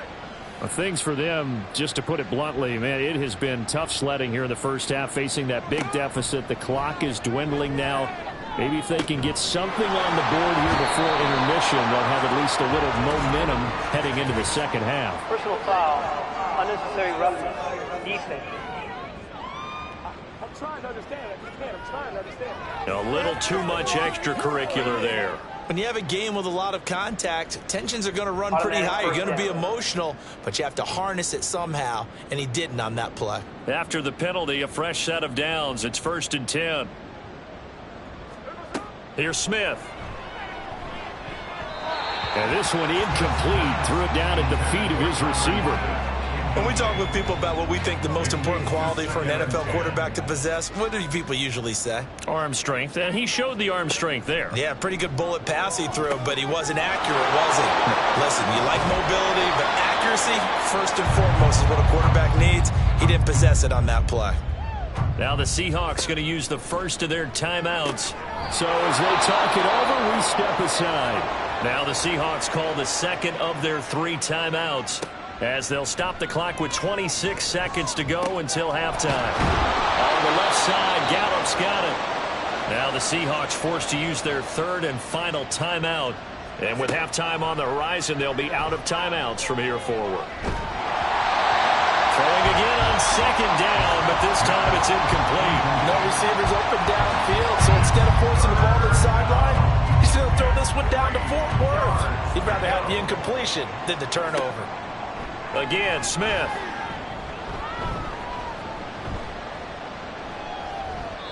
And that's incomplete. Clock stops with 10 seconds left. Not only did he have a chance to scan the field there, it felt like he had a chance to scan it twice. The protection was that good. Unfortunately for him, the coverage downfield, equally good. And this one is no good. He missed it. And they will remain well behind. And this is a commentary in today's kickers and just how good they are that a coach would think about running his guy out there to try a 59-yarder. Here it backfires on him, but as a kicker, you have to appreciate the confidence that they showed in you. About set for this next drive by the Cowboys offense. They'll start this drive out on the ground. And that play will go nowhere. Losing yardage back near midfield at the 49. So we have come to halftime here in Dallas with the Cowboys out in front. As we send you on over to Orlando for Jonathan Coachman at our EA Sports Halftime Report. Take it away, Coach. Okay, Brandon, thanks very much. We'll get back to you and CD in a minute. First, it's time to take a look at what we've got coming your way this weekend in the NFL. In the 1 o'clock games, one that immediately catches the eye is in our nation's capital, a big test for the Washington Commanders, as they'll square off against the Miami Dolphins. Lots to look forward to in the late games as well, one of the best being in Philadelphia, where we find the Eagles taking on the San Francisco 49ers. And one more to highlight, a good one on Sunday Night Football between the Kansas City Chiefs and the Green Bay Packers. The Cowboys were treated to a fine first half from number 4 quarterback Dak Prescott. He came on after a slow start to fire 2 second-quarter touchdown passes and give his guys the lead at the intermission. All right, Coach, thank you, and we welcome everyone back for quarter number 3. Here's Moore. He will return it. And in hindsight, probably should have taken a knee as he only gets this out to the 16-yard line. The Seahawk offense set to go to begin this 3rd quarter. We'll see, Charles, if they had a chance to hit the reset button at halftime. They have not scored. They're facing this big deficit. And if they're going to come back, it's going to have to start right now. Yeah, and for them, it's not dwelling in the negative because, yes, they were totally ineffective in the first half. But we've seen many games that have flipped around in the second half. It all starts with this drive right here. They get something good going, put some points on the board, they begin to have hope. Running right, here's Walker. And he edges forward, but only gets a pair of yards out of it. And it's 2nd down. This defense just continues to bottle up that ground game. And look, I mean, the deficit right now for this offense is so big that it might not matter. But you're still in the 3rd quarter. They're probably going to have to try things through the air, Charles. I agree with you totally. That's what they'll have to do. They do need to run it occasionally to take a few hits off the quarterback. Because right now, you just know those pass rushers are fired up to get after him. Looking for Lockett, and it's intercepted. Picked off by Greg Newsom. Still going inside the 20. And he takes this one back into the end zone. And the Cowboy defense has a touchdown. Well, I mean, you get it. They're trying to make something happen here in this 3rd quarter, CD, but I don't think a pick 6 is exactly what they had in mind. No, not at all, because this offense, they've been stuck all game long. Haven't dented the scoreboard yet, and they're kind of forced to take a few chances here, and that one, it backfired in a big way. Aubrey now for the PAT.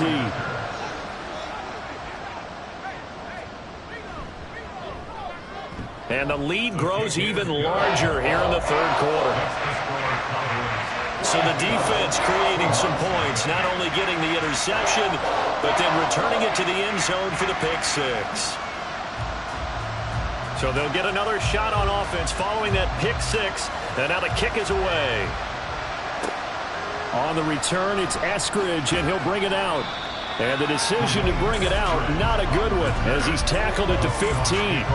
The Seattle now ready to march out of the field. The disparity in this game, it just seems to grow with each possession here, Charles. They are really struggling. They have not put up a single point, and on the other side, the points keep piling up and up and up. So you know the frustration level has to be rising, right? So they've got to find a way to quell that, because otherwise they certainly won't get anything done in this one. Keep diving deeper into the offensive playbook, but bottom line is don't quit competing. Smith's throw into the hands of Fan. So just 3 yards on the completion there. And just like that, it's third down.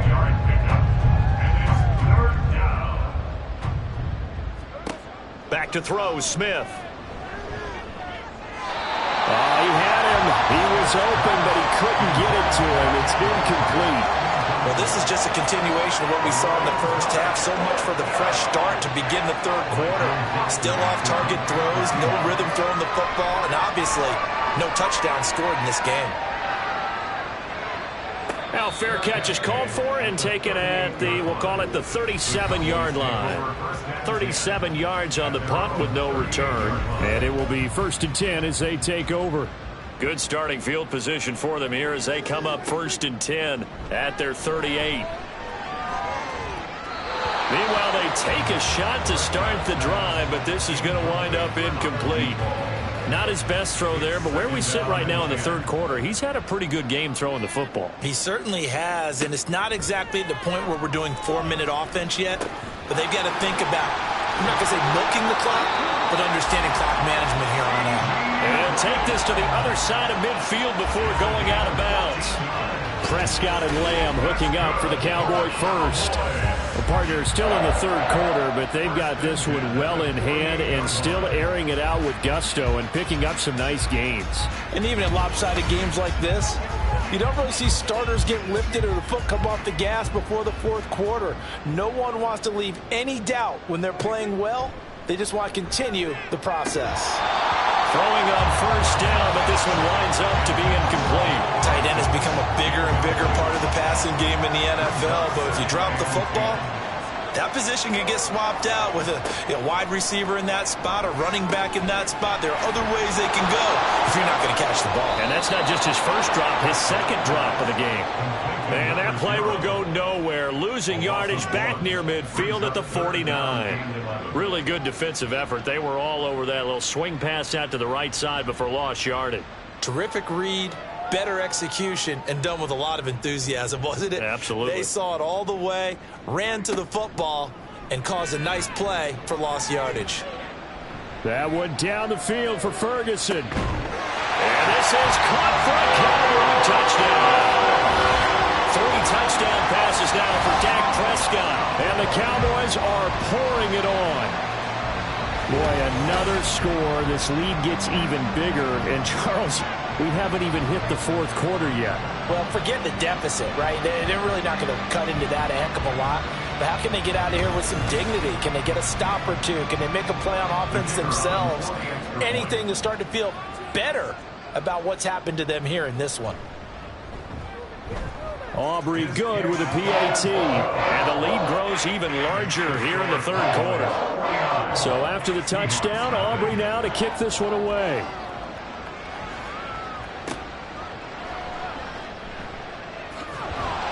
And able to get this across the 20, but not much further as he's dropped it to 23-yard line. And the Seahawks get ready to trot out on the field. See if they can put this drive in the end zone, Charles, because it's been a little bit of a rough go at times. They've had to punt the football a ton in this ball game because of stalled-out drives. So are you saying that you're kind of tired of seeing the punter run out there and do his thing during this game? Is that what you're trying to say? Well, I mean, I'm okay with it. I have a feeling that this offense, they don't want to see the punter again. And frankly, the punter doesn't want to run out there anymore himself. He would love to see his offense put together a drive and give his leg a rest. Here's a throw out wide complete to his running back right side. Call it a gain of 6 on the play, and that's going to lead to a 3rd down. And it's 3rd down. Now it's Smith. Able to find the open man. That's complete. And he is going to have a Seahawks 1st down as they're able to get the 3rd down conversion. 13 yards. 1st down, Seattle.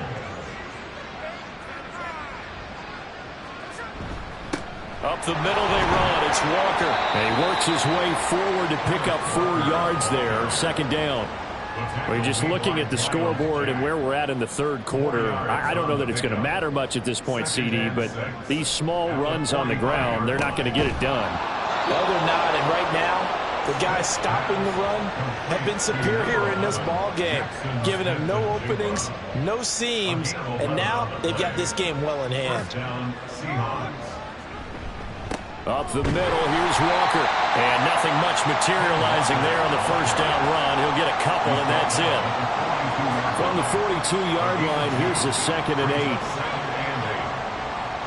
8. Now Smith. Throwing quickly to Wilson. 9 yards to pick up there, and it's a 1st down.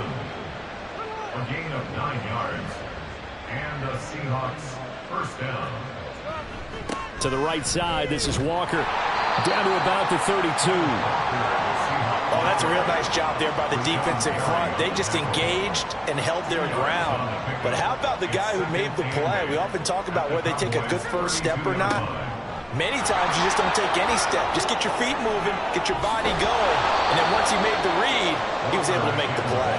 And he'll head out of bounds inside the 10. Mark him down at the 9.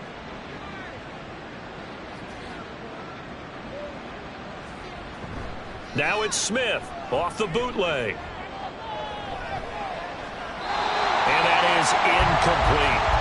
And when you've thrown as many interceptions as he has in this one, you definitely start getting a little hesitant to throw the ball out wide because that's prime pick 6 territory. That time, he made sure the only guy who was going to catch it was sitting in the 3rd row. Now a 2nd down throw for the end zone, but it's incomplete. Oh, they were so close. That close to their first points of the game. Just needed to hang on just a second longer, but he couldn't complete the process of the catch through the jostling from the defender. He finds Smith and Jigba in the end zone for the Seahawk touchdown. A 9-yard touchdown there. And the Seahawks are able to at least get 1 score back. Oh, such great concentration there, going right up against the side of the end zone, but able to get the feet in bounds. There's so many things that go into that catch, and you just mentioned the concentration, being able to catch the football, get your feet down in bounds, hang on to it all the way through the process of the catch. That was a phenomenal play.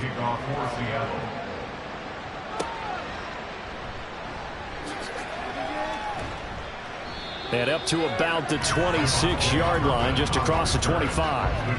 Dallas offense set for this next drive.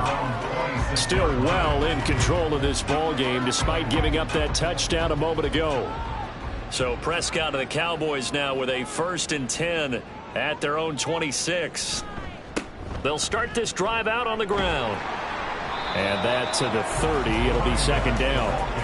They'd love to just strike back with a touchdown right here, and if it's a long play, so be it. But the main goal, get a couple of 1st downs, run some plays, run some clock, allow their defense to get a chance to catch their breath, settle down, and relax a little bit after they just gave up a score. And he'll be tackled just past the 35 at the 36.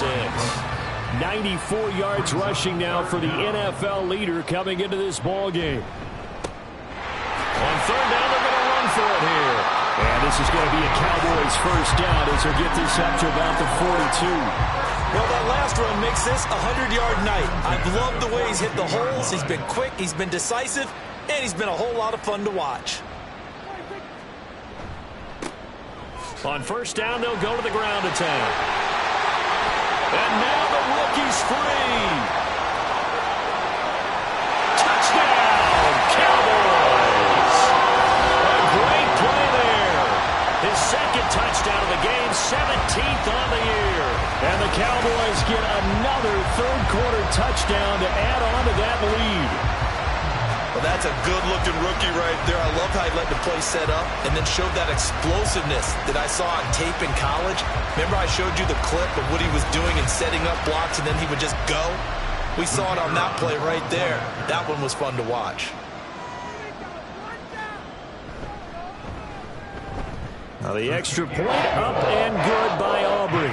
And the lead grows even larger here in the third quarter. So after the touchdown, Aubrey now to kick this one away. Eskridge going to keep this one in the end zone, and they'll start at the 25-yard line. Kenneth Walker headed back out there. So officially now a 1,000-yard campaign for him, but I don't think he's going to take his foot off the gas pedal. Yeah, it's one of those thoughts, though, that creeps into your mind because there is a little mini celebration over on the sidelines. Everybody, hey, job well done, over 1,000 already.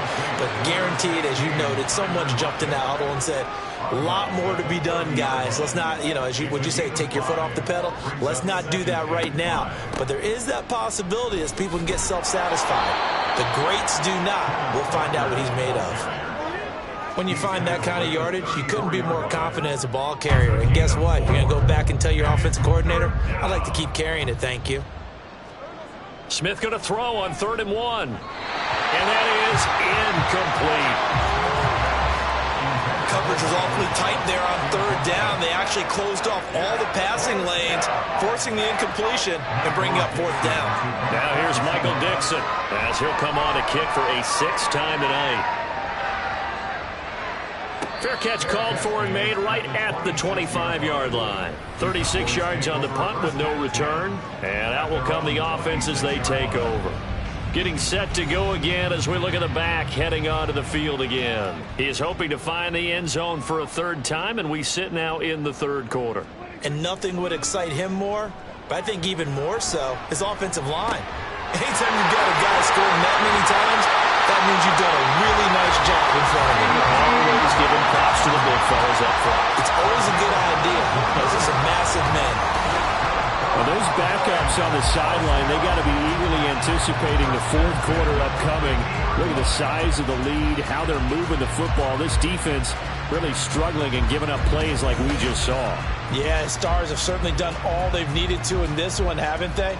But my question is, will he be able to resist the urge to continue to run things up a bit and get his main guys a few bonus stats before he calls them off the field? Meanwhile, Dak's throw pulled in by Lamb. And that's good for a gain of 6, and it's 2nd down. Number 6 brings up 2nd and 4 at the 44-yard line.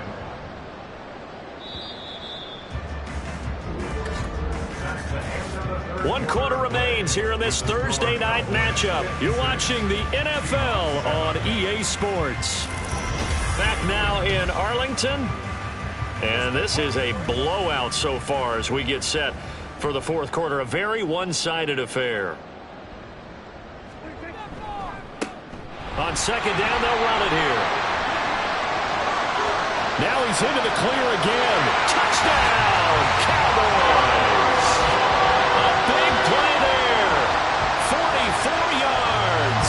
And the Cowboys add on to their lead, and it's looking like that win streak is going to extend another week. Well, when coaches come into a game preaching total team effort, CD, I think this is the type of ball game that they're dreaming of. It was pretty apparent early on that they were clicking in all 3 phases. It's been fun to watch. Yeah, sometimes in the NFL you end up with matchups like we've been watching here. And when you go back through the early drives, you can just see that one squad was on a different level in this game. Safe to say, we have been disappointed in watching their execution throughout this contest. And only able to get this to the 19, so probably should have opted for the touchback. The Seattle offense now set to come back out on the field. Charles, a very uninspired effort. The last time we saw them out there was a quick 3-and-out, then they punted the football. Yeah, and you never want to get stopped so soundly during a series, but what would be even worse now is letting it happen again right here. They've got to get going. Call it a gain of a yard, and that'll bring up 2nd down. Out of the gun, Smith. Throw out wide is incomplete. But defensively, you look at the numbers, another incomplete pass that we just saw, and they're under 200 yards passing for the game, so they've done their job on that side of the ball. Yeah, recently I was actually working a game where a quarterback had a streak of 5 straight games without a 200-yard game, and that was a big talk both in his town and amongst his team. How do we get the passing game going? So big credit to them holding them under 200 today. Now here's Michael Dixon as he's on to punt for Seattle.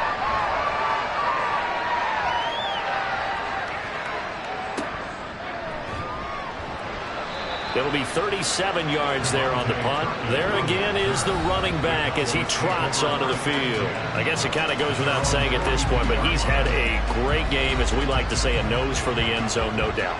Continues to find it throughout this game, and I'm sure he's got a nice place to live. He might want to make an offer on the end zone for a second home because that's what it's been like throughout this contest. He knows how to get there, and boy, he looks happy when he does. He's already bought all the property in the end zone. That's the problem. He's going to sell to himself now. Now 2nd and 9.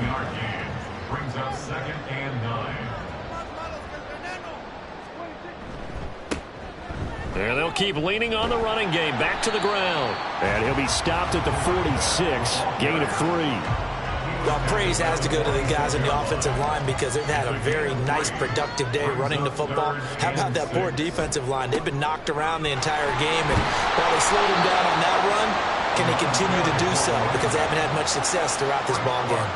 3 yards won't be enough here as that'll bring up 4th down. So where'd all that running room that he had in the first half go? Because it looks like it's drying up a little bit here. Someone made some adjustments, it appears, at least on this drive. Here's Brian Anger now. Always a good sign when your first punt comes in the 4th quarter. And the kick's away as he angles this one for the sideline. And this will be out of bounds, and they spot it at the 15-yard line. Not too bad. The Seahawks again now ready to take over on offense. Even though they were able to force the punt defensively, still a big hole to climb out of, especially at this late stage of the contest. They'll fake it. Now Smith. Finding Smith and Jigba downfield. And they're going to get this beyond the 40 before he's taken down. One play has him up past the 40 already, and another 1st and 10. Geno now to throw. He hits his target, Lockett. Now he's going to get this all the way down inside the 35. Another 1st down there as this one goes for 25. 1st down, Seahawks. Now Geno. Setting up the screen here. This is Walker. And able to break one tackle, but then quickly brought down. But a nice little gain. From the 29, here's the 2nd and 4. At the 29-yard line. Now we've got whistles and movement up front. I think this is against Seattle. The false start hurts him there a bit. Backs him up to 2nd and 9. Smith now to throw. And for a 3rd time tonight, he's intercepted. And the Cowboys are going to get the football here as he gets this up to the 38-yard line. Another great play defensively. They've been sharp on both sides of the ball, Charles, but that interception means that this defense very well keep them down to single digits on the scoreboard in this game. And that's certainly something to smile about, isn't it, partner, if you're on defense? Because your goal every game is to pitch a shutout, but you and I both know that's pretty unrealistic. But to hold a team below double figures in a game, in an NFL game, that's certainly something to take pride in. They'll start on the ground here on 1st down. And he'll take this ahead for about 4. 2nd down coming up. That's it. That's what you want. Straight ahead positive gain. Just keep that clock ticking. 2nd and 6. At the 43-yard line. Hands it off out of the gun.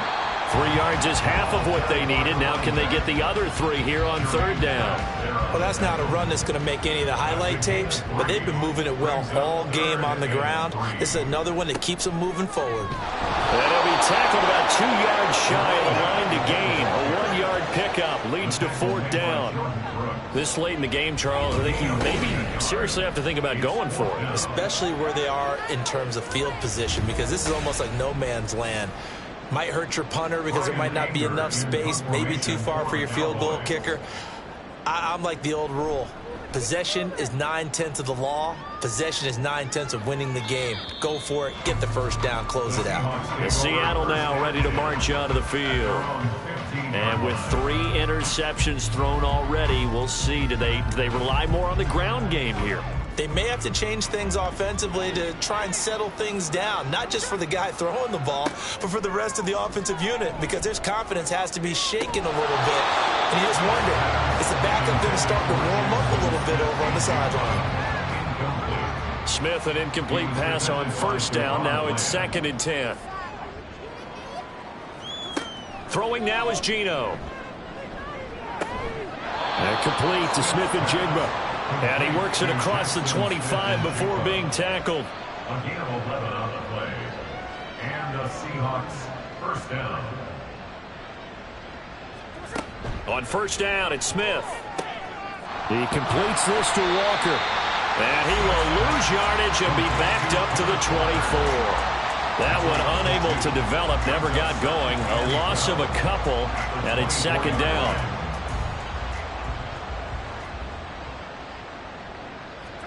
Smith throwing again. And that one almost intercepted. Could have been his 3rd pick of the game. Instead, it's going to bring up a 3rd down.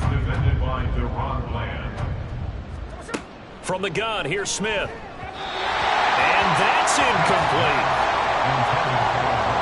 At this point, down big, you'd have to imagine this defense are just going to sit back, blanket the field as best they can. Yeah, this is actually the easy part of the game for them because, just as you noted, they can sit back, keep everything in front of them. But they've blanketed the field the entire game using a variety of coverages. That'll go as a punt of 34 yards that time. Possession of the football going back to the Cowboys. And, Charles, we are in the midst of a very one-sided affair. I think this is where you and I have to fill a little bit. You want to regale us with old stories of your childhood in New Paltz, New York? I don't think anyone wants to hear that, but this is a perfect time for us to start listing MVP candidates, right? The best teams we've seen so far this year, the best games that we've called thus far, how we anticipate the season unfolding. We can go in so many different directions because the game certainly not taking us there. Oh, I hear the remotes clicking off right now. And they'll give him another shot here on the ground. And he'll get about 3 here up to the 44-yard line. Let's give a lot of credit to the offensive line. They've been able to move the ball really well on the ground the entire game. And while that wasn't a huge one, that's okay. They'll take them in short, steady bursts. Work in the middle of the field, and he's got a man complete. And he will have a Cowboys first down as he'll be marked down a yard or 2 past the marker following a gain of 6.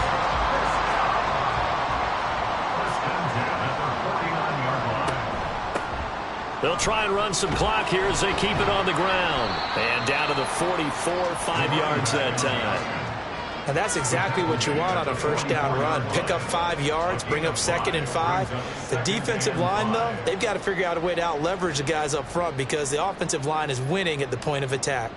And now whistles and a flag, and I think we got a jump here. Neutral zone infraction, defense.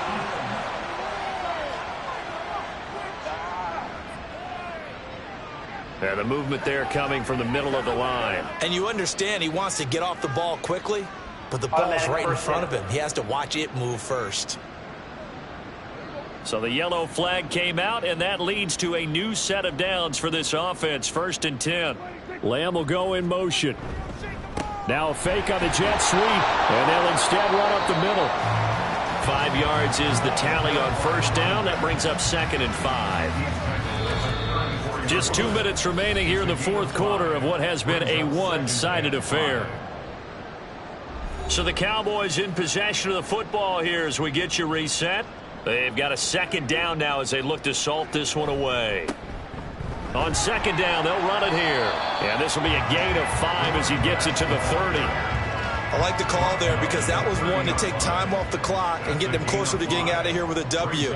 In the mind of the play caller, all you want to hear is tick, tick, tick. And they'll run on the inside handoff. He is going nowhere as he is enveloped behind the line. Calling no gain that time, and they're going to be left looking up at a 4th and 1. As usual, the hallmark of a good run defense, linebackers making plays near the line of scrimmage. Absolutely nowhere to run there.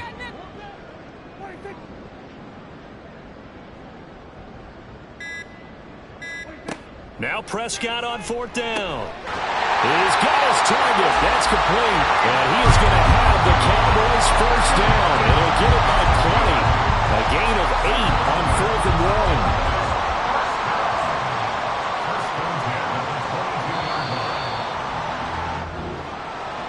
Well, fans usually love to see scoring, and there was no shortage of it today. What a dominant showing from an offense that was truly playing at an elite level in this contest. Partner, this game was over a long time ago, and you noticed they did not want to slow down anything. Absolutely a dream scenario for everyone on that offense, and they took advantage of every second. Guaranteed popcorn for everyone in their film session. So for Dallas, they continue to keep pace for that first-round bye as they move to 11 and 1. And they'll get another home date next week as the Eagles will come to town. Meanwhile, for the Seahawks, they fall to 6 and 6 now on the campaign. And they'll try to get back to their winning ways next week as they head to Santa Clara to take on the 49ers. So for Charles Davis and our entire crew, I'm Brandon Gaudin. Next game, guess what? Charles and I will be here again. It's the NFL on EA Sports.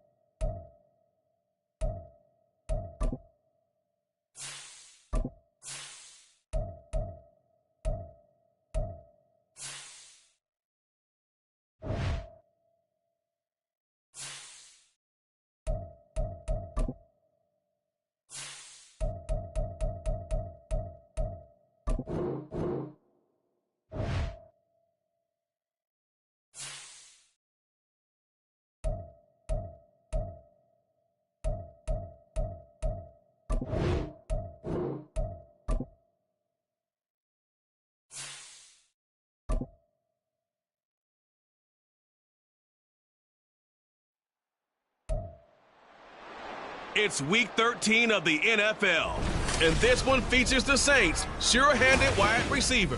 He's putting together one of the better seasons in league history. It's the Saints and the Lions, and it's all up next.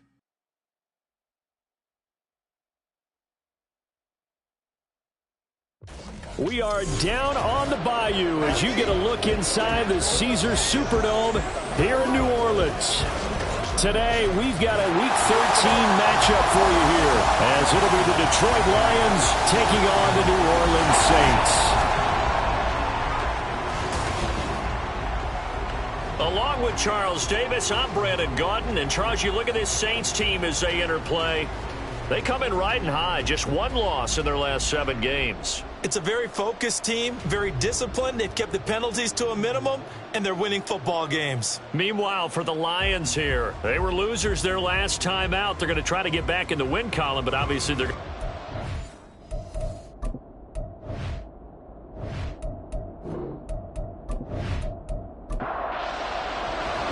The calendar has turned to December, and we're in the home stretch now as we're underway in Week 13. We will not get a run back here to start. It's a touchback, and it will come out to the 25. Well, the Lions offense getting ready to go to work here, and under center, a man whose career has been rejuvenated a bit as of late. In season number 8 now out of Cal, it's Jared Goff. He had the numbers of a game last week that if you win, you talk about him being a gritty guy, managing the game, getting it done. But they lost. So obviously 2 interceptions, 1 touchdown pass, that's not going to be good enough. Got to get that changed around. And he maneuvers up the middle for 3, and it's second down. Well, CD, you see some of the injuries that have popped up for this franchise, and obviously hoping to get these guys back sooner rather than later. Yeah, and these guys, they've been hearing the mantra next man up since their Friday night light games in high school. It's 3 simple words, but they're absolutely perfect to use, and everyone has adopted them. Next guy up, do your best. A tough spot here on their opening drive. This is 3rd and 7. Back to throw, Goff. And a big loss here as he's taken down. Multiple players combined for their team's first sack of the game. But defensively, you really can't script the start much better. You get a 3 and out and a sack. Yeah, you're exactly right about that. They kept them short of a first down on 1st and 2nd down. And then on 3rd down, they pick up a sack. What tremendous momentum for them to start this game. Jack Fox out to punt here on 4th down. Yeah, last week in the loss, 5 punts as he gets this one away. So a change of possession here on the punt. And the Saints will have a short field in front of them. They take over here, 1st and 10. So now you've got their offense coming out for the first time with great initial field position. And leading them out in his 4th NFL season, former Temple Owl, P.J. Walker. I guess we have to nickname him the thrower, aren't we, or something like that. After last week. I mean, man, you're talking about over 400 yards throwing the ball. The running backs and everyone else may be looking at him like, hey, don't forget us. And he'd probably just tell them, listen, you want to get involved? Go out. Go out and catch some passes. I'll make sure you touch it. The throw right side is complete here on the first play of the drive. And they'll have it in the red zone before he crosses over out of bounds. A very solid gain of 27. So here's a 1st and 10 now, down inside the 20. Walker now. They'll get this out to Kamara. So give him 2 yards there on the completion, and that will bring up 2nd down. Brings up 2nd and 8 at the 17-yard line. And working out of the gun here, Walker. This is caught, and he's brought down. This one good for a 1st down, and also that is catch number 90 for him now on the season. This offense can certainly move quickly when they want to. 3 plays, 3 pass completions. In the blink of an eye, they've got a 1st and goal. Almost felt like a lightning bolt hit in this game, didn't it? For them to get downfield that quickly. And now 1st and goal, expect them to attack right here on this play. Now a throw to the end zone on first down, but it winds up incomplete. Well, anytime he reads man coverage, I don't think it's going to be the only time he'll try and hit that route to the outside in this game. He'll test the perimeter, but that time they were up to the challenge. And he tries to power forward, but he will not get back to the line of scrimmage. It'll go as a loss of a yard, and it'll set up third down.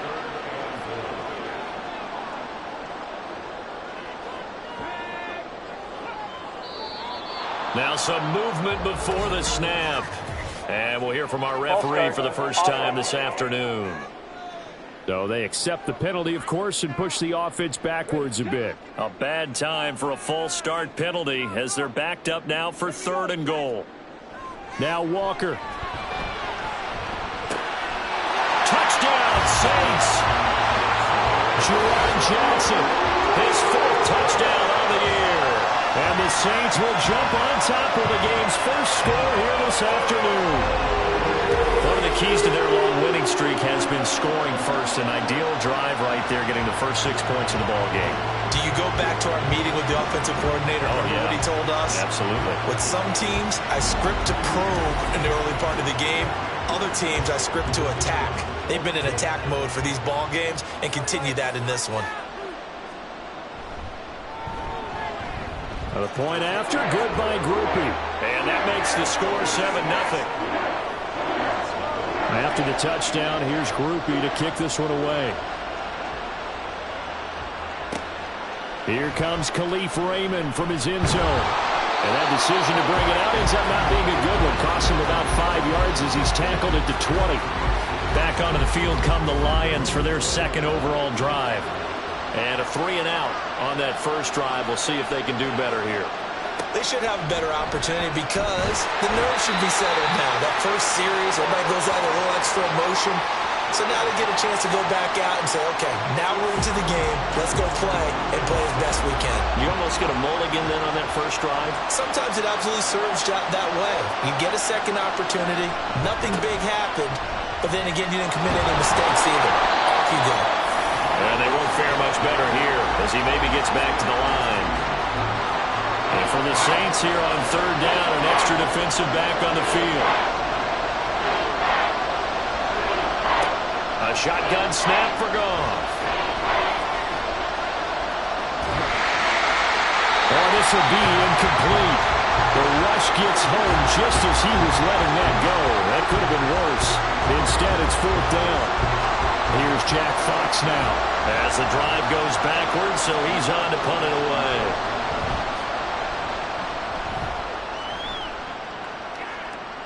And no return on this one as the fair catch is signaled for and taken. A 41-yard punt there with no return. And the Saints will take over with a 1st down and 10. A good starting spot for the Saints as they come up 1st and 10 at their own 43. Here's Walker.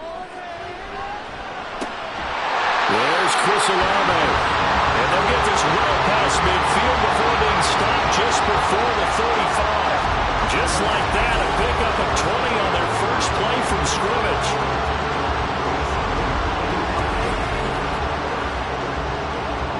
Line of scrimmage, the 37 on 1st and 10.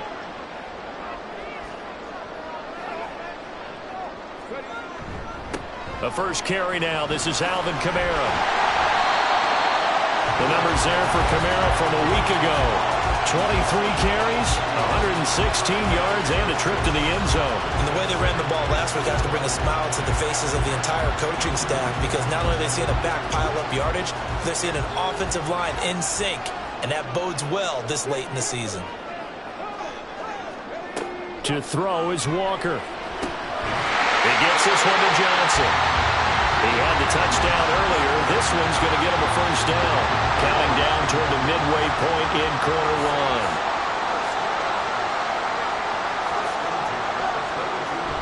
1. Off the play fake, Walker. And incomplete on the deep ball.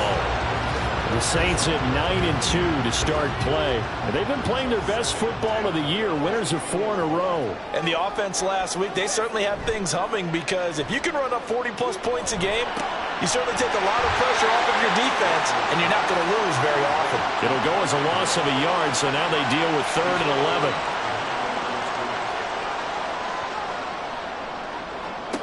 Now Walker.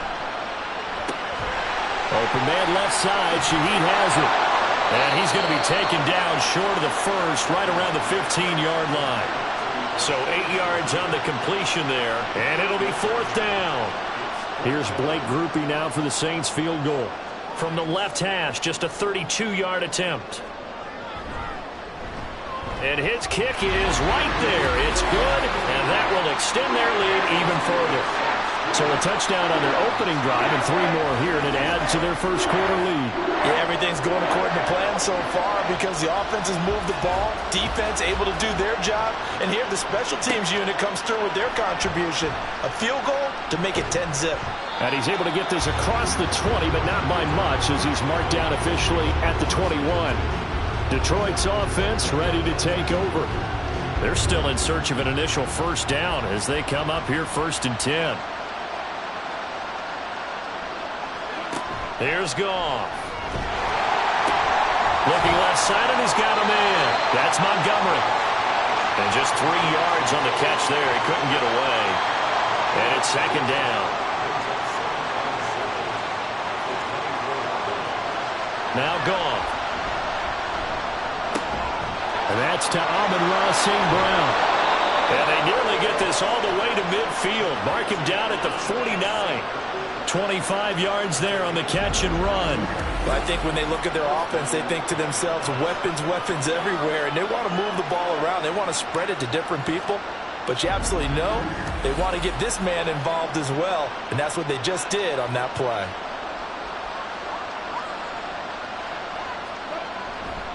On 1st and 10, here's Gibbs. And he's going to take this across the 50 and into Saints territory. Demario Davis there on the stop. 2nd and 6.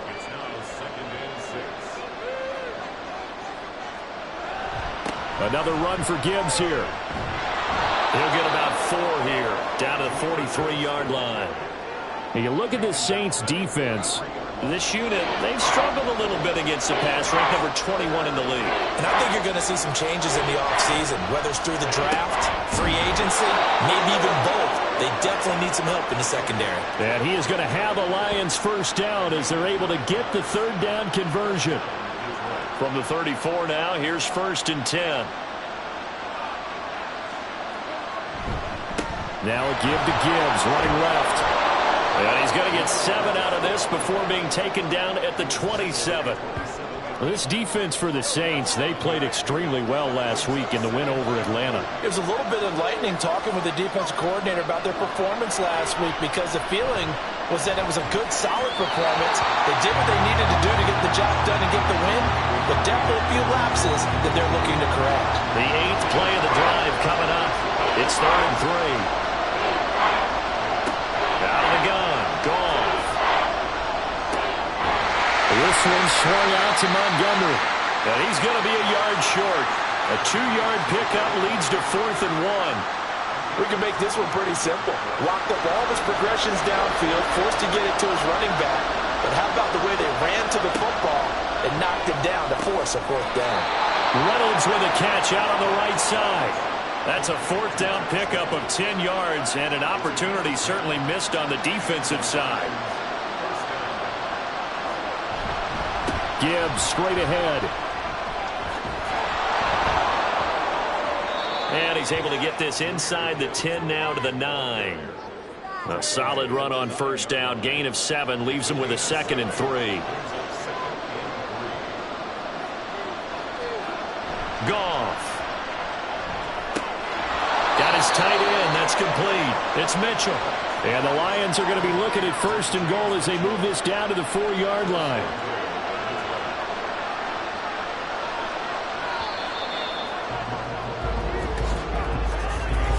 Nothing the score after 1 on EA Sports. The Lions with the football here to begin the 2nd quarter. 1st and goal, and they got to be thinking a chance to get right back into this football game. Gone. And this close to the goal line. First down. Surprised that wasn't a run? I am, and you know I'm old school. I won't run the ball on first down in this situation because second down, that gives me an option of running play action and maybe throwing it. Another throw on second down, and this one incomplete as well. Good coverage yet again down here by the goal line. Everyone's blanketed, and he's forced to throw it away and try and come up with something on third down. Now Goff on third and goal. Open man, and he's got Williams. Touchdown, Lions. 4 yards on the touchdown grab. And the Lions have cut it back within a score. An out route there for the score. A quick out route there for the score. Yeah, you're not really surveying the defense on this one. You're just counting on timing, making this play happen. 1-2, ball's out of his hands. Knows where he's going, just puts it to the outside. Touchdown. Nick Folk for the point after. And they're back within a field goal. It's 10-7 now. That one was an extended drive. 14 plays all told. And it was Jamison Williams wrapping things up with a touchdown. This taken in at the goal line. And good coverage there on special teams as they'll get him down shy of the 20. Out onto the field comes New Orleans. And they, if you just look at this game, Charles, on paper, they've got the edge, no doubt. They're hanging around the top of the NFC. On the other side, you got a squad that's towards the bottom of the NFC. But when we mentioned that to the coaches, they were having no part of it. Yeah, and I like how you said when we mentioned it. In fact, I mentioned it, and I upset them a little bit, didn't I? Because they wanted no part of that one, and I was reminded, like a 5-year-old, this is the NFL. Any given Sunday, anything can happen. They're guarding against the upset. Throwing on first down, but this one winds up to be incomplete. After the incomplete pass, here now is 2nd and 10.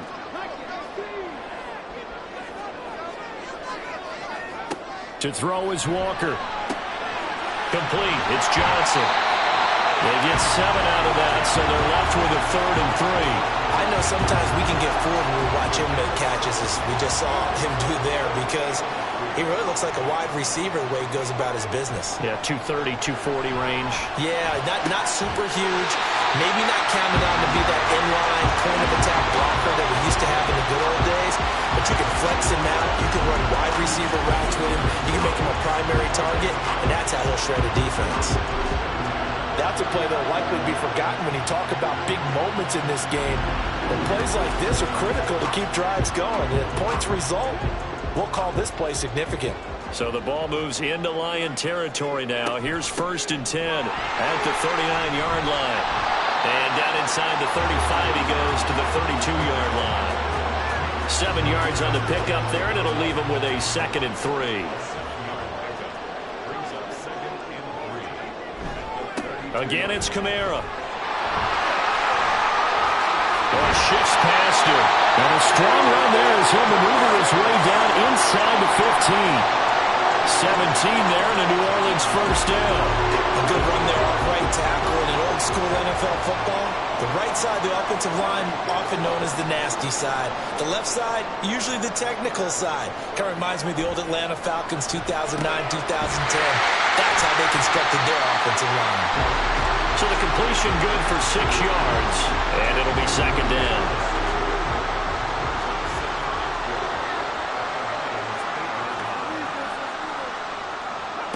Walker. On the check down, he finds Kamara. Yeah, he'll work free from one tackle, but that's about all as he's taken down. A minimal gain there on the 8th play of the drive. The offense on 3rd down, they've been okay, 2 for 3 thus far. This time it's 3rd and 3. A throw there, but that's going to wind up incomplete. Detroit was up for the challenge through the air. They force a 4th down. And based on my math, they've only converted 1 time thus far in this game, so you can see the frustration starting to come out a little bit. 3rd downs, they've been a problem for them all game. They've got to start becoming solutions. So they're able to end that drive with 3 points in this one-possession ball game. And ideally, you want to end every drive with points. Most quarterbacks would tell you, let's end it with a kick, right? A PAT, that's number 1. Field goal you'll take, punts, you really don't want to do that. In this case, they'll take the field goal and get prepared for the rest of the game. So the Lions offense ready to go back out onto the field. And they'll just simply be looking to build off the confidence of the last time out where they scored a touchdown. And confidence is powerful, isn't it? When you've scored once, you feel like you can go back out there and get it done again. Doesn't matter what the defense throws at them. They feel like they're in a groove right now, and they want to get out there and show it. Yeah, hoping to stay in that groove here this go-around. Officially nothing on that last run. They'll try again, 2nd and 10. Back to the ground, this time Montgomery. A good move. And down he goes, but he takes it up to the 40. He'll get 17 that time, and the Lions have a first down. Partner, if you want more carries, I think we saw how you get them. Showed that he's got the fresh legs, and he picked up the first down on that run. Don't just ask for them. Show them that you're supposed to get the football. Well, they get to him after a gain of 6 to the 46. If you're in the offensive huddle, you're smiling after that play because you've certainly got them guessing now. 2nd and short, could they just hand it off for another big gain, or did they take advantage of this? Oh, he tries to force it in, and it's intercepted. And the return this time will go out to the 42-yard line. That's now a 2nd interception in as many weeks from his linebacker position. And think about all the different techniques he has to employ in a passing situation. Is he spot dropping because it's zone? Is he picking up man-to-man? Is he having to run with a running back or a tight end? In any event, great eyes, head on a swivel, and excellent hands. Yeah, versatility and showing those hands.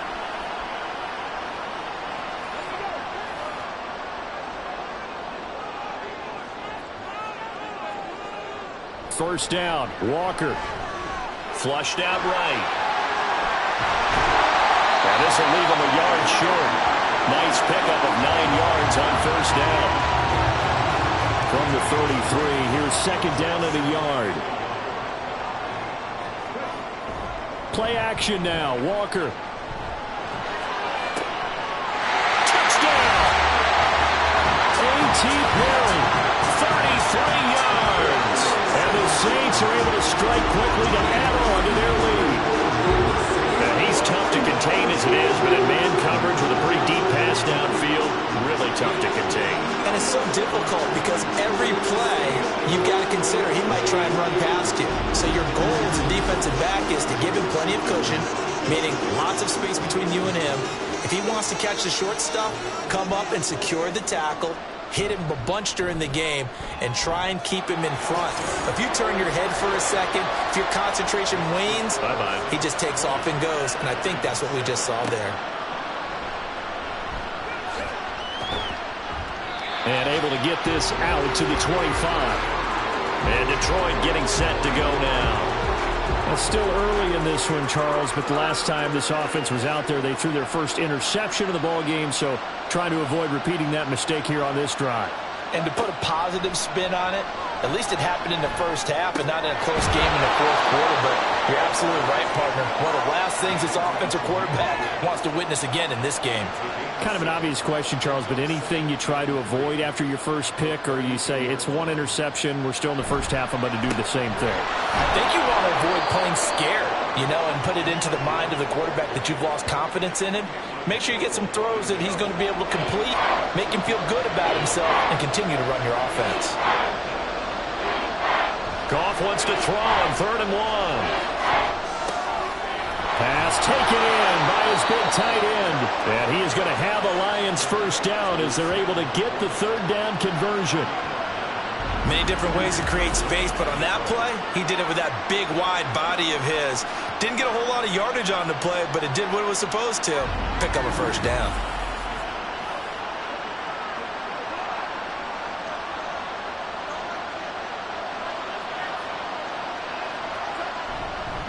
Straight ahead with Gibbs here. And he'll maneuver his way forward for about 4. 2nd and 6. And that was a quality play to start a new set of downs. That was simply an offensive line winning the battle up front and winning in a big way and giving their guy in the backfield a nice lane to hit. And he's going to take this across the 50 and into Saints territory. After a gain of 5, they'll wind up being about a length of the football short here on 3rd down. Here's Goff. He's got his target. That's complete. And he is going to have the Lions first down as they're able to convert, albeit not by much, on 3rd and a yard.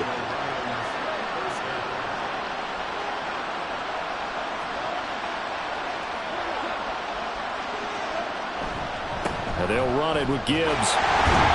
And that play going absolutely nowhere as he's belted before he could get out of the backfield. Getting to him for the loss there, that's Kalijah Cansey. So maybe just a momentary setback on what's been a great drive so far, but 2nd and 13 here. Goff now to throw. That's complete to Laporta. It'll go down as a gain of 6. 3rd and 7 now. A gain of 6 yards. And we've hit the 2-minute mark in this first half of action. Coming up at halftime, I'll go from one personality, that's you, Charles Davis, to another one in Orlando, the coach.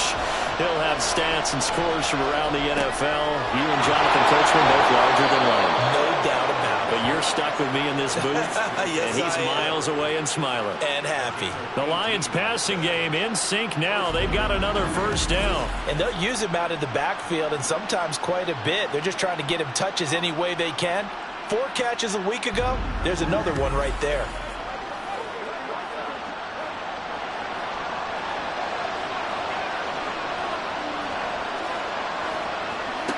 Goff on first down. That's taken in, complete to Reynolds. That's good. The completion there for 7 yards, and it'll be 2nd down. Brings up 2nd and 3 at the 17-yard line. Back to throw, Goff. And he couldn't get that one to his man. Short of him, it's low and incomplete. So the incomplete pass on the last play, and that leads us to our 3rd and 3. To the air again, Goff. They'll find Reynolds over the middle. The Lions will use the first of their timeouts as they'll stop it with just over 40 seconds to go in the first half. And now a throw on first down there, but it's incomplete. Down here in the red zone, you know your tight end's going to be a favorite target. Couldn't hang on. And sometimes they just have to get out of their own head because they understand how tight windows are there and how many bodies. Oh, and his early struggles continue. Here's another one intercepted. And the Saints are going to get the football back at their own 17. And when a team advances as far as they did, got over the 50-yard line, don't you think that drive deserved a better ending? I think he needs to get with his coaches on the sidelines, make some immediate adjustments, and that's what you do. You don't wait. You do it from series to series because drives like that end with a turnover, that's multiple times they picked him off already in this opening half. And the Saints going to go on offense one final time in this first half. Already enjoying a 2-score lead here late in the second quarter. Not a ton of time left. We'll see if they can work this at least into field goal range and try to get 3 to add on even more to their lead. He'll get this one underneath to Kamara. Only able to gain a couple there, and it'll be 2nd down.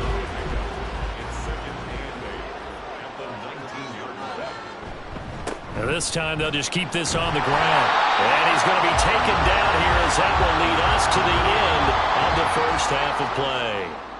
So it's halftime here in New Orleans with the Saints out in front. As we'll get you over to Orlando, where standing by is Jonathan Coachman. He has our EA Sports halftime report. All right, Brandon, thanks very much. Things definitely getting interesting around the NFL as we begin the month of December. So let's get right to it. We'll start over at Raymond James Stadium in Tampa. And they have just about gone to halftime with the Panthers out on top. Miles Sanders, 2 touchdown runs on the afternoon. From there, we're off to Tennessee to check on the Titans at home in Nashville. And you can see there it's the visiting Colts who have the lead in that one. Jordan Love with a couple of touchdown tosses.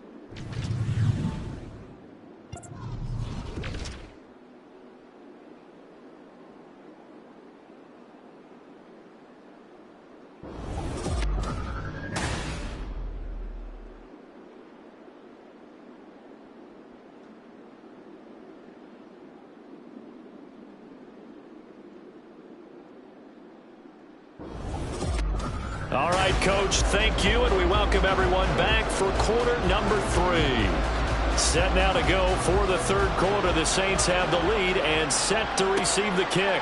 This fielded right at the goal line. And he's up past the 20 to the 22-yard line. The Saints going to take over on offense to begin this third quarter.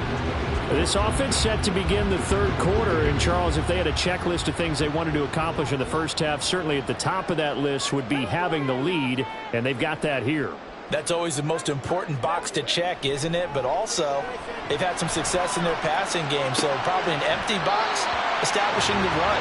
They're on pace for fewer than 100 yards in this one, so now they want to make sure that they get that going so they truly have a control in this ball game, and down the stretch, being able to be balanced, either throw it or run it, and try and win this ball game. And he'll get it up near the 35, right at the 34 here. That one a first down pickup of 8. That was a good, nice, crisp run for a first down. I wonder if the defense might have been loosened up a little bit, maybe anticipating a pass instead of the run that they got. And Walker now to throw on first down. Able to shake him off. Now he's forced out right. The improv on the scramble there gets him 6, and it'll be second down. You know what I like about that play? He didn't try to do too much on first down. He took what the defense gave him, put together a solid gain to bring up second and manageable. Now they have a couple of plays to pick up just a few yards and a new set of downs. And tackled down after a gain of 3. Leaves him with 1 yard to go on third down. Third down and 1. It's third and 1. Here's Kamara trying to run for it. And he's got the first down as he's up to the 45-yard line. A third down gain of 3 yards, and that'll be enough. That's a tremendous group effort there, because when you talk about offensive lines, the best ones, talk about guys that play in harmony, in sync, and getting things done, and they did that on that play. Yeah, especially on third and 1. Got to be in sync, and they were. Quick throw to Olave. They'll wind up getting 7 on the play, and that'll make it second down.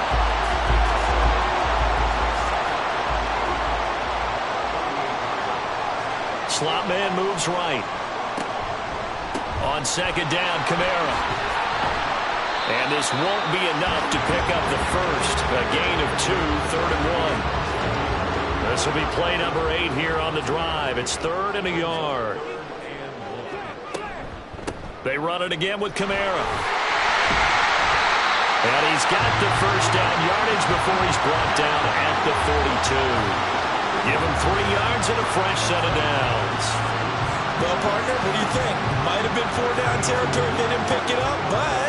Yeah, it's a moot point now. I was curious, though, if they didn't get it there, would they have gone for it? I guess we'll never know. Yeah, we didn't have to make that call, but I have a feeling both of us would have said, go for it. Walker's throw caught by Olave. And he's taken down inside the 30. 14 yards is the pickup, first down New Orleans. And now we get into the psychology of the whole thing, because a lot of teams with a 2-score lead in the third quarter, they almost become defensive with their offense, just playing not to lose. I think with this team, you got to figure at this point, this is a great spot for them to go into attack mode, really try and put the hammer down and finish this one off. Off the play fake, Walker completes it to Perry. And he's going to be taken down right at the 10-yard line. And he's over 100 yards now after that last catch. Already, of course, leading the NFL in receiving yardage. So he's done nothing at all to hurt his cause, to stay in that spot. But I've been so impressed with how he's gotten it done. And he's got it. It's caught in the end zone. Touchdown, New Orleans. Juwan Johnson, a beast in the red zone with his second touchdown of the game. And the Saints take the opening kickoff of the third quarter and drive right down the field to extend their lead.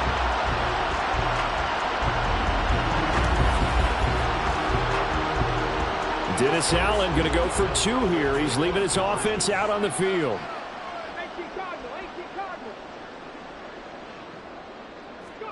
They'll try and throw for it. And this one incomplete.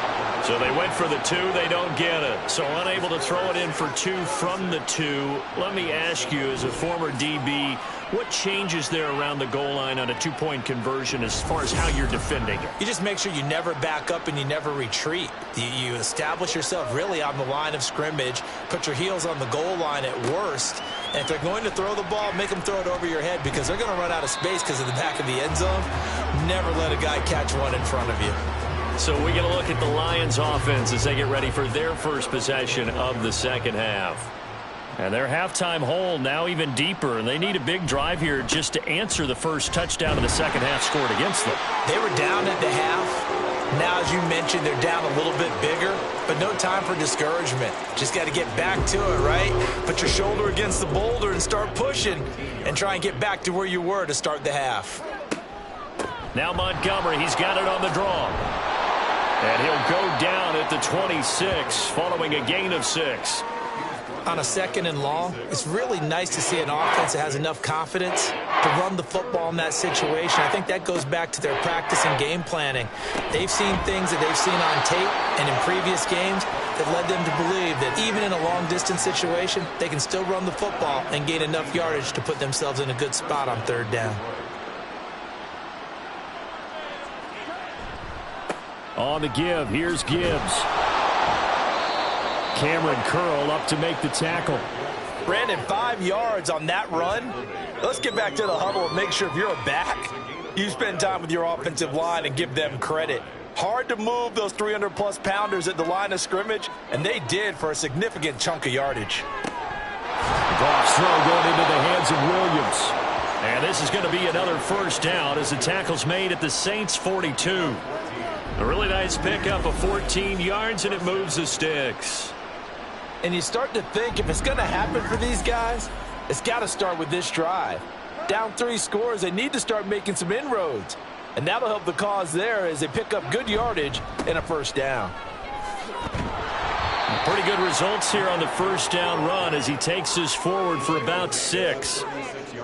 Inside 4 minutes to go, third quarter. To throw on second down is gone. Rush coming, and he's taken down. The passing game's been struggling a bit today, and that was the latest example. Haven't been getting much yardage out of it, and now on his back after the last play, he faces third and long. Throwing on third, gone. And this is going to be incomplete. The frustration evident there because he couldn't find anyone on third down, and he left no doubt that he was throwing that one away. Here comes the Lions punter now as he's on here to punt it away. And this will be up to the ruling of the side judge here. He says it crossed out of bounds at the 16-yard line. The New Orleans offense set to take over. A long drive last time out for this offense, Charles. If you remember, they started basically in the shadows of their own end zone, marched it down the field, and a lot of that was through the passing game. And partners, a former defensive back, I'm having almost a physical reaction watching what's happening right now. But let's give credit where it's due because they've done an excellent job moving the ball through the air. Secondary getting picked apart pass by pass. Obviously, they need to make some adjustments there on the back end. And because offensively, we know that they're not going to be shy about throwing that football. Call it a gain of 5 that time, and they'll be left with a third and about 4. Now Walker. Into the hands of Perry, complete. And he is going to have a Saints first down by about a yard. It's a gain of 5 on third and 4. Would it be safe to say that as precise as routes are supposed to be run in the NFL, maybe they're not quite as precise in college ball? That's accurate, yeah. And I think we saw a college route in the NFL there. Just find the soft spot, find the dead zone, and find the first down. And that's what he just did. Here's 2nd and 7. Now Walker. That'll be taken in by Shaheed. And he gets this one just shy of the 40. They'll mark him down at the 39. Under a minute to go in this third quarter as they come up 1st and 10. To throw is Walker. A throw right side here going to be incomplete. Well, they've been back on their heels a little bit here on this drive, but a chance to exhale just a little bit there with incompletion on first down.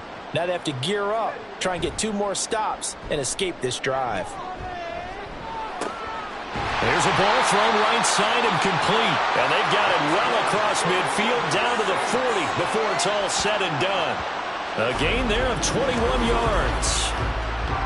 And while we may be looking at the scoreboard, this offense certainly is not, because they're showing no signs of backing down, even with a 3-score lead here in the third quarter. I think they keep taking their shots. They've seen blown leads happen throughout this league. They don't want to fall victim to it themselves. On 1st and 10, Walker. That's a Lago bringing in another one. So the completion good for 7 there, and that's going to bring up 2nd down. We have played 3 quarters. This is the National Football League on EA Sports. Back now here live in New Orleans. It's the Saints. They'll be looking to expand their lead here. They've got the football as we start the 4th. They'll pound it up the middle with Kamara, shedding the tackle. And he's able to get it down to the 25-yard line. The 71 yards rushing now for Kamara. It's a first down. As I take a look at the clock, I realize that this drive has eaten up a good portion of the 4th quarter already. Got to tell you, partner, when you're trying to salt away a game, this is exactly what it's supposed to look like. A run for Kamara on first down, but the running room closes up quickly as he's only able to get a yard there. From the 23, here's the 2nd down and 9. Kamara up the middle. And he is met in his tracks behind the line of scrimmage. Run blitz there defensively, something we might see more of here in the 4th quarter. I think we'll see a lot of it, and the difference between that and a pass blitz, you're just trying to get to the quarterback. You're trying to scheme someone open who will get to the QB and make sure he gets on the ground. In a run blitz, you're actually trying to cover up gaps, trying to cover up holes so they can't run the football. 4th down now after a loss of 2.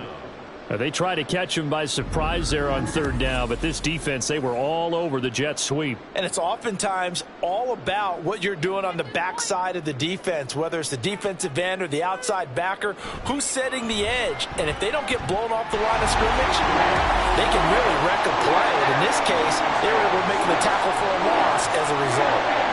So he remains perfect, 3 for 3 in the field goal department. And it's so important for any offense to have an ace like him up their sleeve, isn't it? Because now you know what his range is, and as soon as your offense gets there, you're pretty much counting on 3 points going up on the board.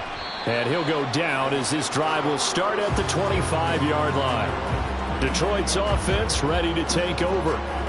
We certainly had a sense coming in here that these guys were in for a tough one on the road. That has been how this ball game has played out. They trail big as we continue on now here in this 4th quarter. And Oliver able to record his 5th sack of the season. Guys with his talent in the pocket aren't supposed to be getting hit like this, and you know an intense conversation with the offensive line is going to occur after this one. Might not be from him, but the offensive line coach will have plenty to say about this game.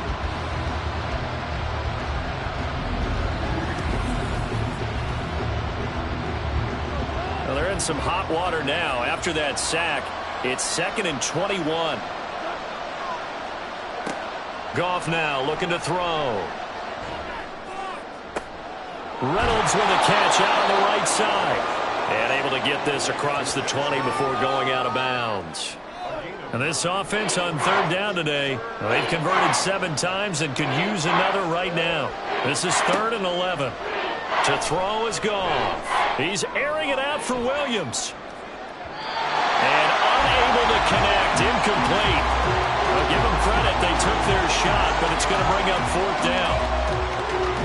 That's coverage you'd expect to see in a tie game late. Not in a lopsided game like this. They are not letting up. Desperation time for Goff on 4th. And he's brought down. Can't do anything with a football. It's a sack and a turnover on downs. The Lions turned away on 4th down. And boy, possession here turns over with a football already being in the red zone.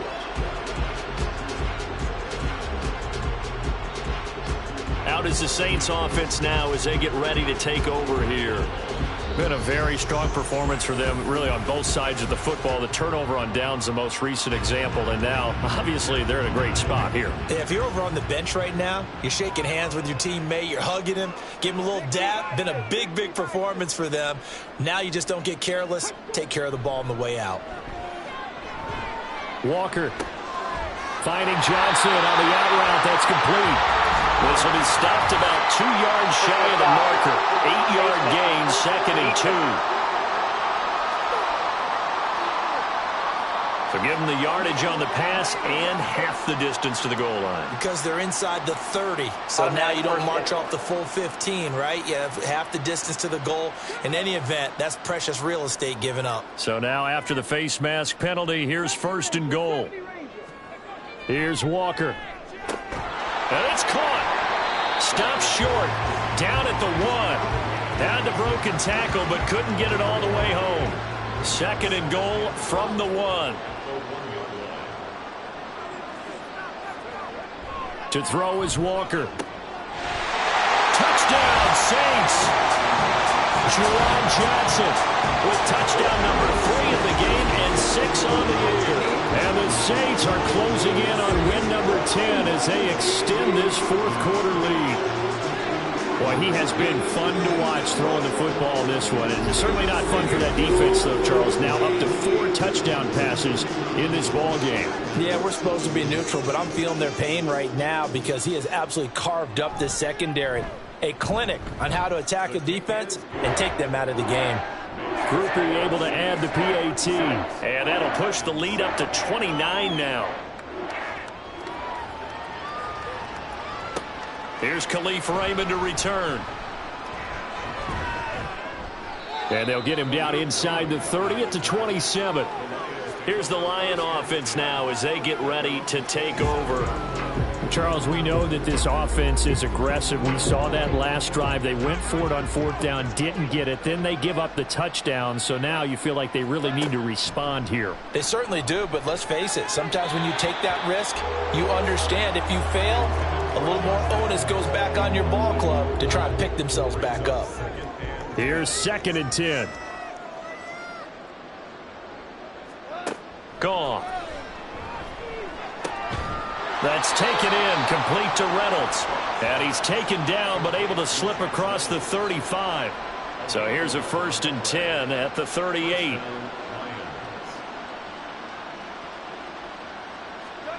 Goff now to throw. Oh, he dropped it. And that's pretty indicative of the way this one's gone. They work again from the 38 on 2nd and 10. Goff. Over the middle and taken in by Laporta. 9 yards, not quite enough, and they'll be left now with 3rd and 1.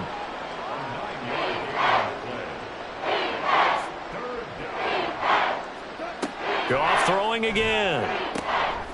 St. Brown making the catch on the out route. And they went the wrong way there. Losing yardage back at the 43-yard line. It'll be a loss of 4 yards on the play. And that's going to make it 4th down. Boy, how good has this defense been seemingly all game long? I really think right from the first snap, I think you're really onto something there. In this passing game, it just can't get off the ground. And that play, it wound up losing yardage. And he's brought down. Can't do anything with a football. It's a sack and a turnover on downs. The Lions turned away on 4th down. And the Saints are going to get it back and in great shape. Well, they've clearly made a conscious decision here to be more aggressive in the late stages of this game here in the second half. And I get it. In this situation, if you want to be aggressive out in your midfield, you feel good about your defense maybe, or just, hey, I thought I had a proper play call. But how about the guys that just stopped them? How good do they feel right now? Hey, you want to go for it here? We shut you down. They're over on the bench right now feeling great. A man who's been busy this afternoon, it's Kamara again. And they eventually get to him at the 17 after a pickup of 17 into the red zone, 1st down. Well, that's a carry they have to be satisfied with. And throughout this game, they've been satisfied with what he's given them. Whenever they've needed a big run, a 1st down, he's the guy they've turned to. And it doesn't matter what the defense thinks. They feel like they've got the confidence to keep handing it to him and keep picking up good yardage. Now it's Kamara in the passing game. So the completion gets him just a yard, and it's second down. And we see another pitch and catch there to the running back. This position just continues to evolve. They've become just as critical to the passing attack as a lot of receivers, tight ends, because their ability to make people miss in the open field can really generate big plays for an offense. Throwing again on second down, but this time it's incomplete. An incomplete pass on that last play, and that means they'll need to come up with something here on third down. Walker.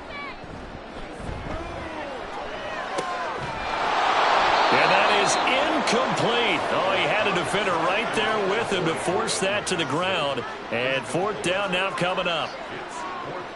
Here's Blake Groupie now for the Saints field goal. From the right hash, this from 33. And his kick is good. And that will extend their lead even further. So the drive stalls out inside the 15-yard line, but they do get 3. And I've talked with enough players nowadays that when they have these types of kicks, that no one says to their guy, hey, that's just like making an extra point, piece of cake. Because the extra point is not a piece of cake anymore. But kicking a field goal from that distance, just give him confidence and let him knock it through. And only able to get this to the 19, so probably should have opted for the touchback. Goff and this Lions offense set for a 1st and 10. At their own 19-yard line. He'll set up to throw from the gun. And just not enough on the throw there. Down around his feet and incomplete. This has obviously been a bad loss, but one of the few things they can still do is try and throw the ball all the way to the end zone and get some points on the board so they're not shut out over the final 2 quarters of this game. And up to the 35 before they're able to knock him down. 64 yards rushing for him now as he's carried it 16 times. Ball up to the 35 now as they come up on 1st and 10. Here's Goff. And the Saints pressure gets him. Brought down for a sack. It'll be a loss of 10. And it'll bring up 2nd. The one thing I do know, these guys on defense, they don't want this game to end. They're winning by multiple touchdowns. They've shut down the opposing quarterback in a big way, and they're still picking up sacks as we approach the end of this one. And the job becomes twice as difficult now. After the sack, it's 2nd and 20.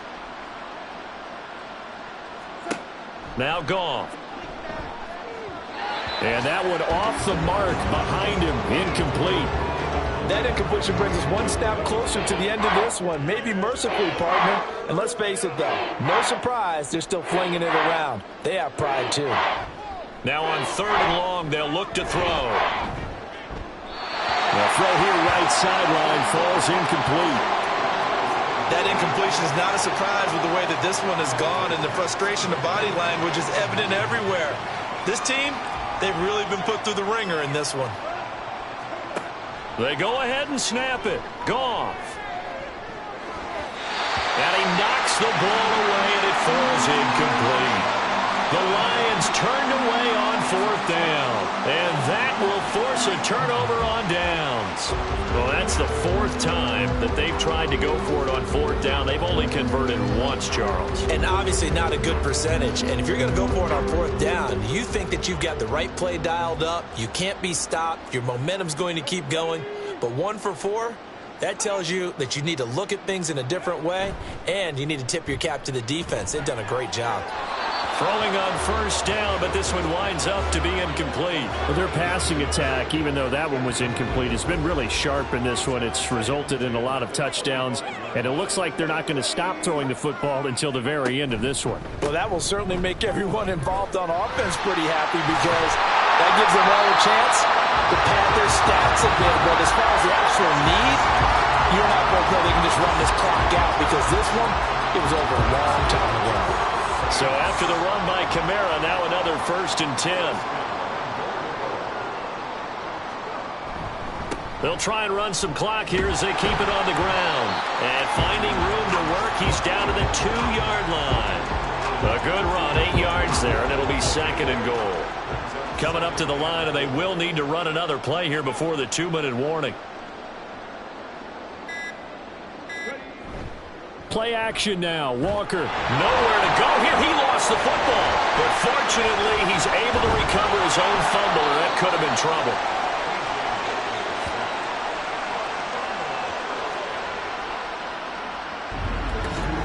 Just 2 minutes remaining here in the fourth quarter of what has been a one-sided affair. So it's Saints football as we get you reset. So crisis averted, but now facing 3rd and goal. Now Walker. And this will be caught. And the carnage continues. It's another touchdown. They seemingly just continue to score at will. And as great as it's been for the offense, you got to feel for that defense down there. And I love how you use the word will, because both teams came into the game with the will to win. But one team has obviously imposed its will on the other and broken them. Because what we're seeing right now, wow, that's a defense that's in tatters after what they faced in this ballgame. Groupie for the extra point.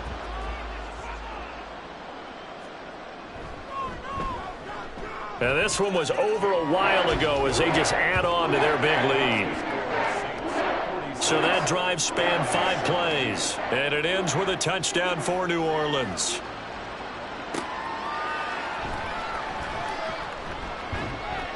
And out a little across the 25 to the 27. The Lions offense set to take over. Well, CD, it's all window dressing at this point. I mean, the best they can do is in the game with a nice drive to maybe build some momentum to move forward into their next contest. Yeah, and with how lopsided this game has been, even one score might not do a lot of cosmetic good on the scoreboard, partner, because it's just about looking forward at this point. Get a touchdown here, give yourself some positive momentum and reps to focus on and get back to practice in the next couple of days. We all know he's one of the better quarterbacks in the league, but definitely not today. His team trailed by multiple touchdowns, and a late sack, just a parting gift from the defense for him to take back to the locker room with him. Now then, after the sack, it'll be interesting to see what they have planned for 2nd and 23. Back to throw, Goff. In trouble, and the ball's out. It's in the end zone loose.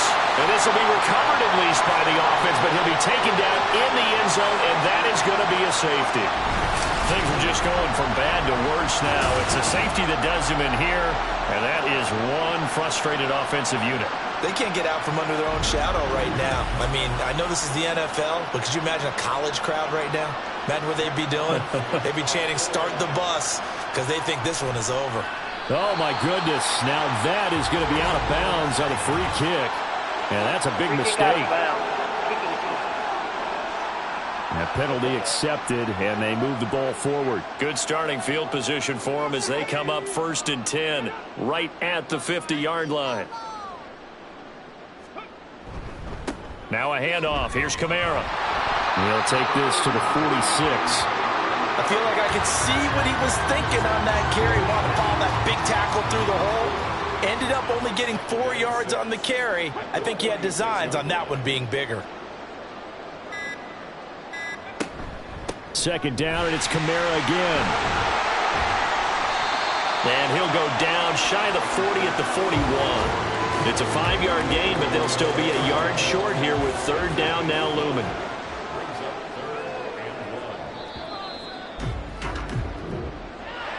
Well, fans usually love to see scoring, and there was no shortage of it today. What a dominant showing from an offense that was truly playing at an elite level in this contest. Partner, this game was over a long time ago, and you noticed they did not want to slow down anything. Absolutely a dream scenario for everyone on that offense, and they took advantage of every second. Guaranteed popcorn for everyone in their film session. So for the Saints, they continue to be one of the best teams around as they move to 10 and 2. And they'll get to stay home again next week. Meanwhile, for the Lions, not much more to say. They dropped to 1 and 11. And they'll try and turn things around next week as they have a date at Soldier Field with the Chicago Bears. And for Charles Davis and our entire crew here at EA Sports, I'm Brandon Gaudin saying so long, everybody.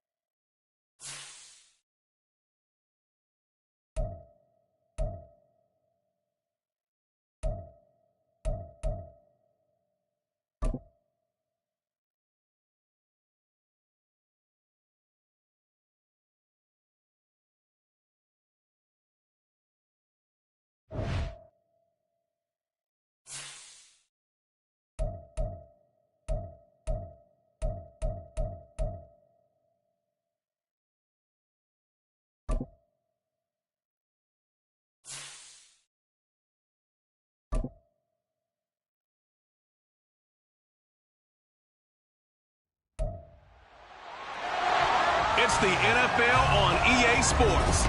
And up next, we'll see Jalen Hurts. After his last game, he's now across 3,000 yards for the season. It's the Eagles and the 49ers, and it's kicking off next on Madden NFL 24. It's the NFL on EA Sports as you take a look there at Lincoln Financial Field in Philadelphia, PA. Straight ahead is a rematch of last year's AFC Championship game, as it'll be the San Francisco 49ers taking on the Philadelphia Eagles. With Charles Davis, as always, I'm Brandon Gaudin. And Charles, you talk about storylines in this one. I think it begins and ends with our two quarterbacks, certainly two of the best in the business. And nowadays, I don't think you can get by for long periods of time without a top-flight quarterback. The way the game is played, with all the responsibility he has and how the game flows through him, if he's not on the top of his game, your team's not.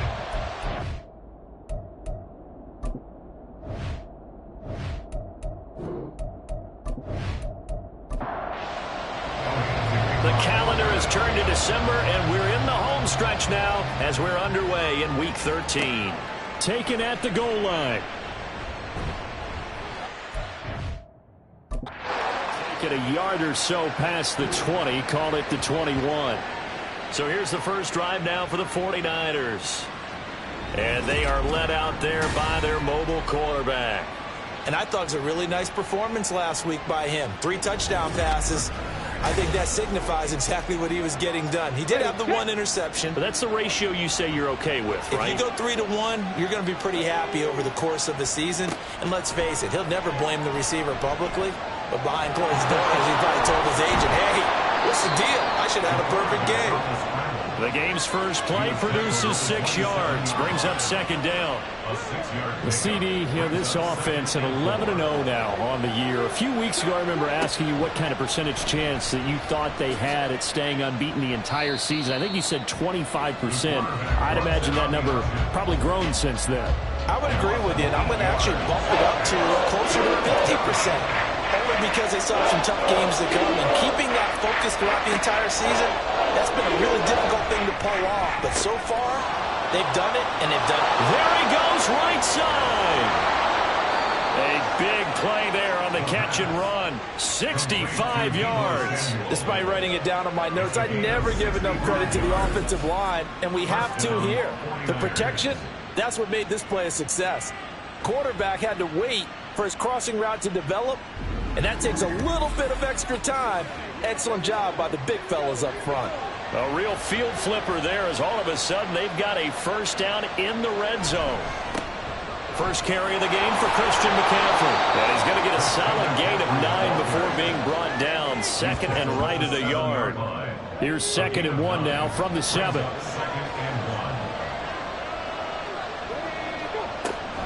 From the shotgun now, here's an inside give. And he is going to lose yardage here. He winds up giving a yard back there, and now it's 3rd and 2. I like the idea to mix it up from time to time because, let's face it, you can't be predictable. But the execution was a little lacking on this one, right? They might want to go back to the drawing board with that call. Touchdown 49ers! Deebo Samuel with touchdown number 8 on the year. And the Niners get the upper hand as they're on the board first here this afternoon. Well, these guys scored touchdown after touchdown in that win a week ago. So how do they come out this week? Same way. They've got that momentum going, a touchdown on the opening drive. I think it's safe to say that they're in a groove, isn't it? I mean, a lot of times we've seen where teams have scored a ton of points the week before. The very next week struggle to score almost as if they used it all up. Not in this case. This group appears locked in. We're going to have to make some adjustments if you're on the other side of that football. Moody good with the extra point. And it's now a 7-0 game. Here is Wisnowski to boot it away following the touchdown.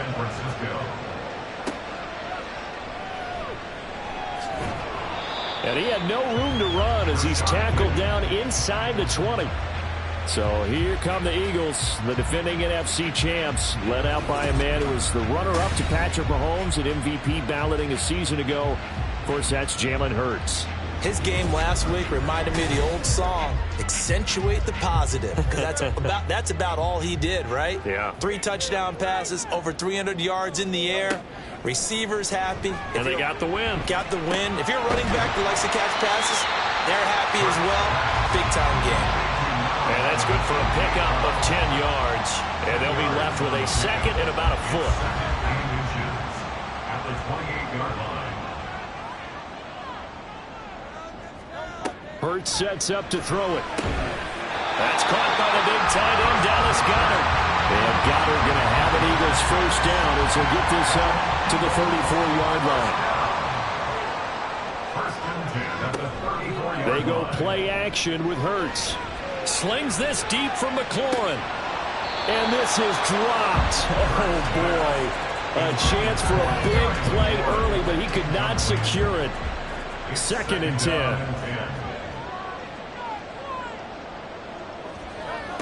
Here's Hurts to throw.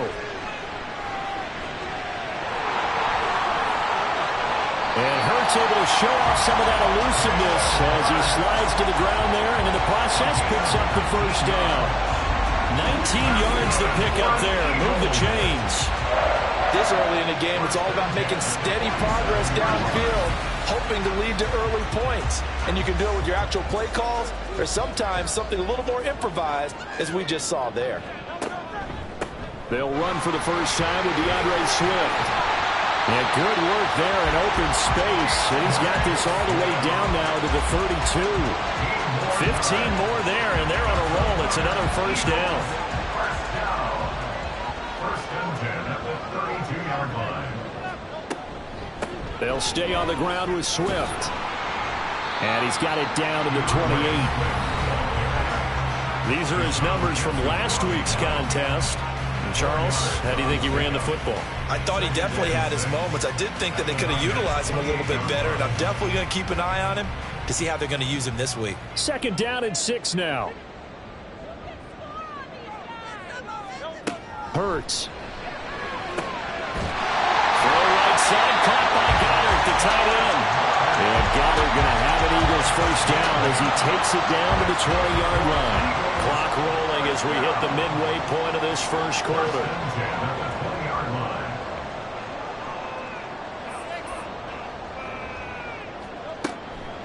On first and 10, it's Swift. Fred Warner, the all-pro linebacker, there on the stop. Can we just take that run and turn it into a kind of a clip and save? Because that tells you everything you need to know about this drive. They've been moving the ball awfully well. They try to throw on second down, but this one is incomplete. It's been a good opening drive offensively thus far, but you know they don't want to waste it and settle for a field goal attempt after that incompletion. So this is a big play coming up here on third down.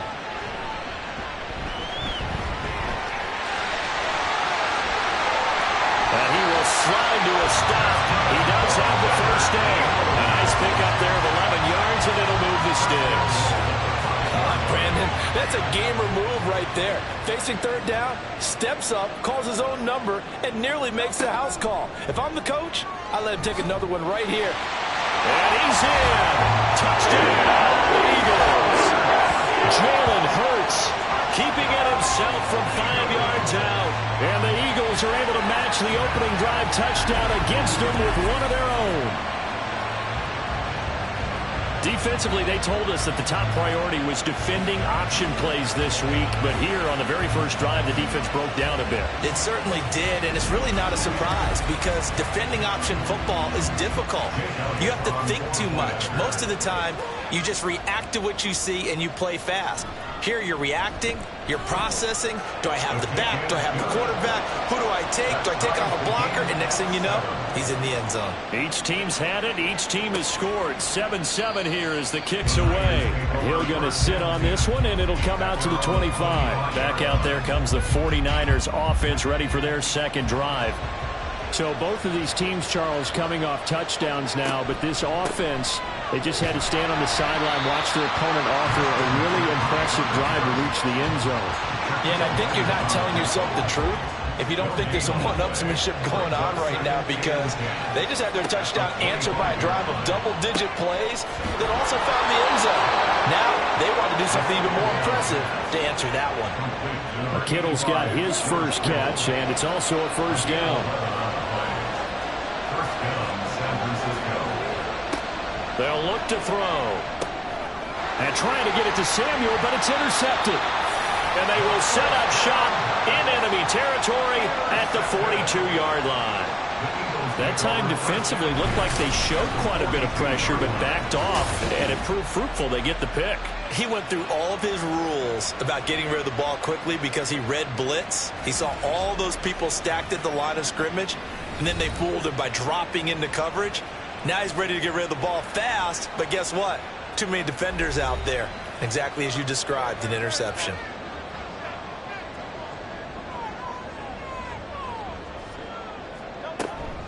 Play action. Here's Hurts. Flush to his right. He'll get just a yard on the scramble and second down. That's an early scramble that can be viewed positively by either side. From the offensive point of view, it begins to establish him as a possibility to keep it on certain plays. And defensively, they avoided giving up a huge play in one of their first tests in containing a quarterback. Touchdown, Eagles! Dallas Goedert, 41 yards, and the Eagles have taken the lead. For a big tight end, he can sure move like a slot receiver when he gets a head of steam going. And as a defensive back, you've got a big decision to make when he's moving like that. Elliott on for the extra point.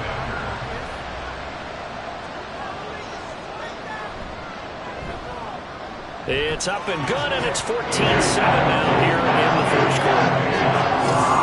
The long touchdown pass gets him 6 on a very, very tiny two-play drive that time. Now after the touchdown, here's Elliott on to kick it away. This taken in at the goal line. Oh, a dangerous return man showing it here. And pretty good field position here. He's out of bounds right at the 35. Ball up to the 35 now as they come up on 1st and 10. Trying to shake off the interception from the last drive. He'll look to throw. Now the result here, a pickup of 8. Leaves him with 2 to go on second down. Pretty darn good, as you see right there on your screen. I'll echo that. Darn good. 2 touchdowns, right? And the ability to be in sync with each other, right? To understand that he's going to be where the quarterback expects him to be when the ball's thrown. And he is going to lose yardage here. He'll lose a yard on the play, so now they need 3 yards on 3rd down.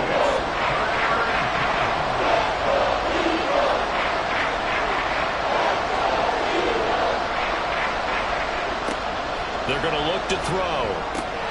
And unable to connect. If he had caught it, it would have been a first down. Instead, it's 4th. That was a classic example of trying to run with the ball without securing the catch. He was thinking about those rack yards instead of making the catch first and then taking off. Wisnowski on to punt as he sends this one away. Now Brown. 43 yards on the punt, 7-yard return, and the Eagles will have it taking over 1st and 10. Eagles offense back out getting set for this next drive. And right now they're saying, hey, let's keep this going. 2 drives, 2 touchdowns. Yeah, can't ask for a better start than that, can you? I mean, this is the way you practice it. This is the way you rehearse it. But right now, the play calling, they're locked in really well. And he's brought down at the 24 after a gain of 4. They'll come up 2nd and 6 now from the 24. They run out of the gun with Swift. And they'll take him down at the 31-yard line. 7 yards there and a first down. The Eagles hit 9-2 to start play. Now, they were winners their last time out, so they'll be looking to make it 2 in a row. And so much about football, partner, comes down to mindset. Being in the right frame of mind, and the best way to get in that good frame of mind, winning. So they come in feeling good. They got the home crowd behind them. That nigga going to be tough to beat in this one. Credit him with a 1-yard gain there to make it 2nd and 9. Throwing is Hurts. Over the middle, and it's incomplete. You look at this Niner defense. They were terrific a week ago in the win over Seattle. And what I saw on film was nearly an unstoppable pass rush. They had 5 sacks last week, plenty of hurries. So now do you just max protect on offense, keep everyone in, and run 1 or 2 receiver routes to make sure your quarterback stays up? We'll soon find out. And now the 3rd down throw incomplete as well. Against a team coming off a win just as your team did the previous week, you talk about being physical all game long. Sometimes being physical is just being on the spot and helping force the incompletion. Now Hill to return it. It'll be a 41-yard punt, give him 5 on the return. And the Niners will go on offense, 1st and 10. San Francisco set to go on offense once more. Defense got the better of them last series, forcing a punt. See if they make a few changes in the game plan here. And he's free going down the left side. It's a foot race. And all the way down to the 17-yard line. A big play there from McCaffrey. 53 yards. Through 1 quarter, 14-7 our score. The 49ers with the football here to begin the 2nd quarter. A real field flipper there as all of a sudden they've got a first down in the red zone. Now back to throw. And it's knocked away and incomplete. Well, that's a perfect example of how he was named NFC Defensive Player of the Week from last week's game. He is just all around the football right now, isn't he? That he is, and it's funny because I talked with the coaching staff about drills that they do in practice, and one of them is called matching hands. And as soon as that hand is watched by the quarterback, you throw up the opposite hand and match that hand with the QB, and oftentimes you're able to knock it away as we just saw there. He'll drop to throw. Again to the big tight end, George Kittle. And the 49ers are going to have 1st and goal as they try to finish off this drive with 6 points. And in a lot of ways, that catch is expected. Red zone presence, and that one was realized there. You've got to find your tight end in that situation. Got his tight end. That's complete. That's Howard. He'll get only 2 there, and it's 2nd and goal. Not a big window to throw. Coverage wasn't too bad there. Yeah, they had him under wraps pretty well, but somehow able to muscle his way open and catch the ball. Again, McCaffrey. And once again, this defense very stout. They stop it for no gain for the 2nd straight play.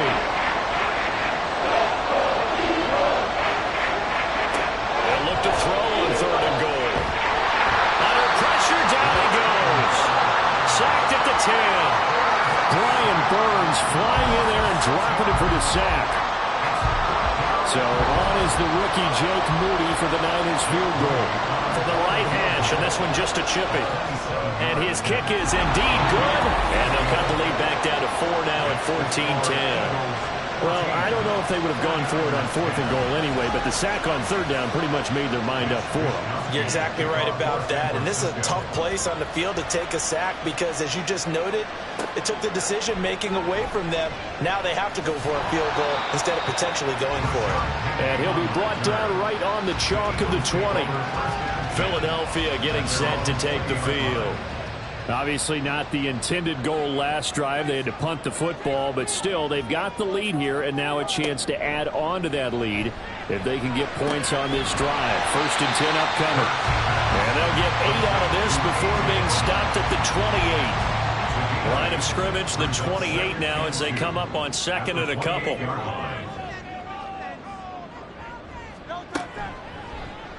Hurts going to keep it running right. And now off to the races, down the right side. And finally they get him to the ground, but it's all the way down at the Niners' 38-yard line. It's a gain of 34. So how about that for a chain mover? They're all the way down inside the 40 now for 1st and 10.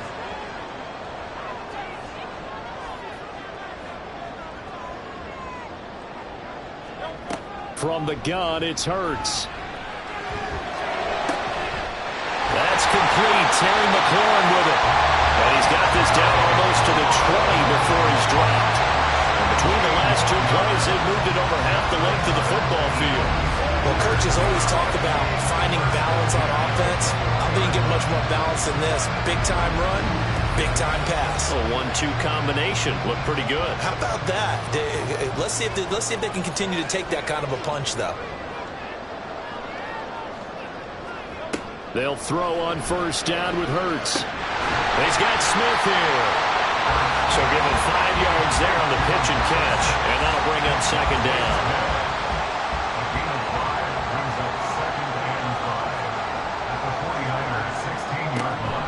From the gun, here's Swift. They stopped after only a yard, taking it down to the 14. Just not a whole lot of room to operate there on that carry.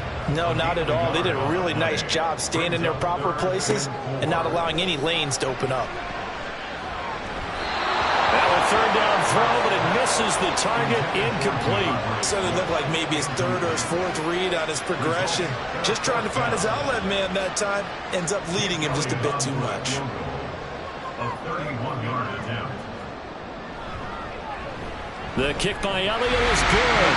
And that moves him up by a touchdown now at 17-10. So a nice kick there as they add 3 to the lead. And from what I've seen so far, Brandon, I think they've been the better of the 2 teams here in the 1st half. So even though you want the touchdown, I think that's a nice job there to put 3 points on the board. Hill is going to take it out of the end zone. And it's a pretty good return here as he'll get this up to the 29.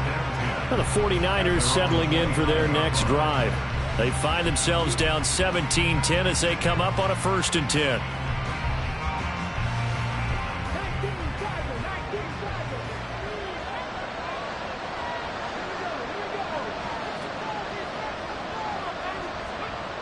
They'll try and start this drive in the air. Incomplete, but a penalty flag is down in the backfield. Let's get the call.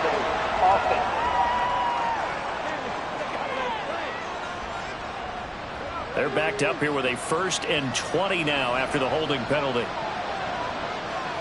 From the shotgun, he'll look to throw. That's complete. It's Brandon Ayuk.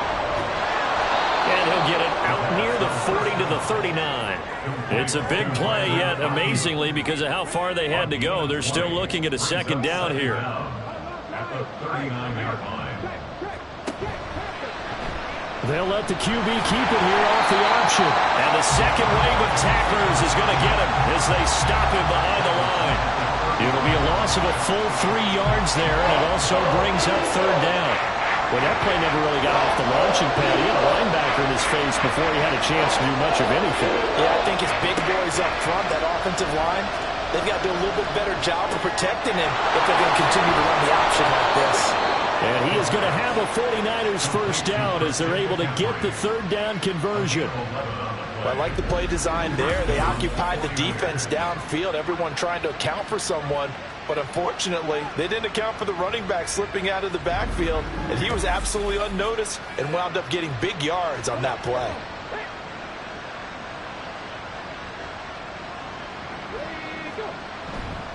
On 1st down, this is McCaffrey. And across the midfield stripe into Eagle territory. 67 yards rushing for him so far in this one as he nears 1,400 for the year.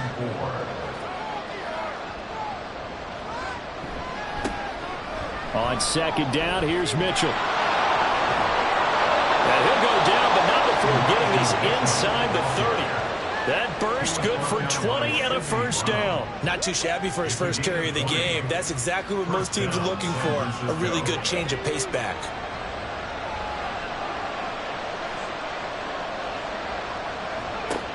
They'll look to throw now on first down.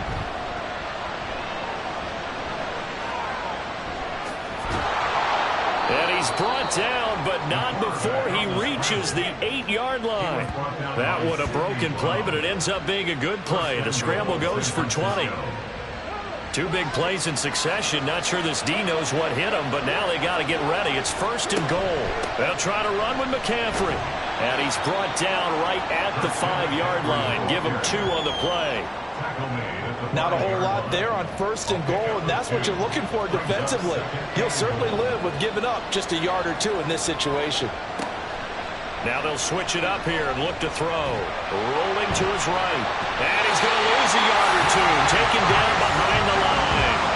Well, the pass rush has been a real strength of late. They know to get after the quarterback. Absolutely. 4 sacks last week. That's their first one here. Anything in particular you've seen from them or on film? I think that they're winning athletically up front, winning those one-on-one battles, but also when the offensive line wants to keep everyone in and match. That is caught by the tight end, Kittle. Touchdown, 49ers. It's a 6-yard touchdown pass, and the 49ers are within an extra point of tying up this ball game.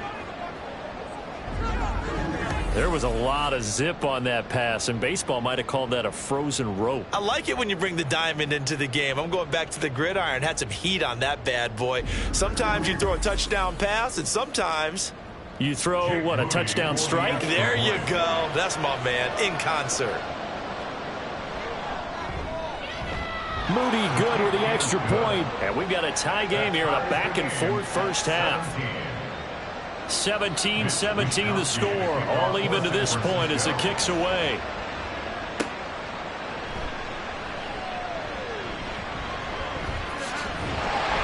And a good effort on the return there. Gets him across the 30, up to the 33. Here's the Philadelphia offensive unit now as they head out to take over possession.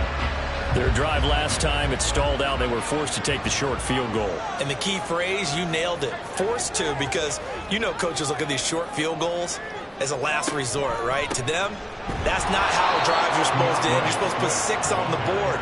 That's a consolation prize. Like going to the county fair, you don't get the big stuffed animal on that one, do you? No, you don't go top shelf. That's bottom shelf material. So the opening play of the drive goes backwards. Now they'll come up on 2nd and 12. Back to throw here. And that is incomplete. I think he's a little trigger happy right there, and it turned into an ill-advised throw into their zone. Well, we know he has confidence. He'll throw it any place, anytime, anywhere. That time it fell incomplete. On 3rd down, he'll drop to throw. That is caught. And he is going to have an Eagles first down as they're able to get the 3rd down conversion. They'll drop to throw. And down he goes. The 49ers get there. The Eagles hustling to the line, clock rolling. Loss of 6 brings up 2nd and 16 at the 43-yard line.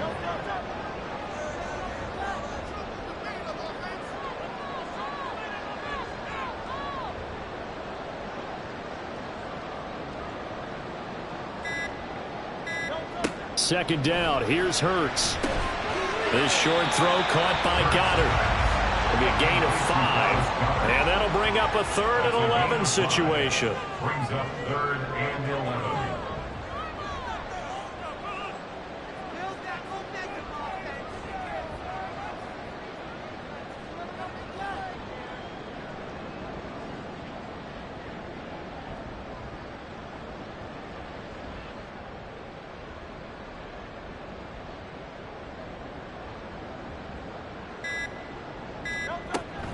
Off the play fake. Here's Hurts. And they'll bring him down right at midfield, and he is well short of the first down. He opted to go with a scramble, gets 2 yards, and now it's 4th. So nothing separating these two teams as we head to the break all square. As we'll send you down the coast now to Orlando, that's where we find Jonathan Coachman, ready with our EA Sports Halftime Report. Coach. All right, Brandon, thanks very much. Things definitely getting interesting around the NFL as we begin the month of December. So let's get right to it. We'll get started out in Texas, NRG Stadium in Houston. And it's the Broncos who have the lead in the second quarter. Marvin Mims, a touchdown reception. Next, we head off to check out another game. And they fall in that one to the visiting Indianapolis Colts. Jordan Love leading the way in the victory with 3 touchdown passes. Lastly, we head to Southern California to check on the Rams at home at SoFi Stadium. And for the moment, they trail the visiting Browns in that one. Darrell Henderson with a touchdown run. We thought this one would be a close battle coming in, and we have not been disappointed. They're all even to this point. This has the feeling of a game that could go right down to the wire. One mistake or one big play could turn out to be the difference. Okay, Coach, adjustments likely going to play a big role in this third quarter in what's been a tight contest so far. And ready to get the party started for the second half. It was an even first half, all tied on the scoreboard. And he'll take it up past the 25 to the 26-yard line. The Eagles ready to go on offense to begin quarter number 3. This offense ready for the first drive of the third quarter. Well, quarters number 1 and 2 entertaining. We saw some good offense points put up, Charles, and all tied on the scoreboard. And it sets us up for what could be a really fun second half because we've seen both sides score almost at will here in the first half. And now, here in the second half, getting the ball first, you've got to think, hey, we can go out and really run our offense the way we did in the first half. But if I'm a defensive player, all I'm thinking is, can I make a play to really help out my team and break this streak of offense? On second down, here's a keeper by the QB. And maybe the wrong read there as he's going to go down immediately. They'll wind up losing 3. And now it's third down. Hurts sets up to throw it. Able to find the open man. That's complete. And he is going to have an Eagles first down as they're able to get the third down conversion.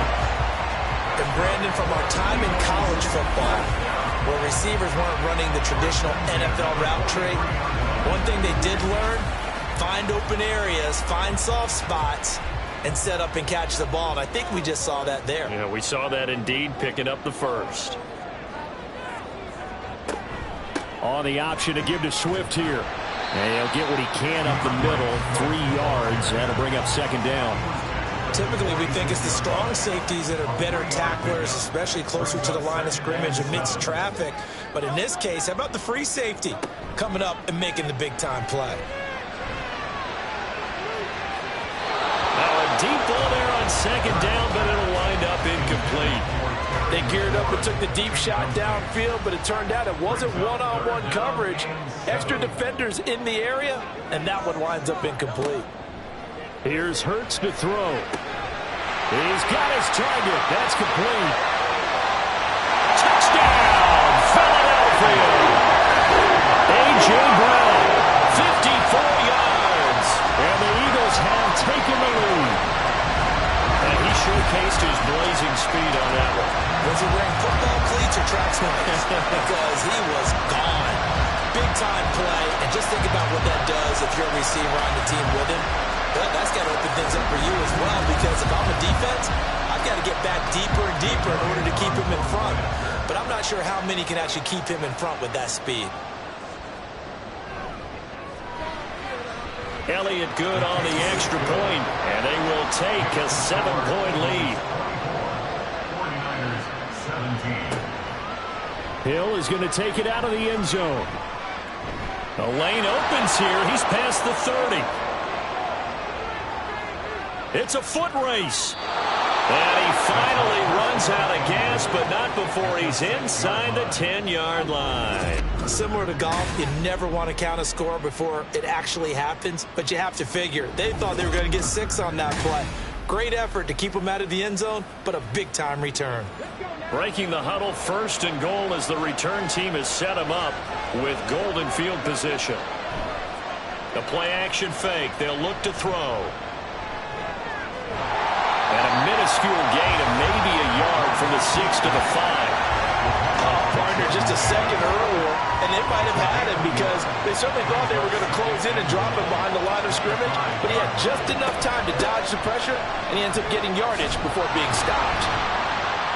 And not a whole lot there. He does get a couple, taking it from the 5 down to the 3. I have to laugh a little bit because he actually handed it off. I thought with the 2 touchdown passes he's thrown in this one already, he'd go ahead and fling and try and get a third one. Yeah, not from this spot on 3rd down. I think he's probably throwing here. Yeah, I don't think there's any question about it.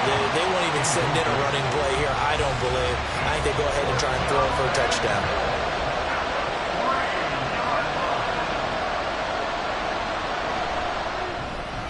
And his kick is good.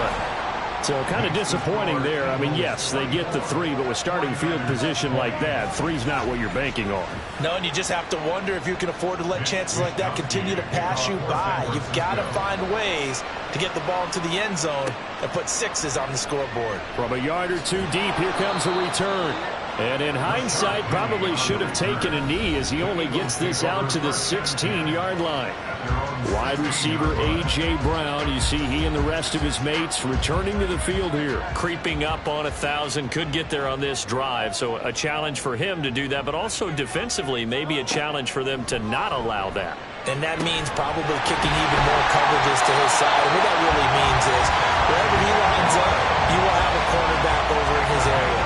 Now instead of blitzing your linebacker, drop him into coverage. Instead of the safety dropping into regular coverage, that safety moves into that area to try and discourage a quarterback from going to him. That means everyone else trying for Brown, and it's intercepted. Picked up by Charvarius Ward. And they will finally get him, but not until he's all the way down inside the 15-yard line. Before we came up to the booth, last thing he said as we were walking off the field, want to play mistake-free football. Well, that just went out the window there with a pick. Andy, do you remember what you said to me when we were walking up to the booth after he said that? You're like, oh, fatal last words. Every time we hear that, things tend to fall apart a little bit, and that's what we saw there. Didn't get enough on that throw, and it turned into an interception. From down at the 12, it's 1st and 10.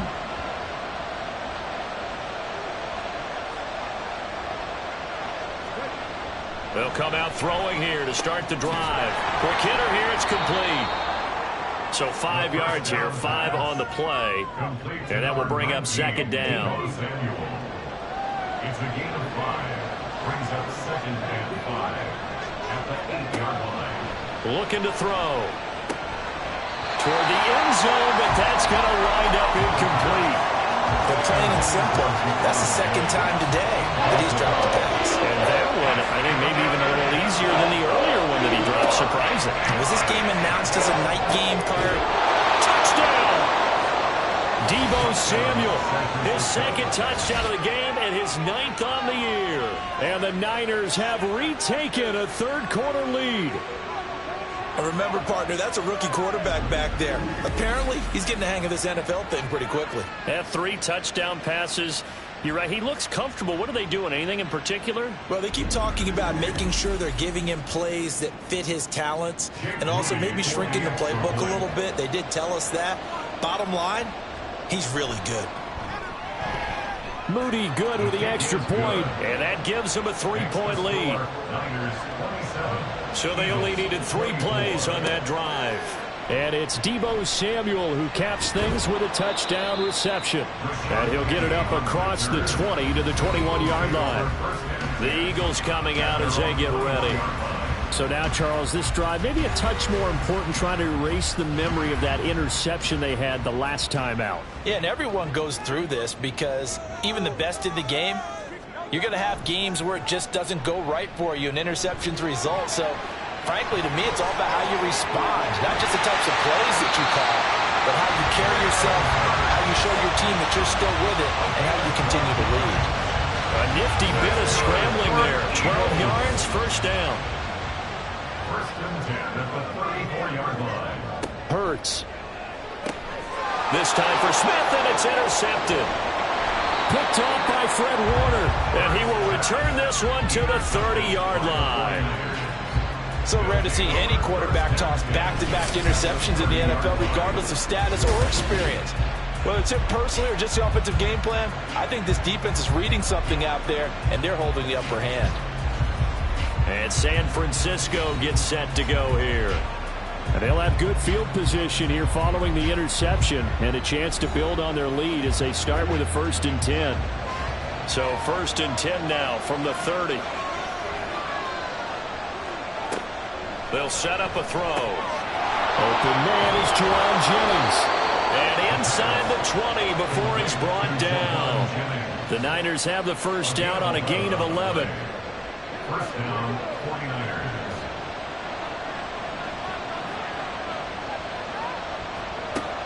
They're going to look to throw. And he's got it. And the Niners are looking at 1st and goal as he's tackled all the way down at the 2-yard line. And remember, this drive started off following the turnover, and they've taken no time working their way down the short field. A nice connection there, and now they're looking at a 1st and goal. McCaffrey trying to get to the goal line, but he's going to be stopped just short at the 1. Defensively, a solid response after giving up back-to-back 1st downs. He'll try again. And good work there defensively as they're able to keep him out of the end zone. That'll be a loss of a yard, and it leads to a 3rd down. I'll tell you what, this defense hasn't played its best, but it's still right in this football game. If they keep making plays just like that, they're going to give their offense a chance. McCaffrey. And they'll be driven back here, losing yardage to the 9. The tally there, -8 yards. Leads to 4th down as well. Okay, so you just took the big loss. Now what are you doing on 4th down? Well, we have a change of plans now is what we have, because I think they were looking at the play sheet, trying to dial something up to go for it on 4th down. But after that loss, that goes right out the window. Now you have to kick the field goal and hope to come back down the next time and score. And this one is right through. And that will double their lead as it's up to 6. So they got the turnover, started with great field position, but in the end, the defense able to hold firm, and they only get 3 out of it. And I like what you said right there. That defense able to hold firm, backed up into the shadow of their own end zone. Goalpost right behind them. They had to make sure they didn't give up the 6. And, boy, they came through in a big way. To them, even though they gave up 3, that's a win for their side. Here comes Eagle offense now as they get set to take over here. And they've sort of lost their way, partner. How do they recalibrate and get this proverbial train back on track? Well, this is where leadership really comes into play. How's the head coach handling it? The offensive coordinator? Sometimes they just make a joke. All right, guys, had your fun? All right. Throw it out the window. Yeah, let's get back on track here. And sometimes that'll work just fine. I guess it's time now to lean on that leadership. On 1st down, Hurts airing it out deep for Smith. Oh, and that is incomplete. And those two just have been in sync thus far. They've done a nice job against him, but still, with his talent, you would expect them to have more completions to him in this game. 2nd down, here's Jalen Hurts. And that falls to the ground, incomplete. A nice job of bodying him up defensively. And now it brings up 3rd down. 3rd down and 10 yards to go. Throwing is Hurts. Towards the end zone for Brown.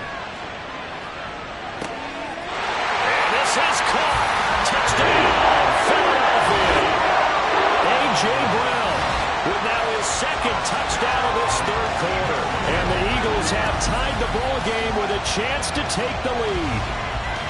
I know Paul Revere talked about by land or by sea, right? You know, 1 by land, 2 by sea. He didn't mention air because right now we're seeing a big-time performance, aren't we? That's 2 touchdowns so far in this game. Where'd you pull that one from? And, you know, every now and then I actually listened in history class. And you're just a scholar all the way around. You're reading all the time. I like that you fit that into the broadcast. You know, I just grab a nugget when I can. Elliott good with a PAT, and that will put them on top here in the 3rd. And he'll be stopped up at the 25. San Francisco's offense returns to the field. And last time they got 3 points, but it was a chip shot field goal. And when you go to the sideline after a chip shot field goal, maybe the offense not too happy. It's a balancing act, isn't it? Because you're exactly right. They're none too pleased that they didn't punch it in for 6 points. But they also have to remember they did put points on the board. 3 points is 3 points. And in this league, you take points when you can get them. Not easily done. A third quarter now, a 1-point game as they line up 2nd and 10.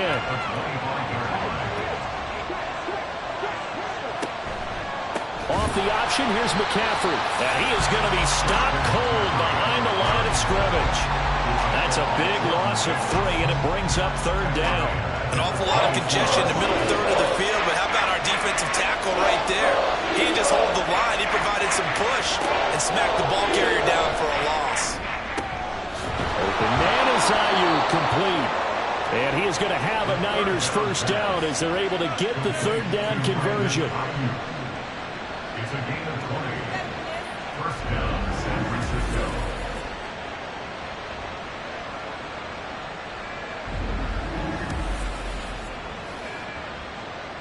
You can just kind of sense the momentum turning here. It's 1st and 10. A give running left, it's McCaffrey. And just no chance of turning the corner. He can only get back to the line of scrimmage. 2nd and 10 coming up.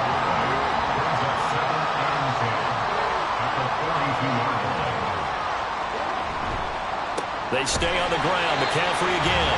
And this time he's going backwards. So after the no gain on the last attempt, here they get him behind the line.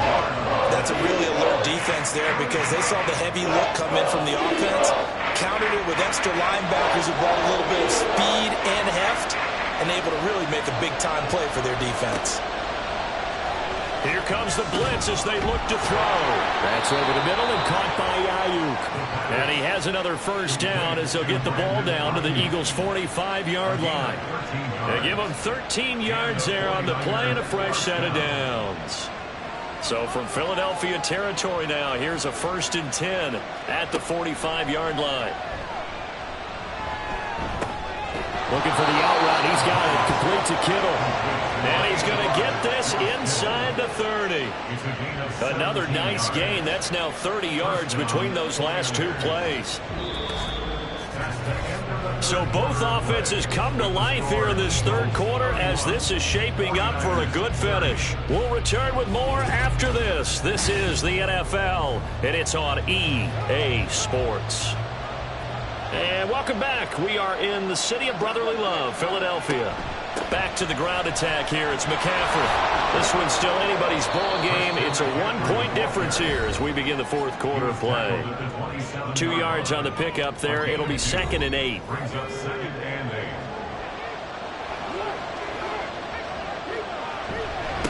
Up the gut, McCaffrey. And he'll take this down just shy of the 25-yard line. Now 3rd down is looming. A pickup of 2 on 1st down and just 1 yard there. Off the play fake, he'll look to throw. That quick throw there is incomplete. So 2 third down conversions on this drive, but not able to get a 3rd, and now they deal with 4th down. So the field goal unit is on the field as this is a big spot right here. This for a 4th quarter lead. And his kick here is good. And they have taken the lead here in the 4th quarter. So the drive here ends with a field goal. It does give them the lead, but this one's still certainly a long ways from over. It definitely puts a lot of pressure on your defense to hold the lead, right? They're happy to have it and happy to be out there trying to do so. But I know as a former player, in the back of their mind, they're thinking, why don't you score the touchdown and seal this thing? And he'll get it up just past the 20 as his guys will go to work at the 21-yard line. Hurts and the Eagles come up here 1st and 10 at their own 21. They'll start on the ground with Swift. And he stopped right at the 25 after a gain of 5. Another good run there for a guy who, remember, on Wednesday was named NFC Offensive Player of the Week for what he did a week ago. Yeah, and you know it takes some solid runs and some extra special ones in order to win that type of an award. I think he's locked in and wants to get it done a second time. And this is dropped. Oh, it's incomplete. He had a big gainer in his sights, but he could not reel it in. The Eagles on third down. They've had good success, 5 for 8 to this point. This will be 3rd and 5. And oh, he's just going to be short here, barely. Maybe by a half a foot. It'll be 4th and inches. That looked great when he first took off because in my mind, there was room to run and he had the marker in his sight. But I certainly didn't expect him to close so quickly, and neither did he. They got to him just in time, and now that forced him to make a decision with this 4th down call. On is the punter man as he boots this one away. Watch out for Hill on the return. They call that a punt of 38 yards officially. And it will be 1st and 10 as they take over. The 49ers getting set to trot out there. Their defense got the stop, forced the punt, and now you really start to monitor the clock as they nurse this slim lead. Good starting field position for the 49ers as they have it 1st and 10 at their 36-yard line. That ball caught. Brandon Ayuk. And he gets us to the other side of midfield across the 45 before going out. Great way to start the drive. 20 big ones and a 1st down.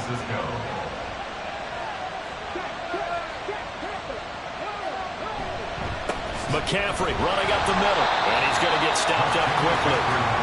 Give him a yard down to the 43. From the 43, here's 2nd and 9. At the Eagles' 43-yard line. They'll look to throw here. Got a man right side. It's McCaffrey. And he'll get it inside the 40 to the 39. 4 yards the gain, and it'll bring up a 3rd down.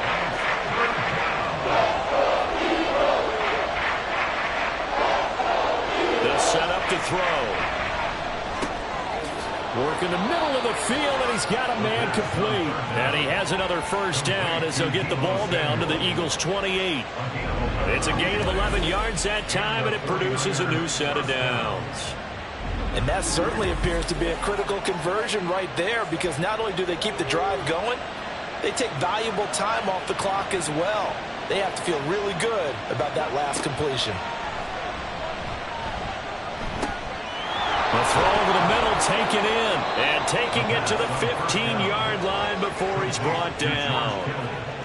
Another nice gain, 13 yards that time, and another 1st down. They'll stick with the passing game as he looks to throw. He'll be hit and taken down at the 21. Hassan Reddick, he's the one to get him, and that is sack number 7 for him on the year. If nothing else, they've already taken a couple minutes off the clock here already as they come up 2nd down.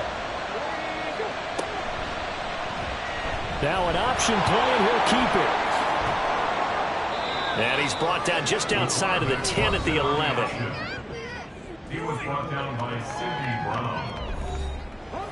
So it's 3rd and 6, and this will be the 8th play of the drive. Back to throw here. To the end zone, but it's incomplete. As a corner, you have to be able to run with guys step for step downfield in man coverage and make up ground quickly in zone. You have to put yourself in position to make plays, just like that one we saw there. And his kick is right there. It's good, and that will push the lead up to 5. So it's another field goal here. He may need to ice his leg after this one. That's now 5 field goals converted in this game alone. Yeah, get the trainer. They're going to need this guy, and they've needed every single one of the field goals he's made, too. If they're going to get out of here with a win, I say he gets a game ball. There he goes, left side. And it'll end there as he goes out of bounds, but a heck of a return all the way inside the opposite 40. And when you're facing a deficit on the scoreboard, you're just looking for something to get you right back into the game, and that's the spark that they were looking for. They got it with that big return. Eagles offense, and A.J. Brown headed back out there. Seems like the measuring stick for a receiver for a great game is 100 yards. Well, he's well past that now. And as we analyze how he's getting it, that's what really becomes fun because, let's face it, they keep sending coverage at him, keep trying to put the pressure on, yet he finds ways downfield and finds openings. That's a really crafty receiver. First play of the drive goes the wrong way. Here's 2nd and 12. He'll look to throw. This to McLaurin out on the left side. So the completion results there in 9 yards. And that'll bring us to a 3rd and 4.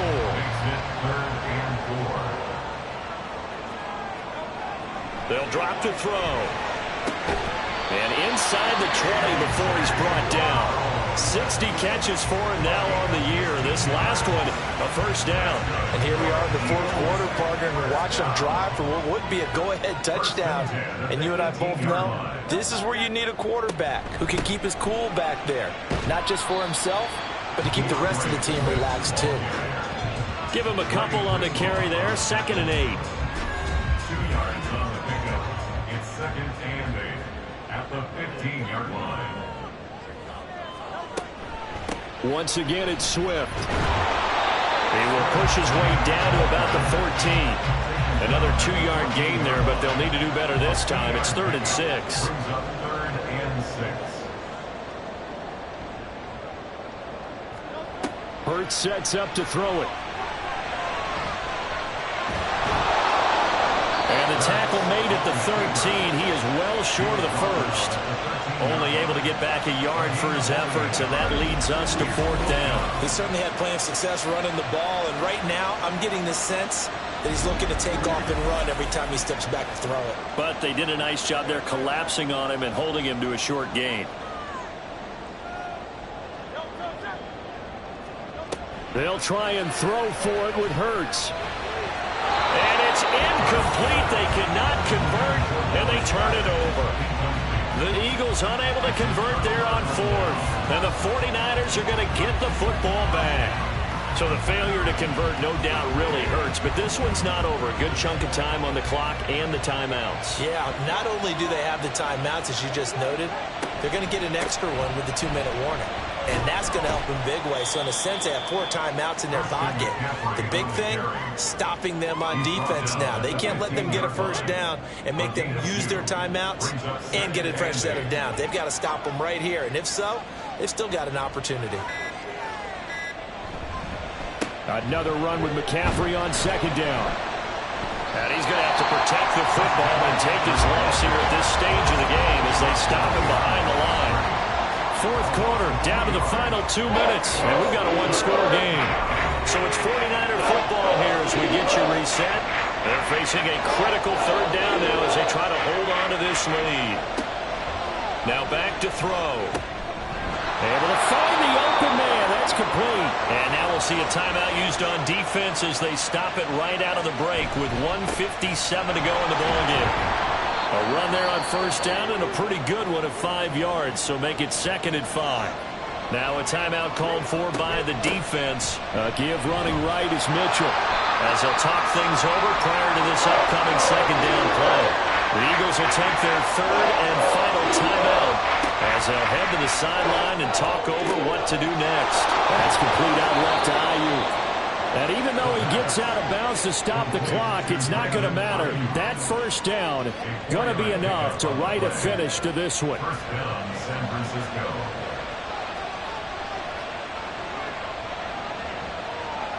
And they'll indeed take a knee.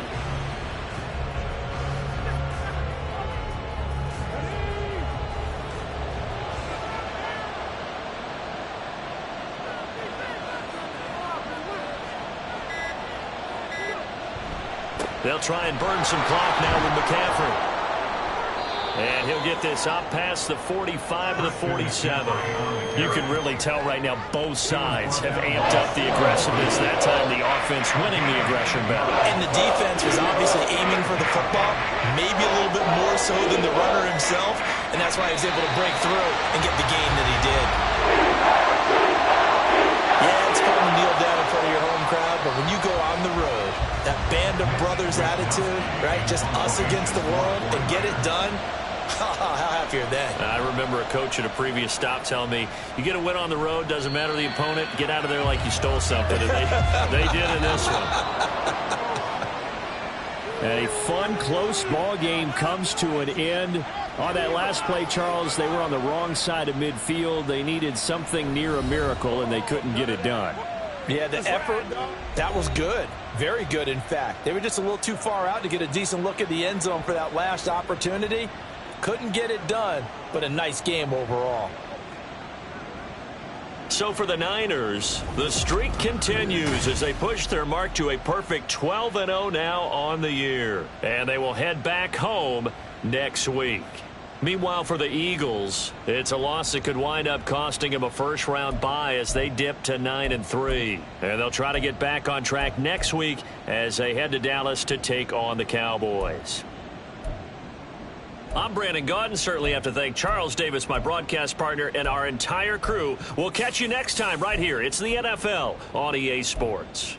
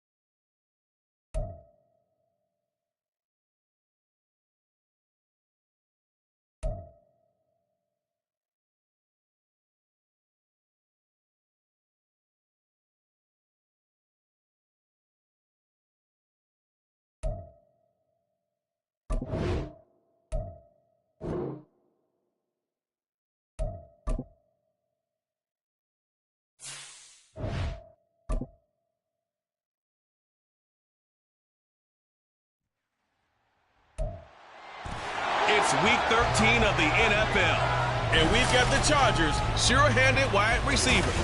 He comes into this one 5th in the NFL in touchdown receptions. It's the Chargers and the Pats. All that and more coming up next.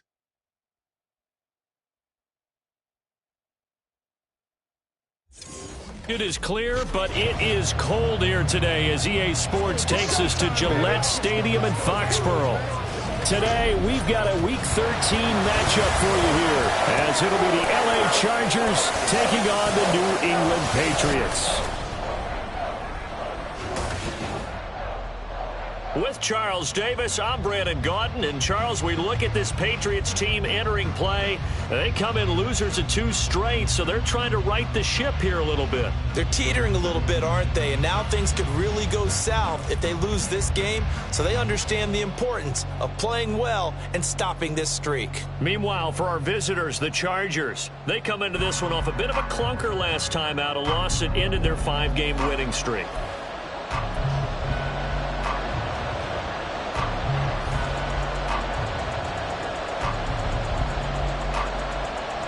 The calendar has turned to December, and we're in the home stretch now as we're underway in Week 13. And a decent return out to the 27-yard line. So here's the Charger offense making their way out. And a look at a guy, definitely got a little razzle-dazzle to him. Can do it with his arm or his legs. Their mobile QB. And he's had a great season so far throwing the football. Very likely could go over 4,000 yards with a good performance here. And even in an age of passing first, that is no small accomplishment.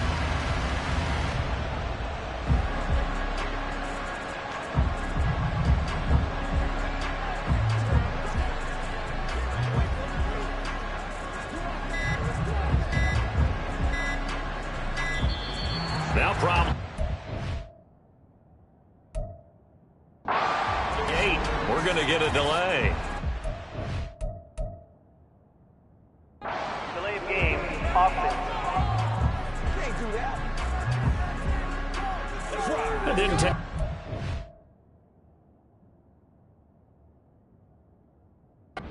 First penalty of the game, did it? We always talk about everyone wanting to get into the game in a hurry. The officials did as well.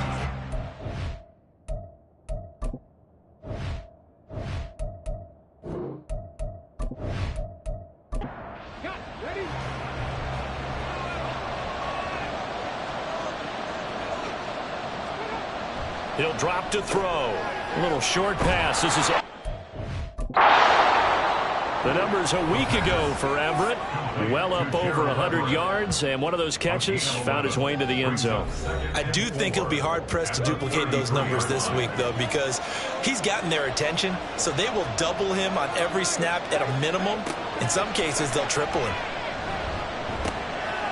Now this one over the middle into the hands of his tight end, complete. And he'll be tackled right on the chalk at the 45. Back-to-back good plays have him on the move on first down. They'll run for the first time with Austin Eckler.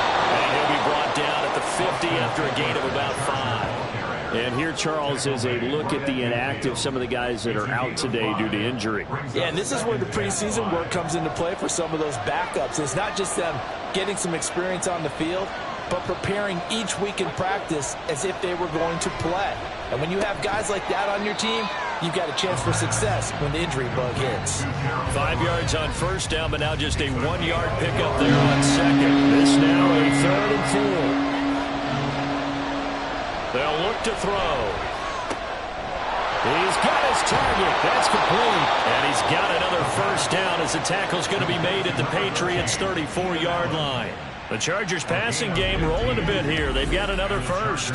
They clearly wanted to come out, Charles, and be aggressive throwing the football, and they've been pretty efficient along with that aggressiveness. He's now 4 of 4 on this opening drive. Yeah, and that's led to a fresh set of downs. I like what he's doing back there. You can tell he's at ease, feels good about what he's doing. I think if I'm the play caller, I'm reading that, and I'm continuing to let him throw the football. Now here's a throw right side, taken in by his tight end. Give him a gain of 5 on the completion, and it's second down. Gain of 5 brings up 2nd and 5 at the Patriots' 29-yard line. They'll look to throw again. And this throw incomplete. And the defender all over him that time, and it's going to lead to third down.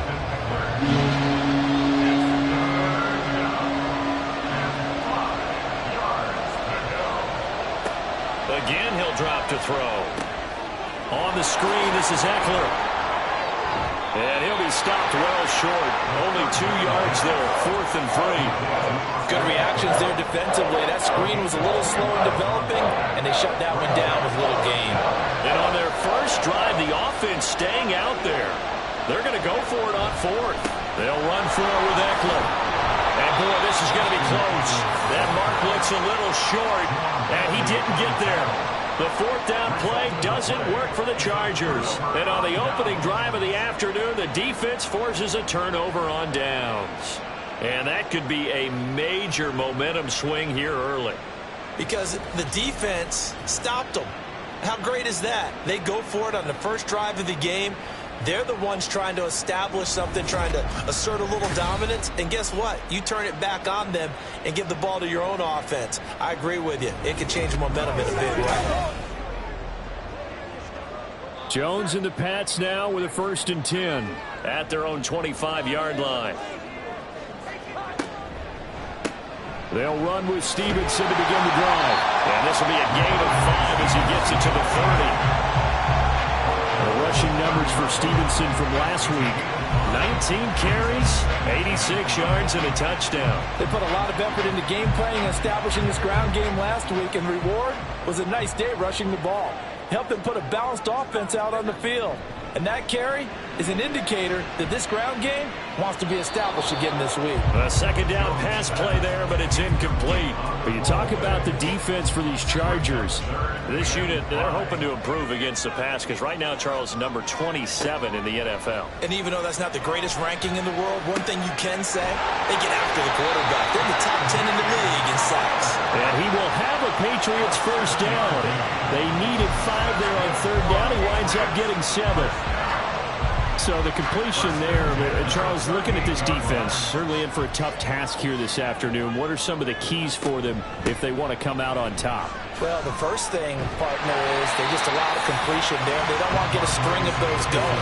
Let him get his confidence. Let him get into the rhythm of the game, the flow of the game, and all of a sudden, he's feeling like he can do no wrong. You want to really get after his timing a little bit, knock a few balls away, and make things uncomfortable for him. Because if he feels relaxed, you are in for a tough afternoon. 9 yards to pick up there, and it's a 1st down. That's a very nice game there. A confidence-building run. Love the execution up front. And the way he pressed the hole, absolutely perfect. Stevenson now on 1st and 10. Just a yard on the pickup there, and it'll bring up a 2nd and 9. Absolutely love the effort there. The ability to flow from his inside spot and stop that one at the line of scrimmage. Nice linebacker play. Stevenson gets it again on 2nd down. Call it about a gain of 3, and they'll be looking at a 3rd and 7 coming up. That's a gain of 3. It's 3rd and 7. Throwing, Jones. That is caught. And all the way inside the 15 before they drop it. A gain of 32 that time. A very early momentum changer there. Actually a dream killer for the defense because they forced a 3rd down. Felt like they had a good chance to get off the field defensively, and then they got hit with that big play. So how about this for field position after the big play? Inside the 15 now as they come up on 1st and 10. Now Jones. He'll go underneath here to Elliott. And he's tackled a yard short of the marker. Good gain of 9 on 1st down. From the 4, this is 2nd down and 1. At the 4-yard line. Back to throw. Jones. Touchdown, Patriots. Devontae Parker. His 5th touchdown now on the year. And the Patriots are on the board first here this afternoon. This is a crew, they've come out flat their last 2 games. teams, both losses, but just judging by the energy level, they look different here early, and that touchdown shows how. Yeah, it seems to me that touchdown gets them off the treadmill. Because, you've been on the treadmill. I've seen you work out. You go forever and ever, and it tells you you've gone somewhere, but you really have. You're in the same spot. They've exchanged it for an escalator. Still got some hills to climb, but they can get there. These are good analogies. I run outside sometimes, though. Get some fresh air, a little sun on your face. A little wind in there. Yeah, that's right.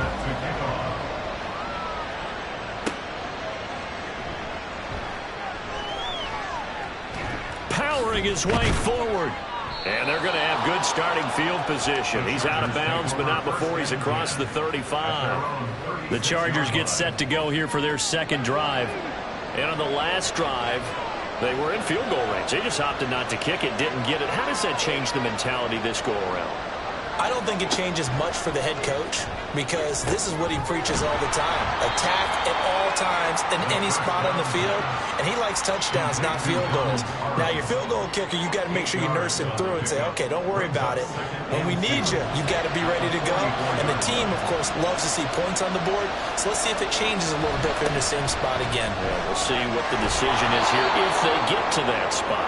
And that's going to be good for a Chargers first down as good running gets him to about the 44. They were not fooling around at all, were they? Second and short, and they brought out the heavy package. Almost like the super heavy package against that defense, didn't it? Yeah, I don't think they expected that much beef up front, and it turned into an easy first down conversion. Now this one to his tight end out on the right side. And that's good for a pickup of 10 yards. And that'll leave him with a second and just a few inches left. It's second and inches at the Patriots' 34-yard line. He'll look to throw. Wide open. It's Allen, complete. And he's got another first down as the tackle's going to be made at the Patriots' 17-yard line. The Chargers passing game rolling a bit here. They've got another first. And that throw there going to put him over 4,000 yards passing now for the season, maybe strengthening his MVP consideration. And you figure with still a handful of games left to play, 5,000 yards is not totally out of the realm of possibility. The way he is playing, I think he's going to get there. That's complete to the tight end, Everett. So give him 5 yards there on the pitch and catch, and it'll be second down.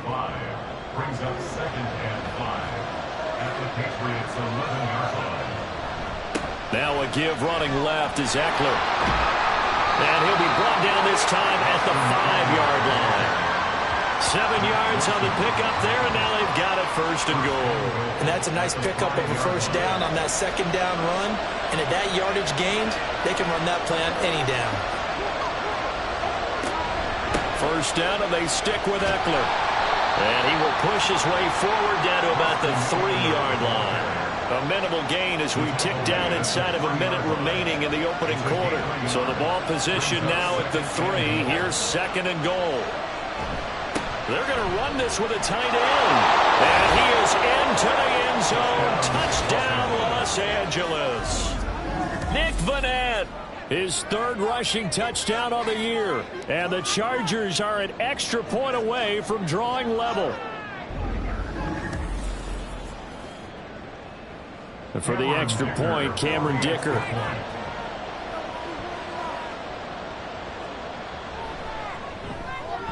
It's up and good. So these teams match touchdowns here in the first quarter, and we're tied 7-7.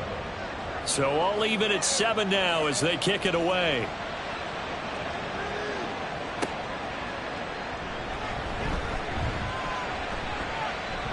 Well, now how about this return?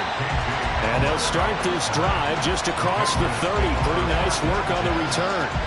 So back onto the field come the Pats for their second drive. Good drive last time.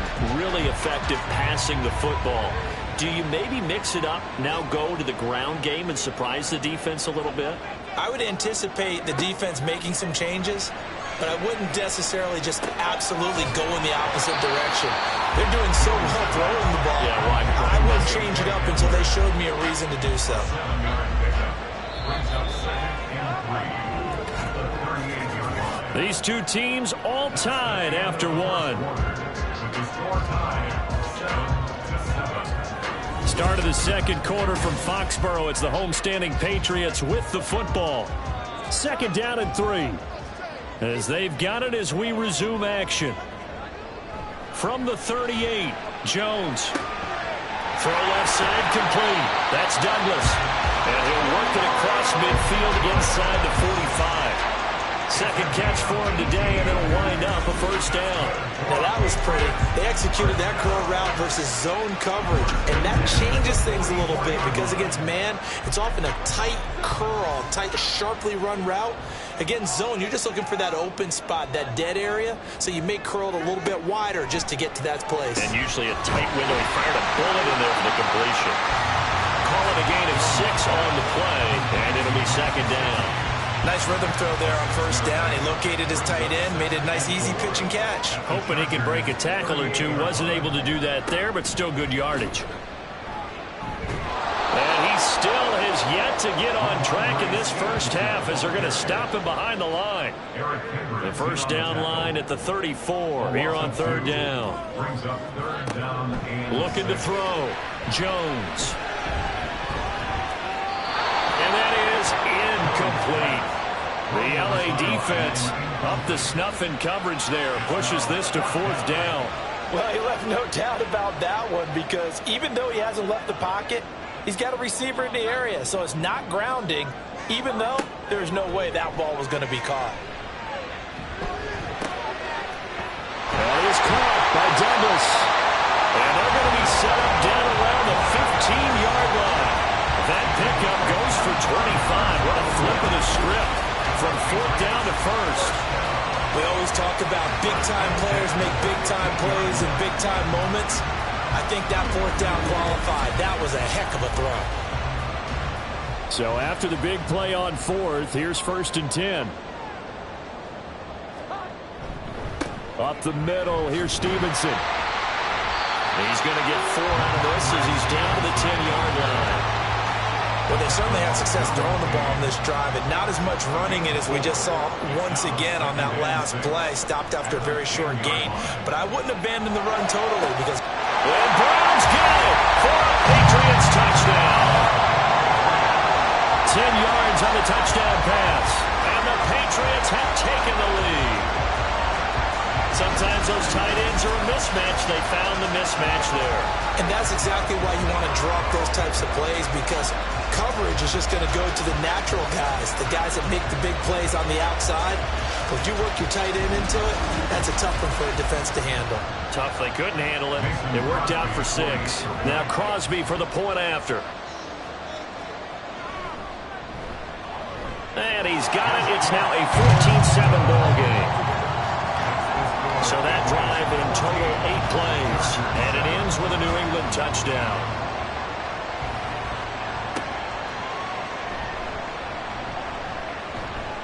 And a good return as he'll be stopped just shy of the 30-yard line. And the Chargers coming out on the field now.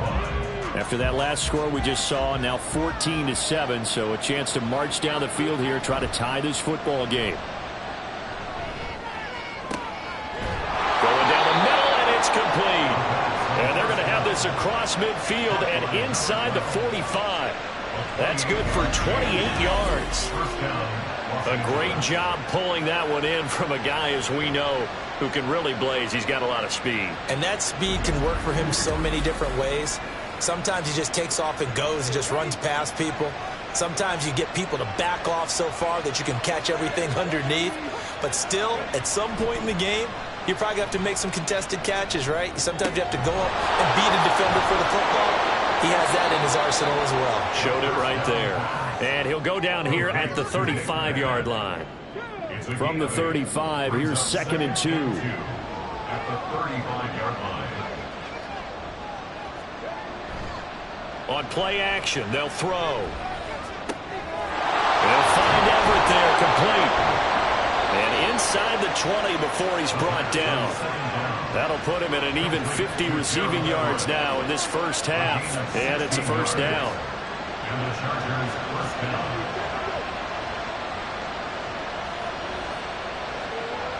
Back to throw again. And he'll protect himself at the end here as he winds up getting pretty decent yardage. He'll get 8 on the scramble there. It'll be 2nd and a couple.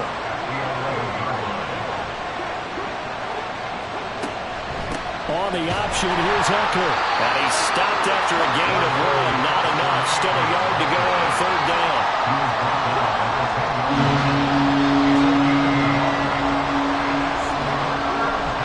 They'll try to pick up the first with Eckler. It's a pickup of 6.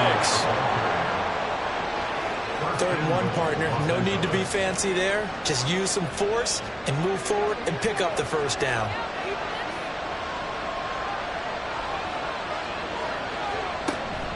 Eckler will get about halfway there as he takes this from the 4 down to the 2. It's a gain of a couple, and it'll be 2nd and goal. From the 2 now, 2nd and goal. Now they'll switch it up here and look to throw. And he's got his man in stride, complete. Touchdown, Chargers. Gerald Everett, a 2-yard touchdown grab. And the Chargers are an extra point away from evening this one up. You get down near the goal line, this is where having a sure-handed tight end becomes a luxury, and it pays off big time, especially when the defense sells out against the run. He finds himself open for an easy touchdown. Extra point try now from Dicker.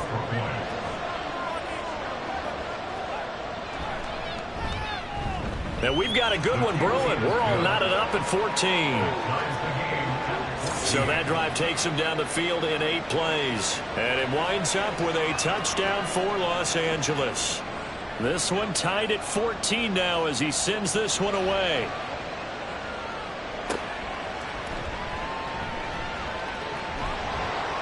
And not much happening on the return as he'll get this to about the 23.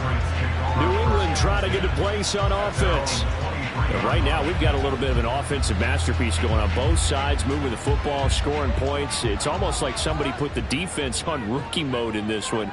I mean, we haven't even left the first half, Charles, and we're certainly on pace for a shootout. An excellent looks for Parker, and it's intercepted. And the return will stop right around the 25. Well, if you go by the numbers, you'll find as the temperature goes down, so does the passing efficiency. And now that we're in December, even the routine throws are going to be harder for the quarterbacks. And this one, it winds up getting picked off. He had the touchdown strike on that last drive, number 35 for him on the year. And he'll go in search of number 36 here as his guys start 1st and 10. They'll try and start this drive in the air. It's a short one here, complete to the tight end. And they'll work it inside the 15-yard line before it's all said and done. A gain there of 12 yards and a 1st down L.A.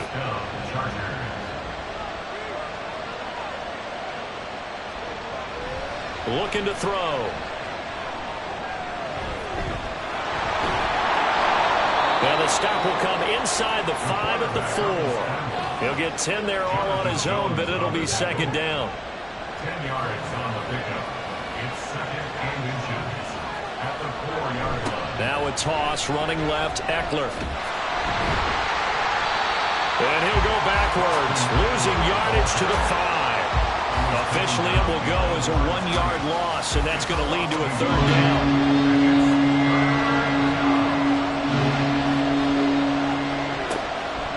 He'll look to throw. Work in the middle of the field, and he's got a man complete. Touchdown! Gerald Everett, a beast in the red zone with his 2nd touchdown of the game. And the Chargers have moved out in front. And, Charles, they continue to have trouble stopping him as he's into the end zone yet again. Yeah, that's multiple series now that have ended with him in the end zone. A perfect plan on how to utilize him best when they get in close. Dicker down to tack on the extra point. It's up and good, and that'll make the score 21-14. So that drive, 4 plays, and it ends with the Chargers getting into the end zone. And this will come out to the 25 as Hamler elects not to return it. The Patriots offense now. They work their way back onto the field. And for this offense, Charles, you got to think kind of crucial here to put something together on this drive, because remember last time out they threw the interception on the very first play. And you can't afford to let this defense keep building any more momentum. They're playing awfully well, and they're awfully confident right now. To me, it's time to attack and take some of that momentum back. But make sure you're selective in doing so. Understand where you want to throw the football, and make sure it's open before the ball leaves your hands. That's a good way to start the drive. 17 yards and a first down. First and 10 at the 42-yard line. Straight ahead, it's Stevenson. And the running lane's non-existent in this first half as they'll stop him behind the line. 2 yards the loss, 2nd and 12. The running lanes have definitely not been there for him here in the first half, and I don't think it's all been his fault. His offensive line hasn't given him much space. A loss results there. Now Jones to throw on 2nd down. He finds Douglas complete. And he'll be taken down, but not before he gets into enemy territory. He's exceeded his receiving yards from a week ago, and we're still in the first half. It's a first down. Back to throw. Jones. Now a short one to Gesicki. It'll be a gain of 5, and it'll be 2nd down. And Brandon, as you know, sometimes it's a lot tougher to run with these tight ends nowadays in the NFL. They're just bigger wide receivers. He lined up on the left side of the formation, ran a drag route across the field, and tried to work his way open. He was able to make the catch, but the defenders were there, couldn't do a whole lot with it afterwards. To throw again on 2nd down. Jones. It's complete to Brown, right side. First down now, but that clock rolling. First and 10 at the 37-yard line. They'll stick with the passing game as he looks to throw. He'll dump this down to Stevenson. They'll wind up getting just a yard, and that'll make it 2nd down. That's now 4 completions in a row. A good bounce back following the interception last drive. Certainly not letting it affect him, that's for sure. And we all know interceptions are going to happen. So the big trick, don't let it affect you going forward. Most of the good quarterbacks, they just tell the ball boy, get that one out of the rotation, get me a fresh ball, and let's go. He's got his offense moving again. Jones on 3rd down. Throw out wide is incomplete. The Charger D making things difficult, and it's 4th down. Tight defense there on 3rd down, but what a product of good coaching and even better execution, because he realized he's in field goal range, no sense forcing anything, and he made sure he didn't.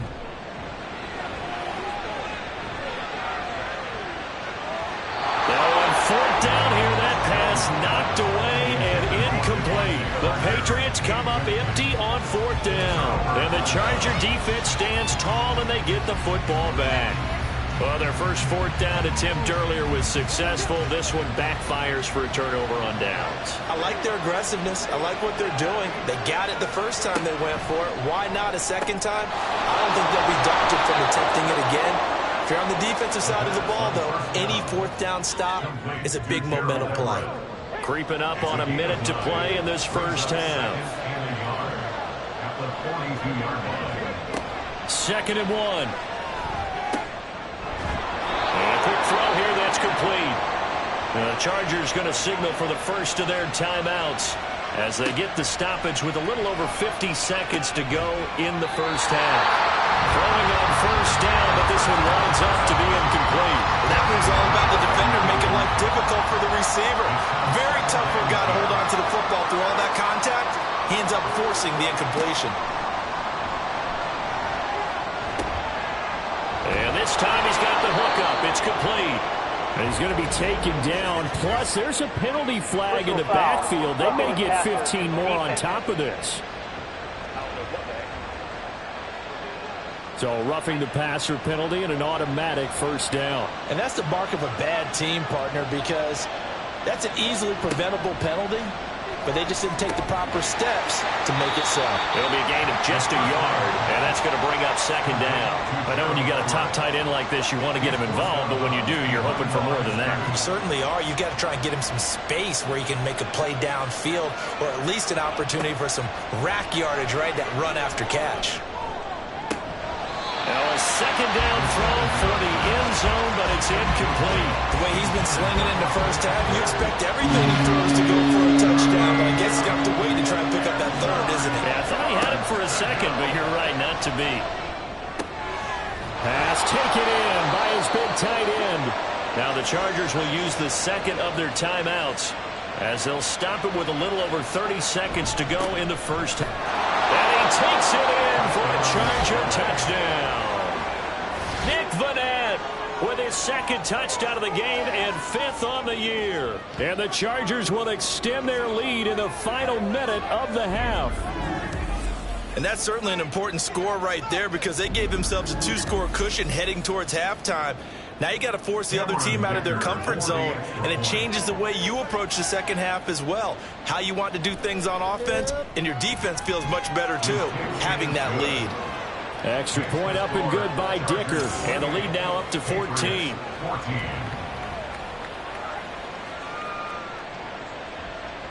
Out is the kickoff unit as they run up and send this one away. KJ Hamler returning it. And his guys will get the football right at the 20-yard line. The Pats going to get one final possession in this first half. And the ball backed way up, so thinking with this amount of time on the clock, probably just sit on it, and we'll see these two teams go to the lockers. Yeah, I don't think you want to overthink it in this situation. Either side of the ball. Just go ahead and finish up the half and get on out and talk about it. And he'll just push his way forward for a few as the clock will run. Second and 6. They'll keep it on the ground again here. And he's able to get out to the 32, brought down there. So we have reached halftime intermission with the visiting Chargers on top. As we'll get you down the coast to Orlando for Jonathan Coachman at our EA Sports Halftime Report. Coach. All right, Brandon, thanks very much. Things definitely getting interesting around the NFL as we begin the month of December. So let's get right to it. We'll begin our tour out at Nissan Stadium in Nashville. And it's the Colts on top as that one approaches halftime. Jordan Love with a couple of touchdown tosses. From there, we head down south to Tampa to check on the Bucs at home at Raymond James Stadium. And you can see, currently they trail in that ball game. Miles Sanders, 2 touchdown runs on the afternoon.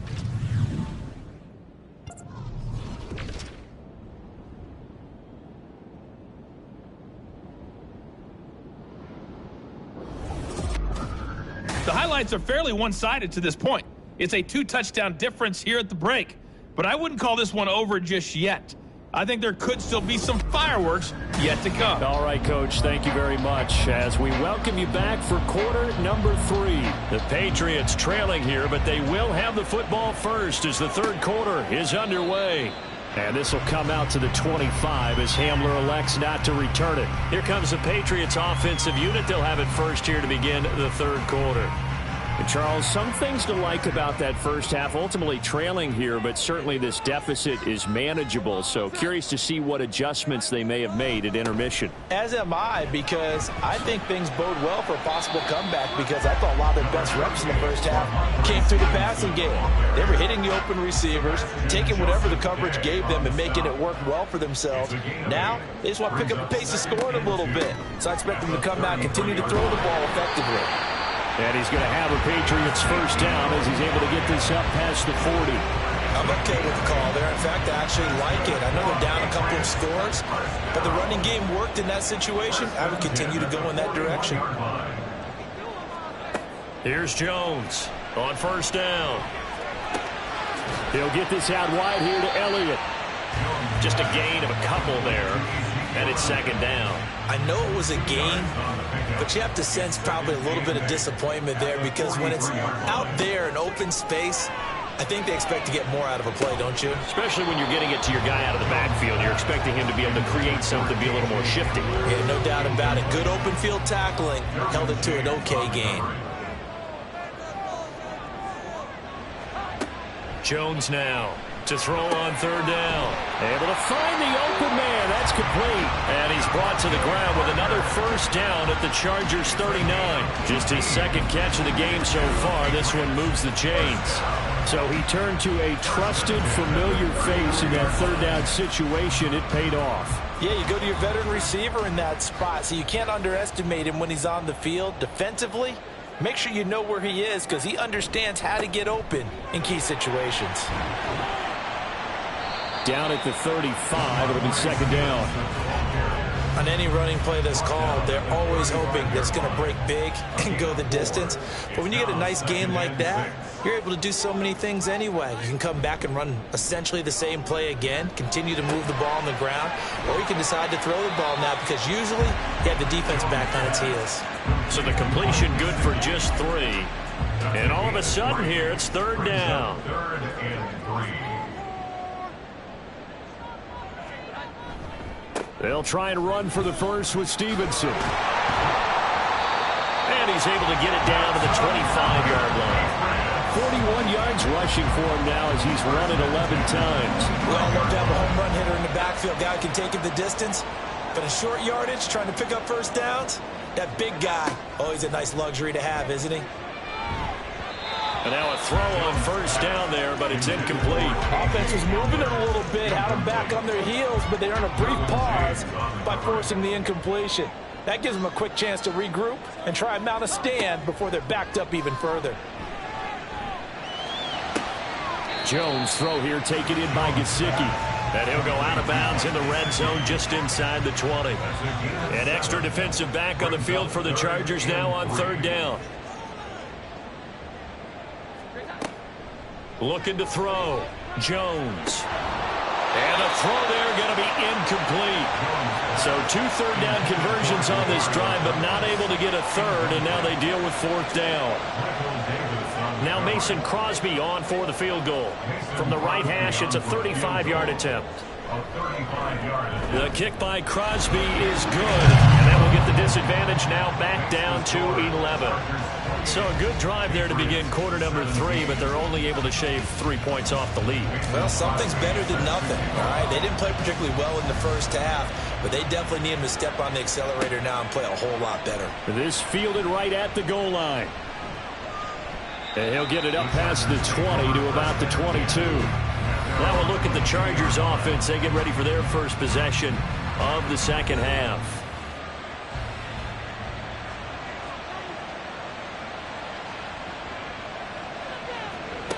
They'll come out throwing here to start the drive.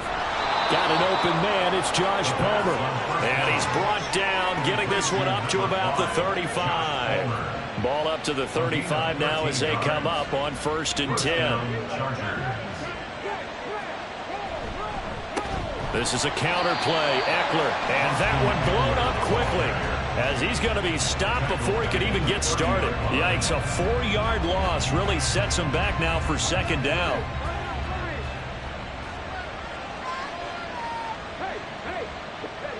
Laundry on the field. This is going to be a false start on the offense. Sometimes you have to slow things down a little bit when things get heated. The cadence has to be slow and deliberate at times to make sure your team's ready to go. Back to throw. It's a short one here, complete to his tight end. They gave up the completion there, but this is what zone defenses count on. Catching the ball and not much run after the catch. Now on 3rd and long, they'll look to throw. He's going to rifle one deep left side. That's going to be knocked away and incomplete. So 1 first down on that drive, and that's it. Forced to take the deep shot on 3rd down and couldn't hit it. Now they have to punt this one away. Here's J.K. Scott now. And the way this offense has moved the ball, he hasn't been needed till here in the 3rd. Hamler now on the return. 39-yard punt, 6 yards on the return. And the Patriots take over. New England's offense set to go. And last time able to get 3. It's not what they wanted. They wanted 6, but they got at least something. They mustered something out of the drive. They'll take it. I like the way you've described it. Not ideal, but they'll take it. Anything to put some points on the board. But this time on offense, they don't even want to see the field goal kicker trot on the field. They want that ball in the end zone. Yeah, they'll be going for 6. They stay on the ground, but this time it's Elliott. And he is met in his tracks behind the line of scrimmage. A loss on that play, and now third down gets tougher. 3rd and 6. Now Jones. He's going to let this one go deep. And he bats it away, and it falls down incomplete. I'm sure this isn't a novel thought, but maybe run some simpler routes instead of trying to get it all back in one shot. Defense certainly appears to be ready for him. Try and get it back little by little instead of in big chunks. He punted 4 times in the loss last week as he gets this one away here. It'll be a 44-yard punt. The return goes for 8. And it'll be Charger football here as they take over. Now the LA offense ready for this next possession. They've got to right the ship. They had a great first half, but the lead has really gone down. Now, you know, you always talk about the adjustment to the adjustment. They've got to adjust right here. And I think a lot of it is just mentally. Get back to doing what you were doing well in the beginning of the game, but a lot of that is playing with that emotion and that sense of pride and fire that sometimes goes away a little bit when you build up a lead. You think you've got it going, and you also think, at any moment, I can go ahead and go back to the way it was before. You and I both know it's not that easy once you get off the gas a little. Yeah, they don't want to see this lead diminish anymore. On 3rd down, here's Eckler. Fights off the defender. And he is going to have the Chargers first down, maybe by about a yard as they find a way to convert on 3rd and inches. Look, we talk about second effort all the time, but in short yardage situations, you'd better have second effort in order to try and pick up a first down. And sometimes as a back, you have to be your own blocker too, don't you? And we talk about running lanes. He made his own running lane right there with that power move. Now here's a pass on 1st down that's knocked away and incomplete. As a defensive back, you have some weapons at your disposal that we don't often talk about. And you can read the receiver's eyes, you can read his hands, and you know that the arrival of the ball is imminent. And that allows you to make a play on it and oftentimes knock it away. And forget about finding a lane. He barely had time to look up before he was planted in the backfield. That was well played there defensively. 2 tight ends in the formation, which essentially gave him 7 blockers up front. Hard to imagine with all that size and beef that they could let a tackler through, but that's exactly what happened. A loss resulted. And he'll be taken down, but not before they work it across midfield. Boy, a nice play there as they wind up converting on 3rd and 15. He's such a good route runner. Shows it there on 3rd down. Very proficient and a good pass. And you know what I've observed over the years in the NFL? The better a route runner you are, the more confidence your guy's going to have in you to go to you in important times because he can trust you being in the right spot, and they connected there and picked up a first down. Oh, he bowls over it. And he is tackled inside the 40, not quite to the 35. A nifty bit of scrambling there. 12 yards, first down.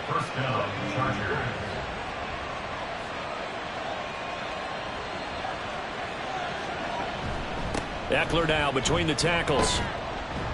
Knifes his way forward here, but just 3 yards on the play. 2nd down. Not a huge carry there on 1st down, but not all of them will be. But still, all in all, a positive play for the offense. It's all about picking up at least a few to set up what you're going to do here on 2nd down. It is caught left side by the tight end Parham. So 5 yards here, 5 on the play. And now that sets up 3rd and 2.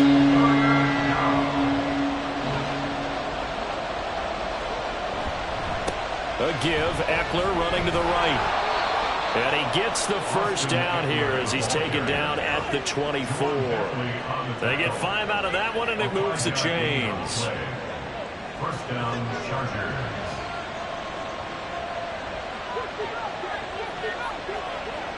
They'll look to throw here on 1st down. Throw left side is hauled in by Palmer.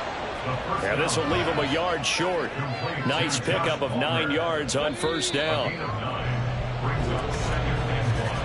And as they come to the line, they will not be able to get off another play as time has run out on this 3rd quarter. You are watching the NFL on EA Sports. 2nd down and a little more than a yard here. Back now in Foxborough. Out of the gun, they'll look to throw. It's Charger football, and they've got the lead as well as we begin the fourth quarter. New England on third down. Can't fault these numbers. 7 for 9 thus far. They need just a yard here. It's 3rd and 1. They go back to the ground now with Eckler.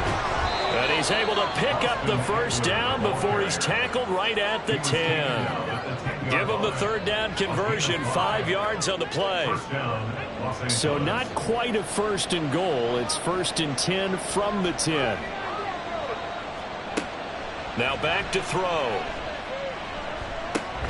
He'll get this out wide to Eckler. And he'll be brought down this time at the 5-yard line. So the completion good for 6 yards, and that'll bring up 2nd down. Back to throw here.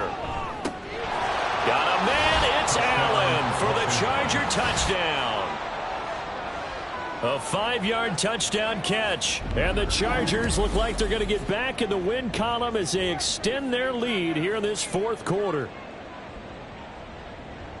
He has really settled in throwing the football, and that touchdown here in the fourth quarter gives him a pretty comfortable cushion. He may be a rookie, but he's playing like fourth quarter, and the QBing is easy. How about this guy? Youngster, not worried about anything, just cutting it loose and having fun. Extra point up and good by Dicker. And the lead is up to 18 now. They'll elect to bring it out here from the end zone. And he returns this to the 22. New England trying to get a place on offense. Facing a big fourth quarter deficit here. Things not looking good. You know, this offense, though, they've been in the top half of the NFL so far this season. But in this one, well, their defense has really struggled. Chargers able to get the pressure and bring him down. Jeffrey Simmons in there to get him, and on the season now, that is 9 sacks for him. Well, this certainly feels like complimentary football to me, partner, because the momentum from the team's touchdown drive looks like it's made its way over to the defense. They're working together in tandem now. Offense gets in the end zone, defense with a big sack on the first play of the following drive. Now they're in some hot water now. After that sack, it's 2nd and 21. Throwing Jones. And this will be caught by Brown. That's good. The completion there for 7 yards. And that'll force upon him a 3rd and 14. Going to need a crafty play call here. 14 yards is what they need to try to convert this thing. Now a 3rd down throw, but it misses the target. Incomplete. Sometimes the game is pretty simple. Put a few extra defensive backs on the field, give them nowhere to throw the football, force the incompletion, and get off the field on 3rd down. This first punt, 48 yards. This one looks equally as good. Fair catch called for and taken right near the 30-yard line. So possession goes over here on the punt. And they will take over 1st and 10.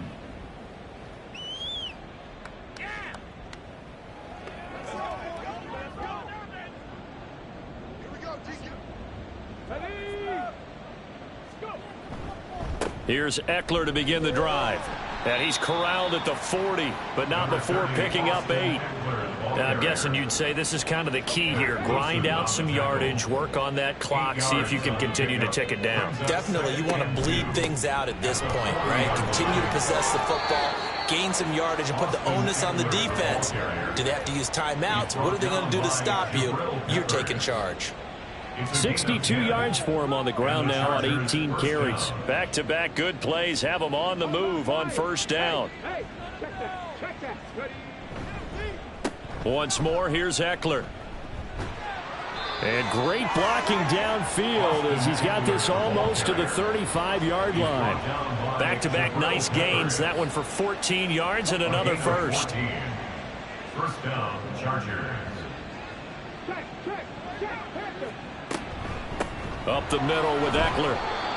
5 yards on the carry. Good pickup on 1st down. Good gain there on 1st down and keeps them in a running situation probably. They did everything right on that play, didn't they? They got the leverage up front. Good blocking.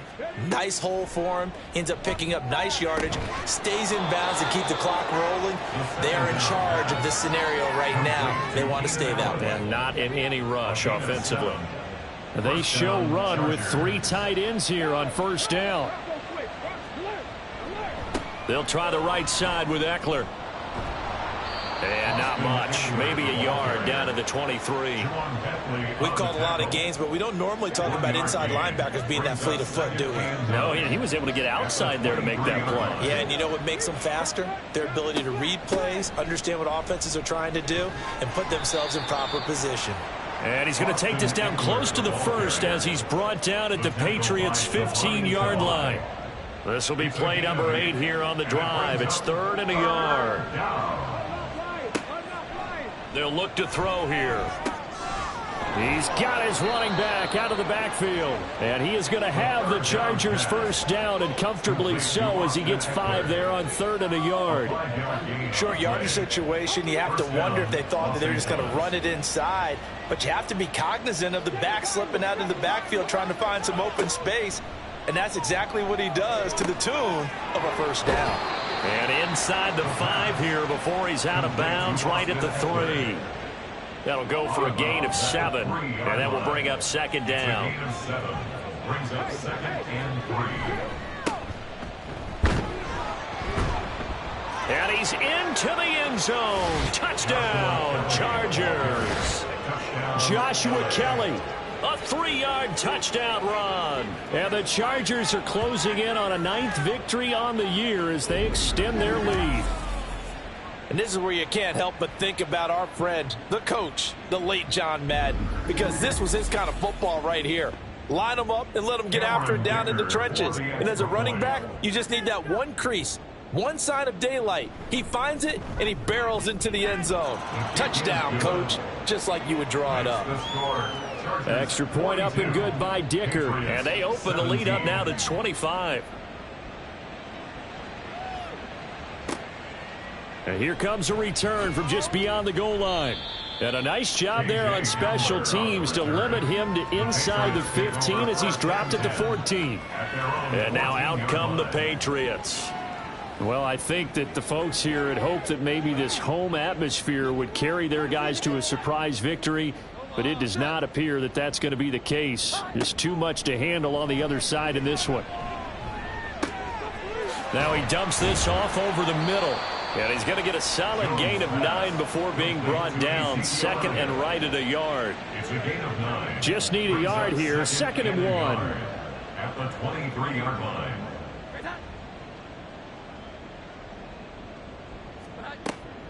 Back to throw. Jones. Now a short one to Gesicki. 5th catch of the afternoon, and that gives him a first down. A gain of 4 yards. That's good for a Patriots. First down. 1st and 10 at the 27-yard line. Draw play. Elliott.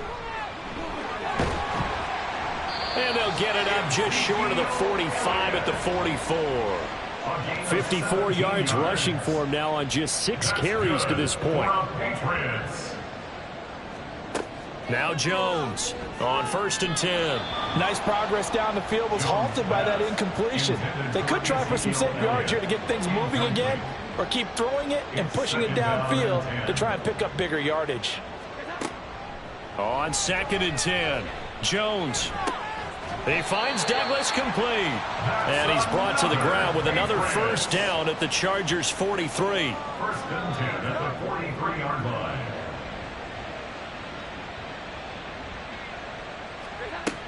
Looking to throw. Jones. He'll get this to Elliott. Personal foul. Face mask. Defense.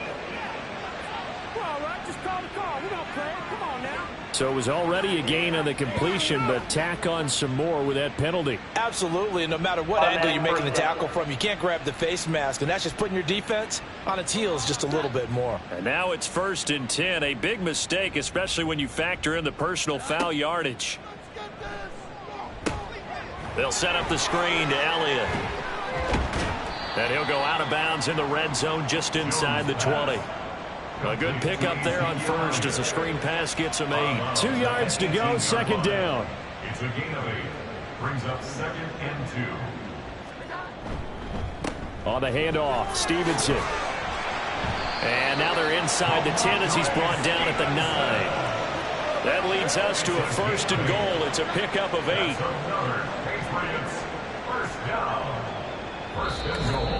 Just 2 minutes remaining here in the 4th quarter of what has been a one-sided affair. So the Patriots with the football as we get you reset. They've got it 1st and goal as they look to punch in a late score. And this is caught. Touchdown, Patriots. A 9-yard touchdown grab. And the Patriots get a bit closer. He's got them out now to a 3-score lead here in the 4th quarter after that one, CD. And well, he looked right off the line like he knew that that ball was coming his way, and he secured it for 6 points. Yeah, and I think when you're leading by a healthy margin already, it actually loosens you up and allows you to take maybe a few more chances and definitely play with more confidence, because he certainly saw something he could exploit in the defense, and he made sure to let his quarterback know, just get it to me. And the rest was all up to him, and he delivered and made it a 3-score game.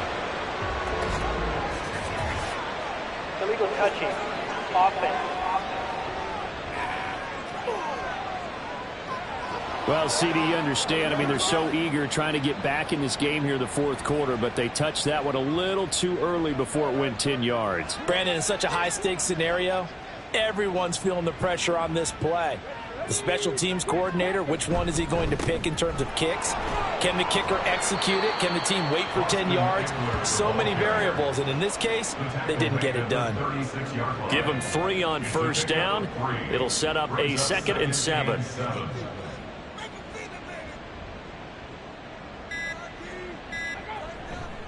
It's Eckler again. And he'll be brought down at the 27-yard line. 9 yards to pick up there, and it's a 1st down.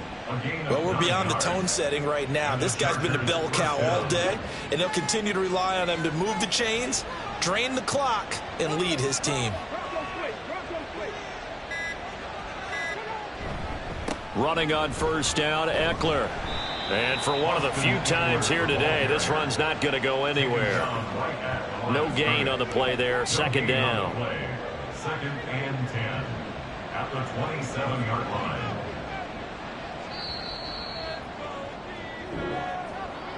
Charles, a lot of happy faces heading into the tunnel as this one ends, and understandably so. Not only did they get the win, but boy, their offense was on fire in this ball game.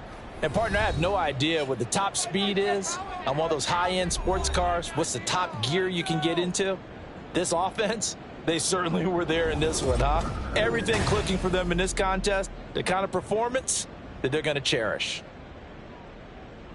So, for the Chargers, they continue to make their case for the playoffs as they move to 9-3. And they'll get another road date next week.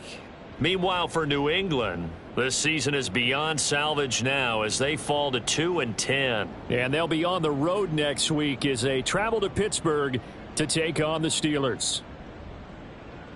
So for our entire crew, alongside Charles Davis, I'm Brandon Gaudin. Thanks for watching, everybody. We'll see you next time.